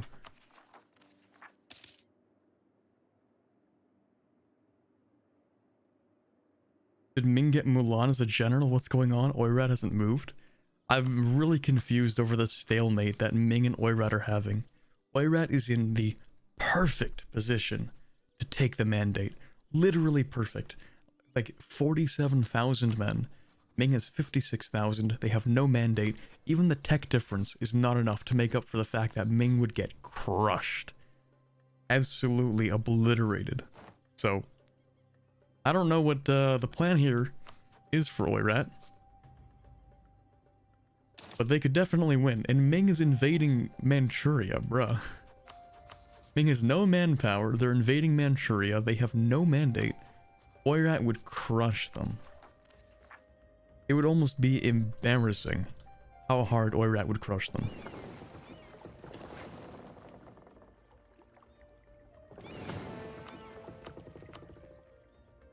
And like, sure, so the Yuan dynasty isn't supposed to reestablish itself, but there are no rules saying that it won't.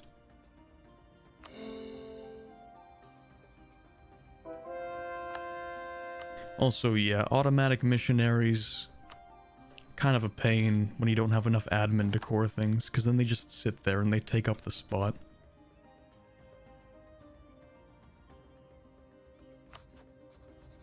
I, for one, would like to see Ming stay alive long enough to like me, and then I don't care what happens. Why do you hate me? Why don't you like me? You should like me, probably. But you don't, and I don't know why. Yeah, let's rival France. The strongest country next to me. Well, not physically, but in terms of economy. Any minute now, if you want to declare war, Egypt, that would be fine. If you want to, you know, invade the Ottomans for this one province. Any day now. Oh yeah, also I should definitely... Here we go. Why don't you like me? You know what? Suck it up. Insulting rival? Oh, true. I kind of like Oirad though. I want Oirad to succeed, so... I might be friends with him later, but who else do you not like? Bengal? I can roast Bengal for sure. Watch this sick roast. In Aranshar, Bengal is a word synonymous with manure. Absolutely roasted. They're gonna be thinking about that one for years. That's gonna keep them up at night. Wow, they really still don't like me though. Hold on, let me activate my Riz. Yeah, hold on, 1 second. I can do this. I can do this. I can Riz max. Oh, hold on a second. Oh yeah, because I have no air and this guy's Persian. I can finish cultured court. Excellent. Hunting accident, less likely to fire. Holy based. Houses of knowledge, we need, universities. Or tax dev, disgusting.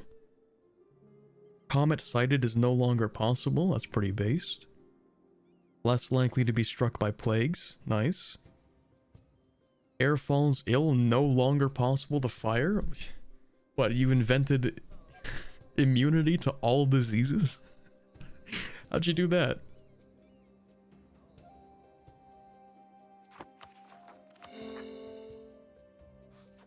Watch Corbett micromanaging his Riz in order to win over Ming. Yeah, no, don't worry. I've got something cooking. You know how their economy sucks? You know how mine doesn't suck? Watch this. This is about to be maximum Riz.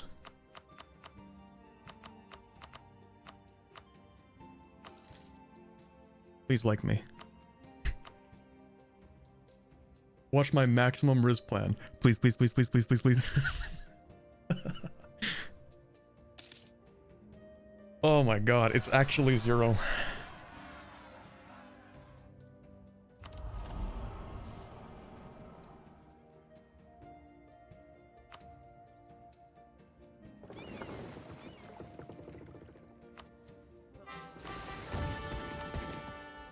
Okay, whatever.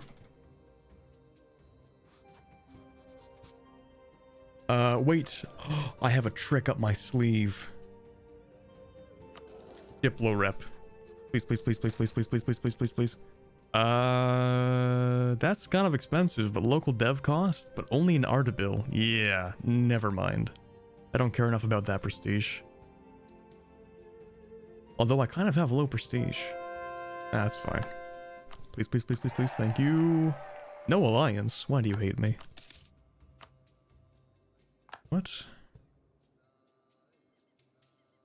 What? Why don't you like me? Maybe if you reload they'll become friendly? I don't think so. Hold on, let me fire this guy. I'm just gonna do a quick cycle to see if I can get an upgradable one. Yeah, they don't trust me, that's the problem. Oh, and I need a larger navy, I see. Yeah, I can do that.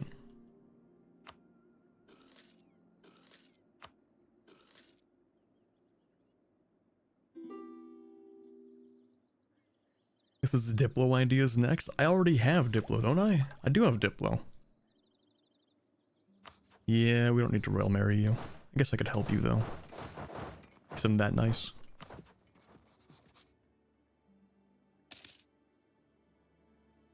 Break an alliance. No, I don't care. Okay, there's gotta be something else I can do. It's August. If I wait too long, then my Riz tactics will stop working. I need to improve trust. Need to have a larger navy. They need to stop having a neutral attitude.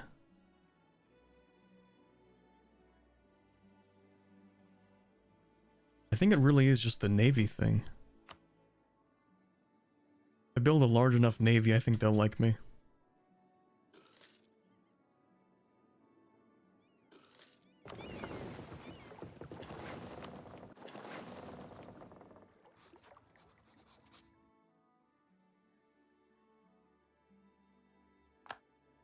Reload game? No, I think it'll be fine if we just wait a little bit.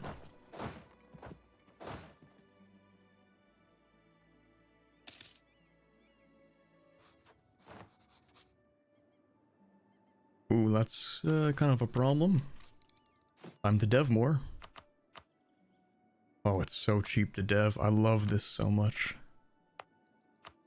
It's like discount Korea. Not quite as good at developing as Korea, but boy is it good.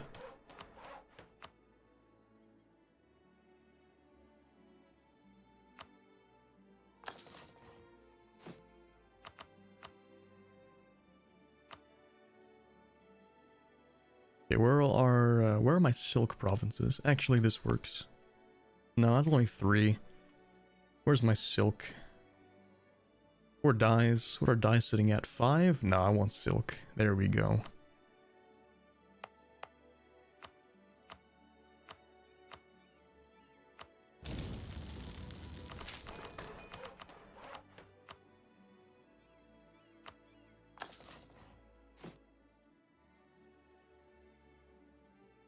Okay, any more silk?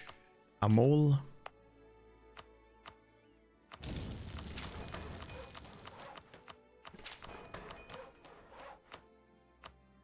Perfect.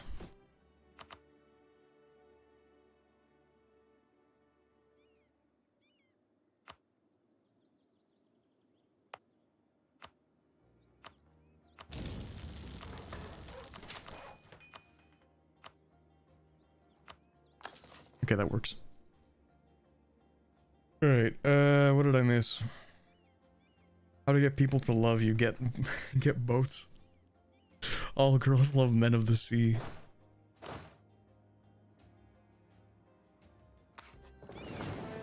Had a sudden flashback. You know what, for some reason, I want to go fishing again. It's been a really long time since I've been fishing. Love me some fishing.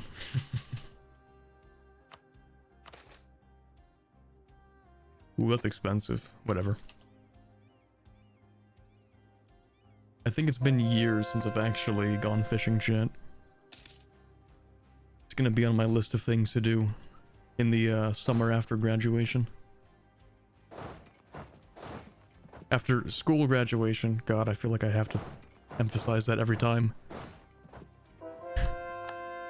Must emphasize the word graduation in this case does not refer to leaving YouTube or ceasing my activities. My bucket list. Okay, well, not technically my bucket list. I've already fished before, but you know. Just graduate early, easy. That's what my friend did, actually. He's just chilling this semester until he receives his degree. The weird thing is that when you graduate early, you don't actually get to have your degree for a bit. Just like, they keep it from you until like the end of the actual school year, which is kind of weird. But hey, whatever. Maybe it varies for each university, but my friend still didn't receive his degree even though he finished his actual courses. He's got to wait a bit for that.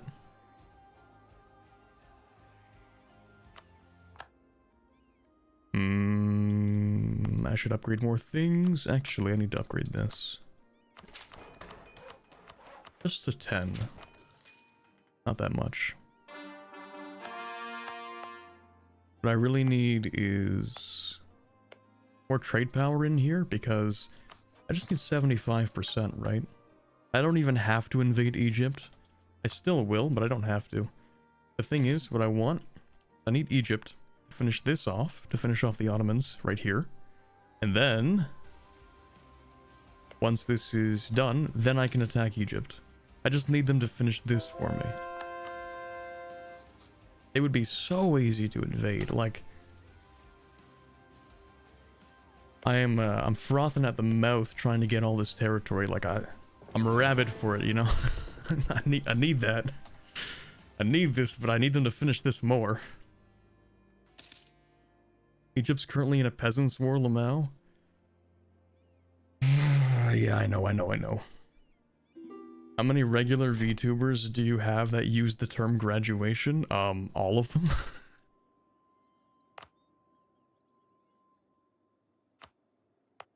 It is a universal source of dread. The term strikes fear in the hearts of fans everywhere. It's one of the strange cases where a euphemism has somehow become worse than the actual term. Like, you could just say, yeah, they're retiring. But nah, somehow the word graduating has like fostered more PTSD than just retiring. I think it would actually be better for everybody's sanity if they swapped and started using the word retiring instead. Well, except the thing is, most people who graduate don't actually retire. They just move on to a different job. I guess leaving would be the better term?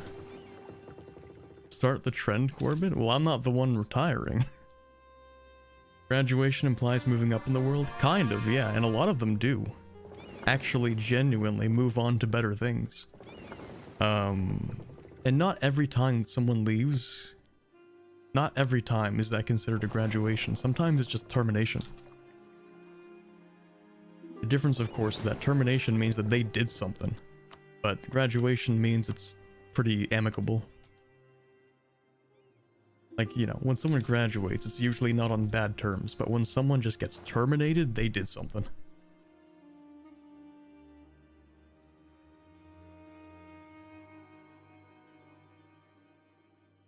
You're getting fired from your own stream? Yeah, literally. Yeah, it's mostly a corp term, but it's just sort of disseminated the same way that a lot of terms do in subcultures. That's for Minecraft YouTubers only? No, I think the word you're looking for is cancelled.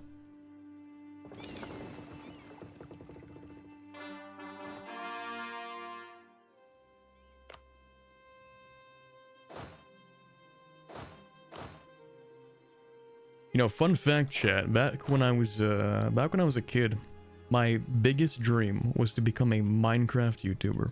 Unironically, not joking, that's real. Now that I am the age of 22, I am very glad that I did not do that. I feel like I would get so stuck on content, because like, I like Minecraft, but not enough to be a YouTuber for Minecraft. It feels like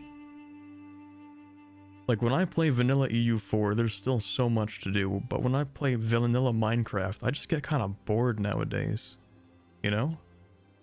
That's why I play a lot of modded, but modded doesn't have as much of an audience because you gotta like stick around and learn all the technical aspects of like, you know, designing complicated machinery, and people don't like that very much. Isn't the term for Minecraft YouTubers life without the possibility of parole? Some of them, certainly. Minecraft doesn't hit the same way anymore. Well, think about it like this. It is a game that is about, well, actually it's over a decade old now, and most of the things that you enjoyed about the game in the older versions have sort of been watered down with the stuff that they've been adding. Take, for example, how exciting it used to be to find diamonds. And now diamonds are just kind of everywhere, you know? Like, you can find them in chests, you can find them, you know, pretty much everywhere, you know? And then they added the new tier, netherite, but I have, like, no desire to go get that, because that's, like, also tedious. You gotta, like, dig underneath the lava for, like, 3 hours to get enough for a pickaxe or something, I don't know.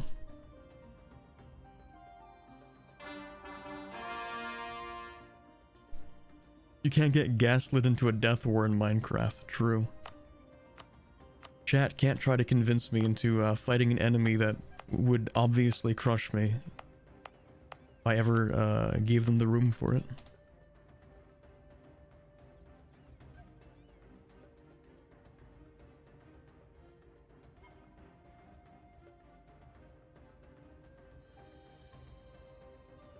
Dr. Culture asks, VTubers graduate the same way idols graduate, right? That's just a term for end of contract and they probably change careers? Yeah, more or less. I think that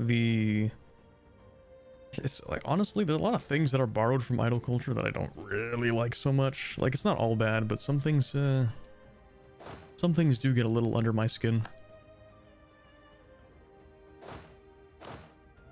But yeah, since a lot of VTuber culture emerged from idol culture in Japan, and it has since sort of taken on its own thing.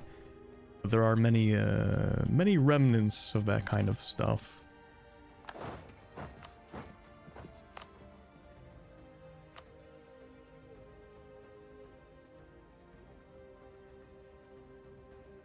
Hey, you won, we were right? Okay, yeah. I will not be gaslit by chat into thinking that that was a good war. Like, come on. You remember how bad that was. That was like, what, the 4th Death War? Oh, sorry, was that the 5th Death War? My bad. Maybe I mixed up my numerous early game Death Wars. Check Ming again? Oh boy. They're still kind of chillin'. They just don't like me. Why do you hate me? Why don't you want to be friends with me? I've been nothing but friendly. I even broke my alliance with the guy you don't like. I don't know what their problem is. Anyway, yeah, I'm actually not going to turn that into a level 3 because I don't need that much trade power in Basra. I do need more in Hormuz though. Only because I need that mission. Hungarian conquest of Vidian? Maybe they'll release Karaman? And then I could just invade them? I don't know, that's cope. That's not really happening.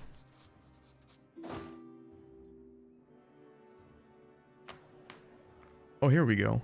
Huge dub. Yeah, let me take that. I love this. Okay, who are we inviting next, chat?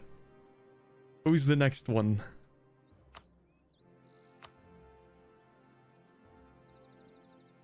Bahmanis would say no. If we were friends with Gujarat, they would say yes, but who cares? Maybe Jaunpur? Nah, probably not. Maybe Cyprus. You know what? We'll go with the small kind of countries, because I don't think we can really do much about the larger ones. Chat wants the knights? Okay, fine. We'll go with the knights.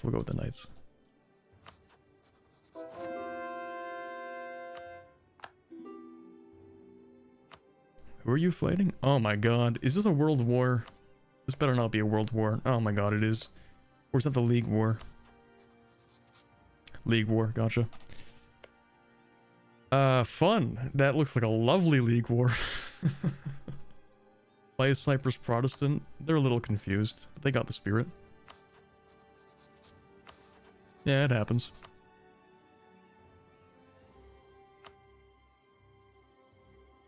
Looks like you could diplo-vassalize the knights. That actually wouldn't be a bad idea. It would break them away from Venice, and it would stop them from raiding my coasts, which they have been doing. Yeah, even Russia is in the League War, which is kind of rare. I don't think you often see that. Let's do a quick estimate on who's going to win that. So we have Spain, Portugal, Britain, Hungary, Austria, and Russia. And Naples, kind of, but I think that's part of Spain, isn't it? Yeah, almost. Yeah, and that's versus France, Commonwealth. Really? Oh, sorry, no, Hungary's in a separate war against the Ottomans. That makes sense. Right, okay, so this is the actual war. I'm definitely thinking that it's going to be terrible, but I think that the Austria side is going to win. But it might just be a white piece, because this is like a really, really bad war for everybody. You know, Spain and Portugal together can probably deal with France mostly, but Britain's definitely going to have to help. I think Austria, the Austrian Empire, plus Russia, can probably deal with the Commonwealth. It's a bit of a mystery up here. It's going to be tough for them, but honestly, it's none of my business.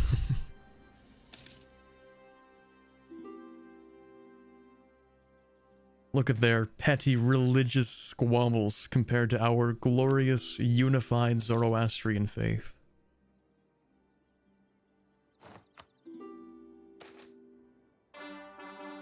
Half-cost philosopher, hell yeah. Hindu faith. Ooh, wait. Is that going to change the cost? It will make it slightly more expensive than half-cost otherwise, but... I'm also losing 1,000 ducats.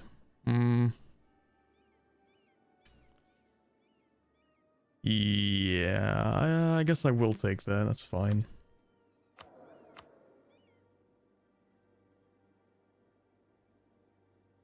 Yeah, I mean, he's not bad. This guy's 40, 0% death risk. I think it'll just be cheaper to get this guy, right? Yeah, this guy's 32 ducats, this guy's 20 ducats. Still definitely worth taking. Okay, I have built more boats. Do you like me? They don't like me still. Oh my god. Fine, I will build more boats.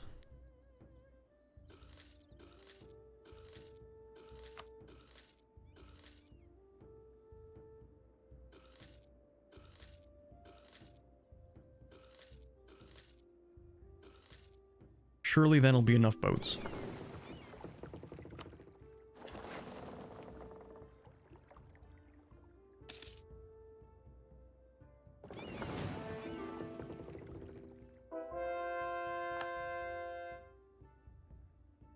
We can come in with the steel chair. No, it's fine.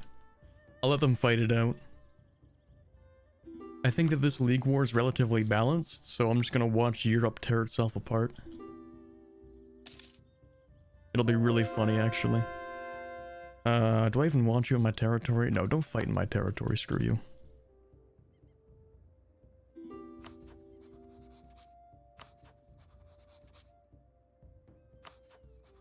How much Diplo have I spent on integrating this country? Almost... Oh my god, that's gonna be 1,100. How much dev is that? Isn't it 8 Diplo points per dev as opposed to regular coring, which is 10? 10 admin. So yeah, that's a lot of dev, actually. Half of some... How much dev do you have? 165. What's 165 times 8, chat?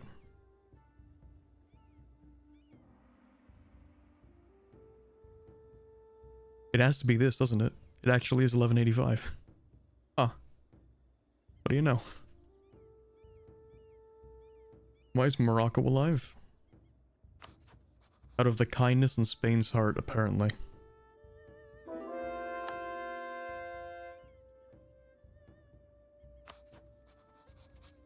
$1,200 something. Okay, so maybe I have some kind of discount for Diplo annexation. Yeah, minus 5%. Yeah, so I guess it is correct. Morocco supporting Geneva's independence, yes.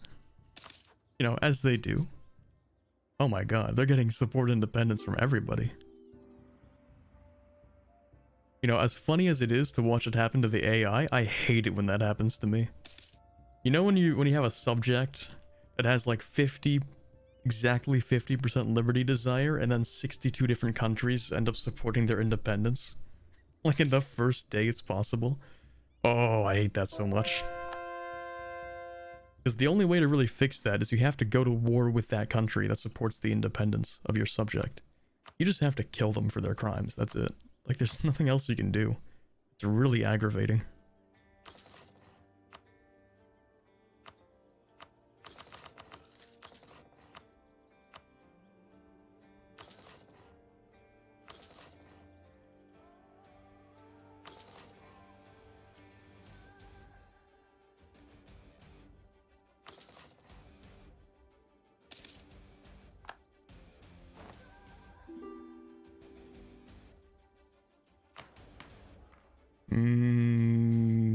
Yeah, I'll take that, I guess.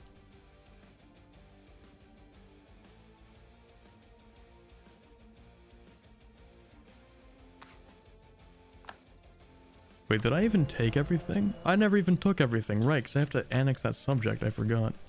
Oh, something happened. What happened? Balance the flames. Ah, perfect.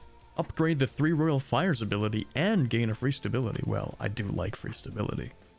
I think I will bump it up once, though, before I take that. Okay, so now what? What do we get? We get an additional invitation, that's the same. We get 1 manpower, that's the same. Maybe I am crazy. I do not see any differences. Let's give it a month to see if maybe it requires some time.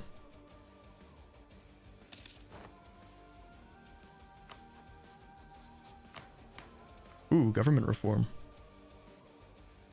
What do we have? Let's go theocracy time. No, I actually normally like taking parliamentarism. Well, no, we need the governing capacity. Never mind.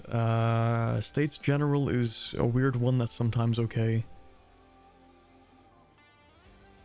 Yeah, let's be honest. I'm taking Royal Decree. I always take Royal Decree in the end.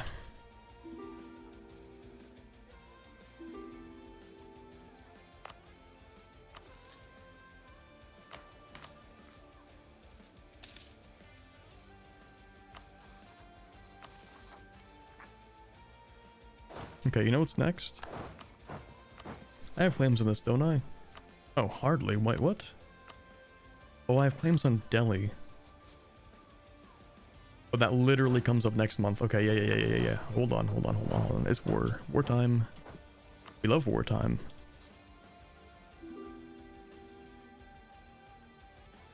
I want to conquer and pillage and destroy and exploit and make money and win and destroy and conquer and exploit and extract money. Yep. You're right, more favors. I already have favors with Ming. Let's go. Let's get rid of that, maybe. Also, can I invite you? Would you say yes to that? It's impossible to click on that province. Would you say yes? Oh, goated. Alright. This is beautiful. Welcome, my friend. Oh, this is so beautiful. I love this. A holy principality. Yeah, you're not going to be a monastic order for long, bud.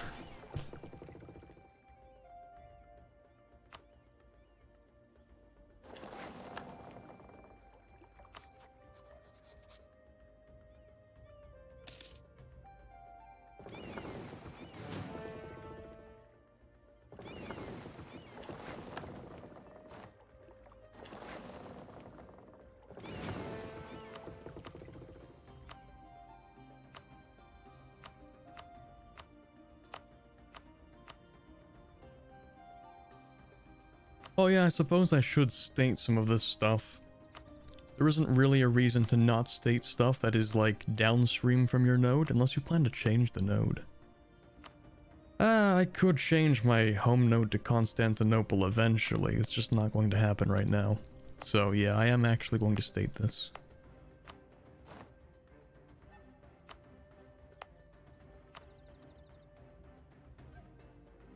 I don't know about this though. No, I think I said I was going to turn that into a trade company. I just haven't really converted all that much. So I'm gonna wait a little bit longer. Actually, where are my missionaries? So I kind of want them to work on this, but whatever.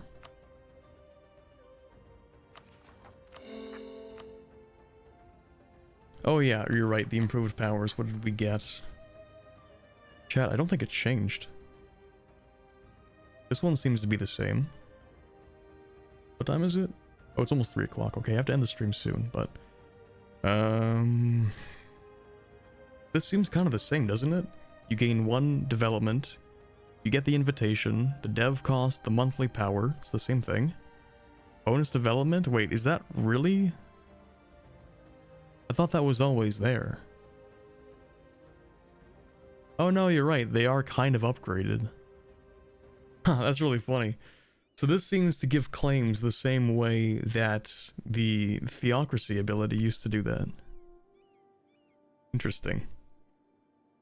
Okay, so they are empowered. They are slightly better. I think this gives us army tradition now, and I don't think it did before that. Also, claims, obviously. I also have a feeling that the effects are extended, maybe? Maybe it's 10 years instead of 5, I don't know. Anyway, the base production is super mid. All estates 5 loyalty, that's okay, I guess. Oh yeah, I should sell titles. Wait, should I? No, I'm not gonna sell titles. I'm gonna start building crown land towards a high amount, because I have so much money, I don't really need to sell titles anymore.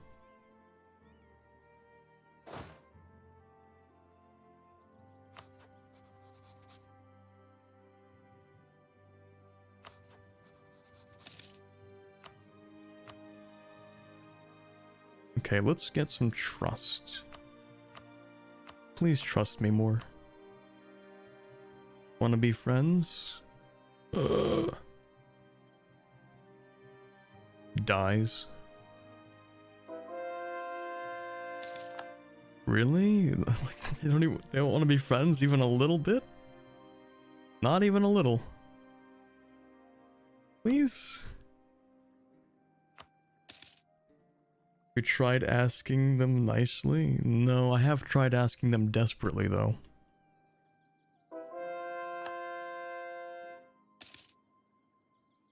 Unironically, I am going to vassalize the knights. Actually, since I've converted them, I don't even have to vassalize them. They can't raid me. If they're the same religion, I don't think. Wait, unless the knights can raid regardless of religion. Hold on. No, okay, no. They can raid, but they can't raid their same religion. I'm really thinking about selling those titles, chat. I'm really thinking about it. I'm gonna sell those titles. Yep, I'm selling them. We'll get to 95 crown land eventually. But right now, I like money. Lots of money.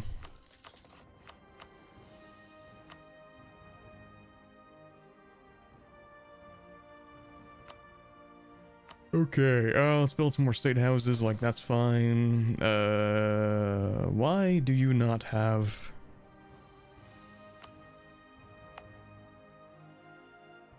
Shipyard. Cringe. Get rid of that.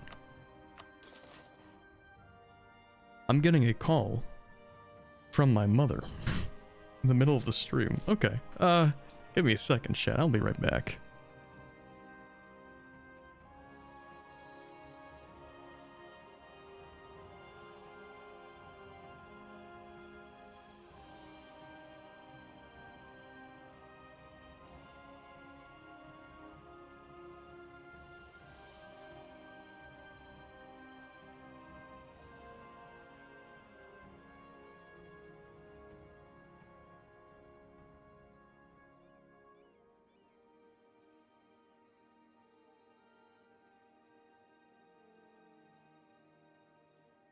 Sorry about that.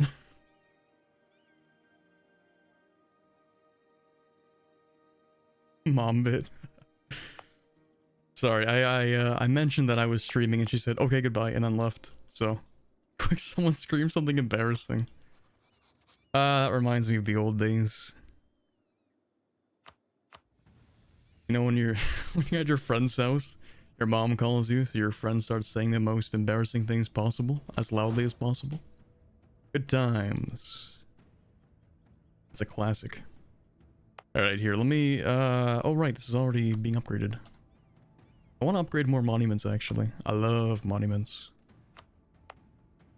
Iran? Not that helpful. Well, Diplo rep, actually, would be helpful. Let me just do a quick, cheeky little upgrade on that. I have manpower, it's fine. September. I'm so impatient, I don't even care. I'm taking that. Just because the Diplo rep might help me with Ming. Maybe. Alliance, let's go, baby! We can finish off the mission without having to invade China. That's perfect. The Lion and the Dragon. Ever since antiquity, the Silk Road has been the connecting thread between Europe and Asia, and the Persian empires have always been its master. While the Silk Road serves as a trade network and also connects the Persians and the Chinese and brings an exchange of knowledge and culture. Some Iranian, I don't know, diplomats intend to travel to Ming to establish an embassy in our name, so yes. So the ties between both empires can be solidified. Oh, innovativeness, that's nice. That's rare. Wait. All the excess innovativeness will be converted into 10 units of each type of monarch power. Ooh, that's kind of cool. Additional innovativeness from innovativeness gain will not be converted. That's kind of weird, but alright, I'll take it. And then, of course, we get the embassy. They are a historical friend. And as long as I think we maintain this alliance... Oh, that's really good, actually. Yearly innovativeness plus 0.2? Pause. Hold on a second. Sorry, did that say 0.2 yearly?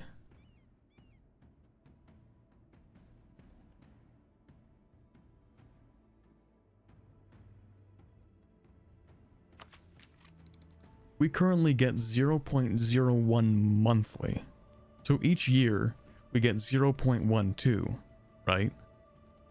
But we're getting 0.2 additional per year. We more than doubled our yearly innovativeness gain. That's crazy. Innovativeness ideas would go so hard as a starter. Nah, I usually don't pick up innovativeness ideas. I find that they're nice, but not entirely useful. Like, they have some nice things in them, don't get me wrong. I do kind of like a lot of the benefits. But I don't usually consider those benefits to be worth the trade-off of other benefits. But yeah.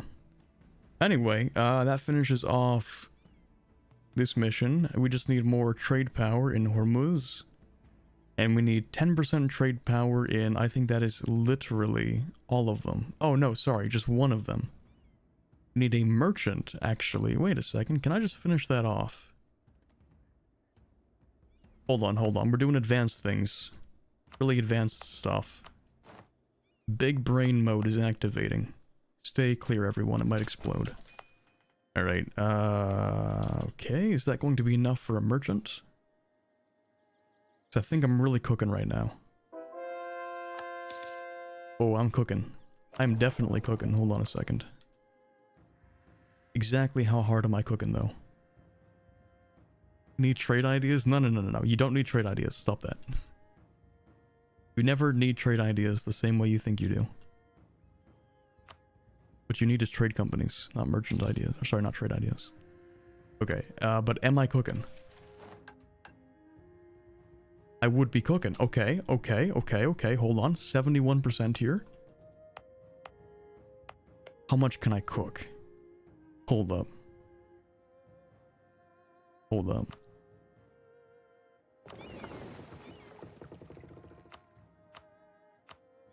Let me check everything else. Okay, there's that. Oh, I am so close to cooking. Oh, we might be cooking.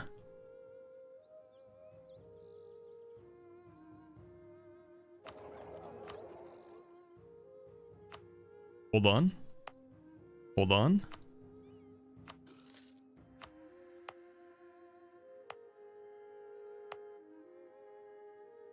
I don't own enough of this. If I owned enough of that, that would be really good, but I don't.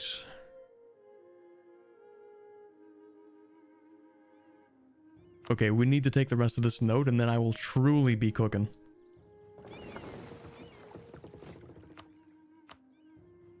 I think I can also just wait for these to finish being built. And then I think I'll have enough ships for that. Because what I'm thinking... we turn that on, obviously. But what I'm thinking is... Also, you should be collecting. Are you? Yes, okay, nice. So what I'm thinking is, if we take more of Delhi, then we can create another trade company, which gives us another merchant, and we can use that merchant to, like, pull out of Gujarat, because then I need more money in my capital, so that trade can become 50% of my income. When I do that, that means I can finish off this mission, and this mission. Which means that Silk will have an additional 25%. So cooking is an understatement. We are cooking for real.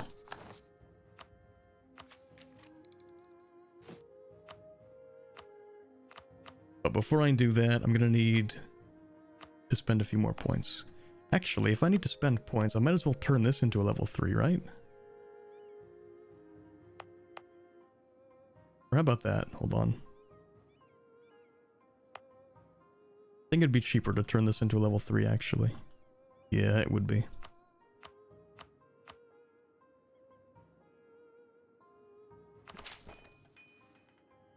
I'm gonna slap that down, actually, just in case. Just because. And then it's level 3, so we can do that. I think that'll be enough trade power.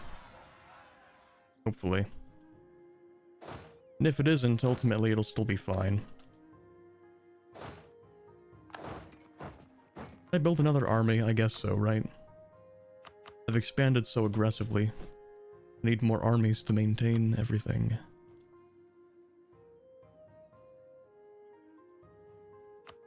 Actually, you know what I'm gonna do? Well, I can't do that yet, but we should be able to get 75. 73. That's pretty cringe. Okay, we'll get protect trade here. Protect trade here, and then eventually protect trade there. I just need to finish the mission, that's kind of it.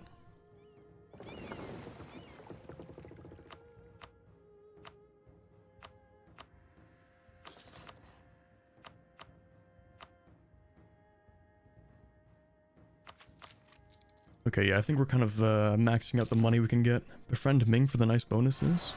Well, we just did that actually, so we're chilling. Compete with Hormuz, let's go! Easy. Perhaps I should have made this the level 3 trade center. That's kind of embarrassing. Well, you know, fun fact, I can actually still do that. It's just, what, 3 dev clicks?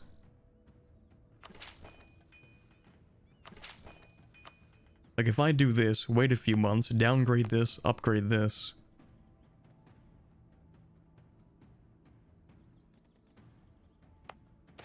Does it really even make a difference? Hold on, let me think about that. I don't think it makes a difference, chat.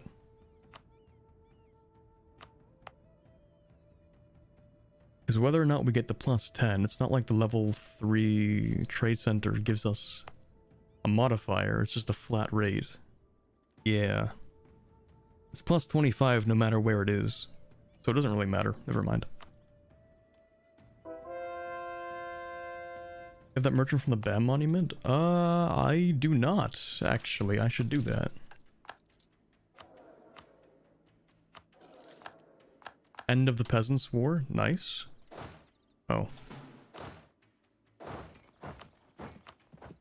Yeah, let me actually just build another army.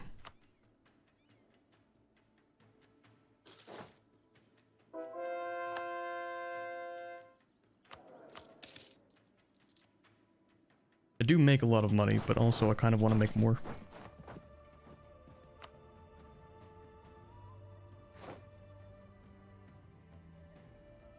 You just click through the event that Multan changed religion.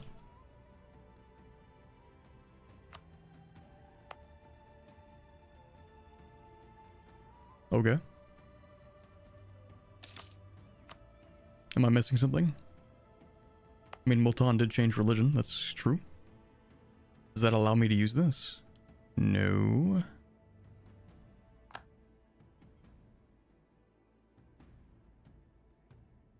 I don't know what's special about Multan changing religion.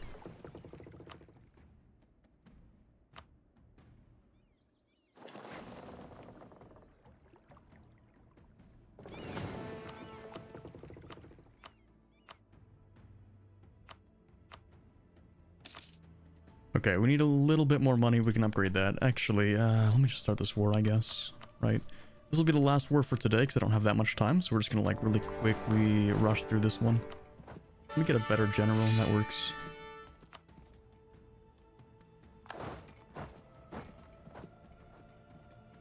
Just going to quickly go through that one because it is actually like past 3 o'clock, so.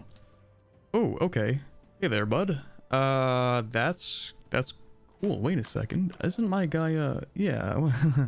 Wait a minute, this guy's a 656, and this increases his Diplo.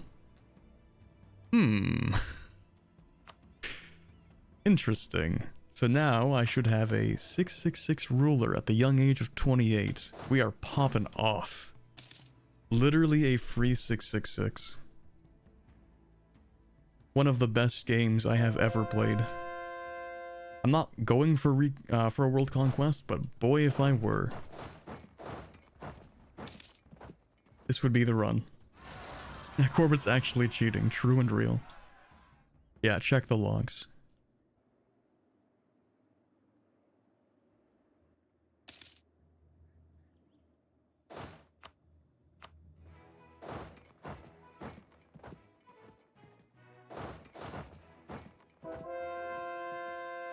Streamer luck unmatched. He says as if it wasn't a scripted event that gave me this ruler.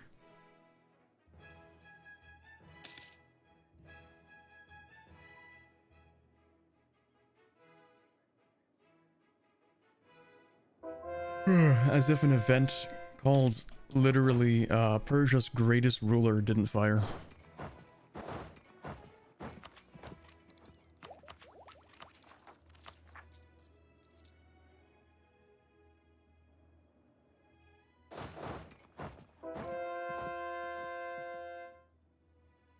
One thing that I just remember that annoys me in EU4 is the Armenian Apostolic Church and Coptic Orthodox Church being combined into one religion, true and real.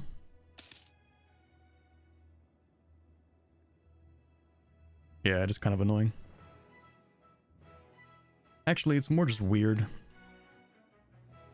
It's kind of the way that animist is the same all around the planet, like South American animists are the same as the ones over here, right? This animism is the same as this animism, which is the same as the animism over here, which is the same as the animism over here. All of that being considered the same religion is definitely funky.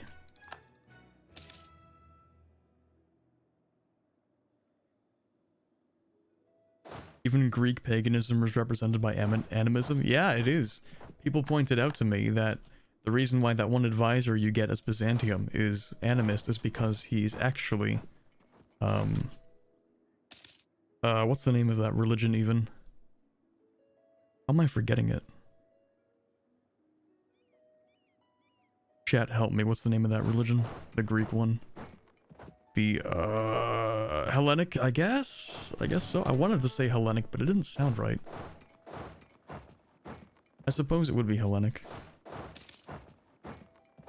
Hellenism, I suppose. For some reason, I thought it had a different word, but maybe I'm wrong. It's been known to happen.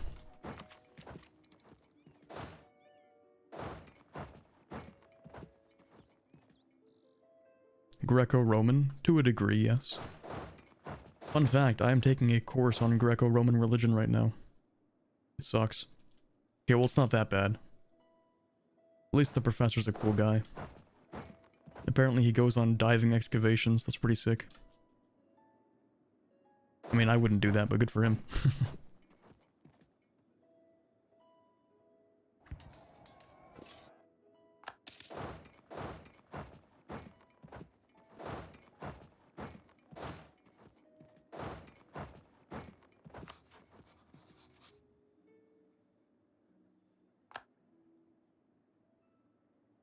Crazy that they named ancient gods after the planets, yeah. It's crazy how that worked, you know, they just looked up in the sky and they're like, oh my god, that's Saturn, we should name a god after that. Crazy moments in history.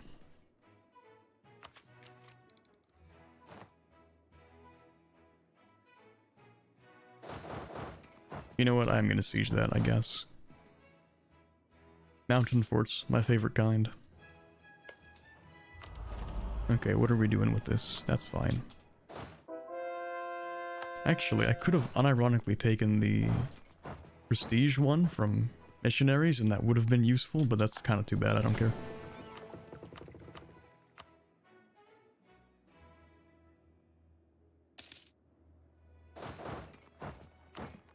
Okay, let's just really quickly wrap this up because your boy has to leave like really quickly. So let's just take all the stuff that matters, like Sirhind and that and that and that that and that and that and that. Nope, maybe not that. Maybe this. Is that cool? How much do you guys care?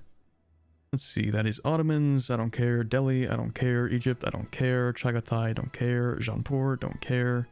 Malwa. Don't care. Gujarat. Don't care. Bengal, care slightly? No, I don't care. Okay, never mind. We're good. I'm taking all of that. All pagan religions are the gods are doing a bit of trolling. True and real. Speaking of pagan gods, have you guys heard of the rat hole?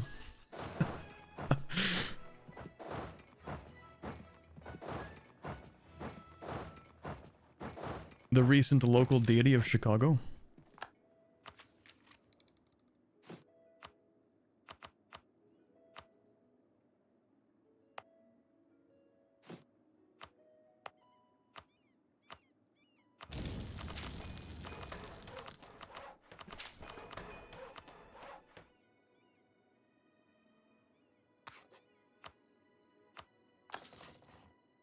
What? You guys don't know of the rat hole? Blasphemers, all of you. How unenlightened of you. There's a hole in the concrete that's shaped like a rat somewhere in Chicago. And people have started bringing offerings to the rat hole. I think recently a couple got married while standing over the rat hole. This isn't the D's nuts joke. This isn't the joke. Religion is no laughing matter.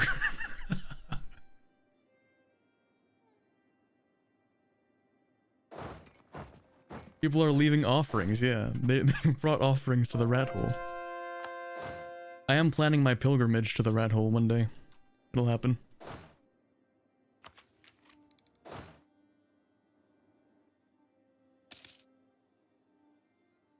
It wouldn't even be that far. What is that, like a 6-hour drive? I'll tell you what, a 6-hour drive is much better than the Hajjs, you know? Those took months.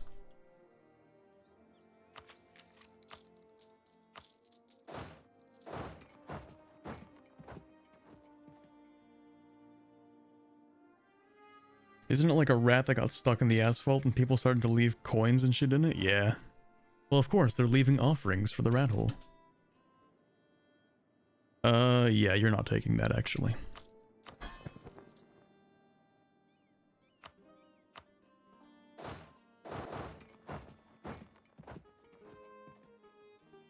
Six-hour drive, basically walkable in Sub-Zero, let's go. Probably longer than a 6-hour drive. I might have miscalculated that. Honestly, it's gotta be anywhere between like a 6 and 12-hour drive. I don't know how long it would take to get there. Oh, I'd have to update my passport though. I haven't done that. Yeah, I should probably do that. Just so I can go on my pilgrimage.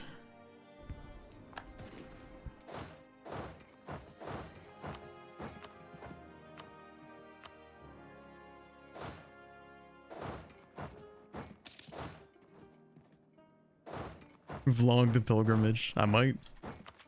I'm capped on admin again. That stinks. I don't want to dev tax or anything. Okay, you know what? I'm just gonna slap down a few points because I don't have time to worry about it, to be honest.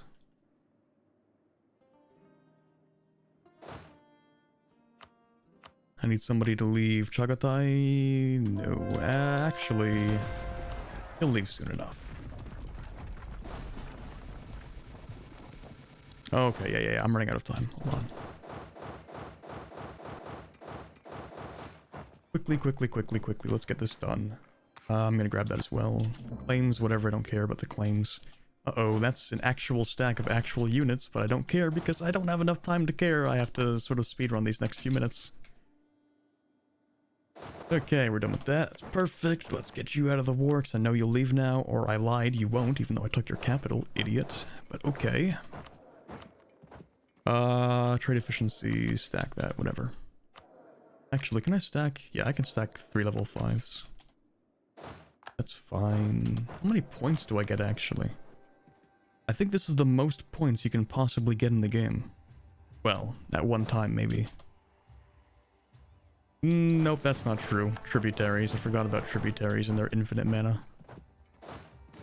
Fun fact, if you play like Ming or Qing and you have infinite tributaries and you get that thing that gives you 1 extra monarch point or mana point per tributary, then you can actually just get like an additional several hundred points per year. But anyway, just a fun little fact for you. That is something I abused heavily in my Qing game. Like, not even a little bit, a lot.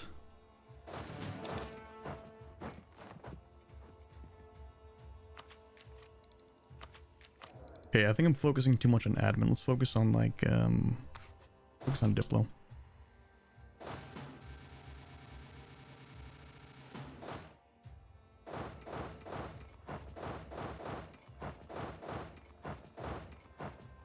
Okay, once I fully occupy them, I'm hoping they will surrender. That would be very nice. Although they might not do that. I'll just go siege that, actually.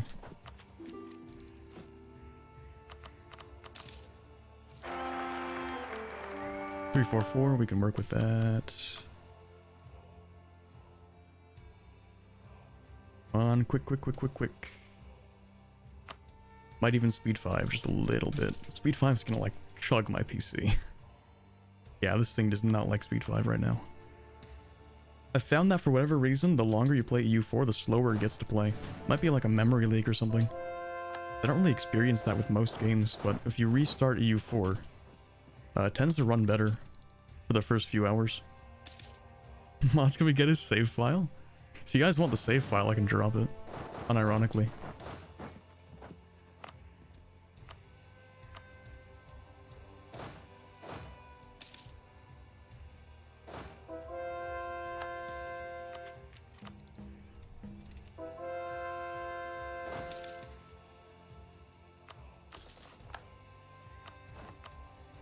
Oh my god, please let me leave. I want to leave this war. I don't want to be part of it. Okay, you're gonna go fight that guy. Actually, Gujarat, would you leave? You're so cringe. Oh, I need to finish this war. Why did I start this war? This is a terrible idea. The sign-off is going to be very quick, chat. Let's say our goodbyes right now, because I really have to leave as soon as this war is done. I don't really have room otherwise. Am I going to get that back instantly? Yes, nice. Well, almost instantly.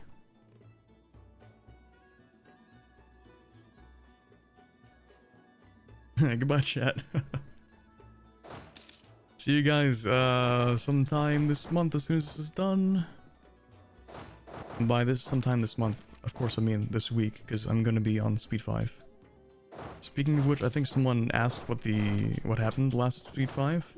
I didn't watch the first match, but in the second match it was just me, because Torier did not appear. And then I got 3 points, because I'm stupid and took terrible ideas, or terrible objectives. And yeah, that's kind of that. I got 3 points. I think Lambda's 1 point behind me now. Although, I'll say with the most respect possible, he certainly did get a bit of a freebie with the missions. A little bit of one. It's because, like, it was such a weird Steel Series challenge. Like, every week there's an additional challenge that's worth 2 points that any players can do. The problem is that if you make them too easy and some others too hard, then it's like, what's the point? And this was one of those cases where all they had to do was basically be one province. That's it. They just had to nation ruin their country at the end so that they're one province, and then they get an extra free point. Which is like, okay. Alright, I guess.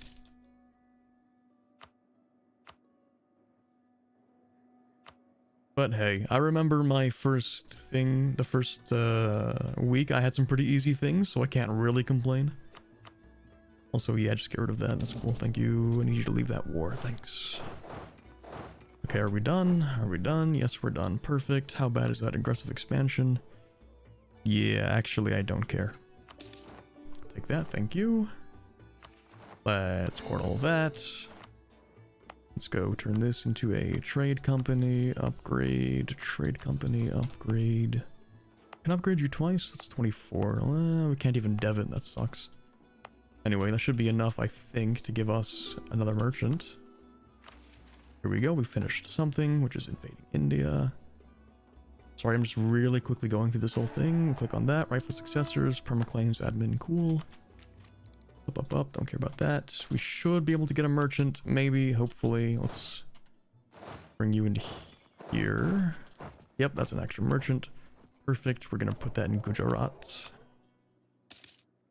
Because otherwise, we're getting no money out of that, but we are getting money out of this. Oh, actually, no, never mind. It should not go to Gujarat. I'm wrong. Come on, Gujarat guy.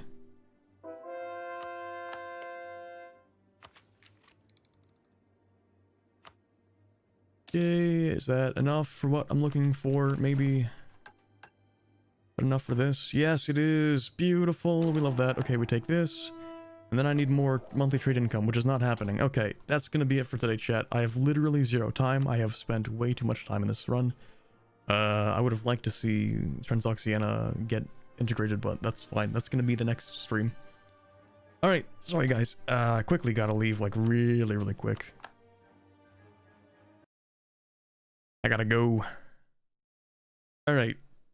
Bring it back to just chatting. There we go. Move this to the main screen. Perfect. Turn on the music.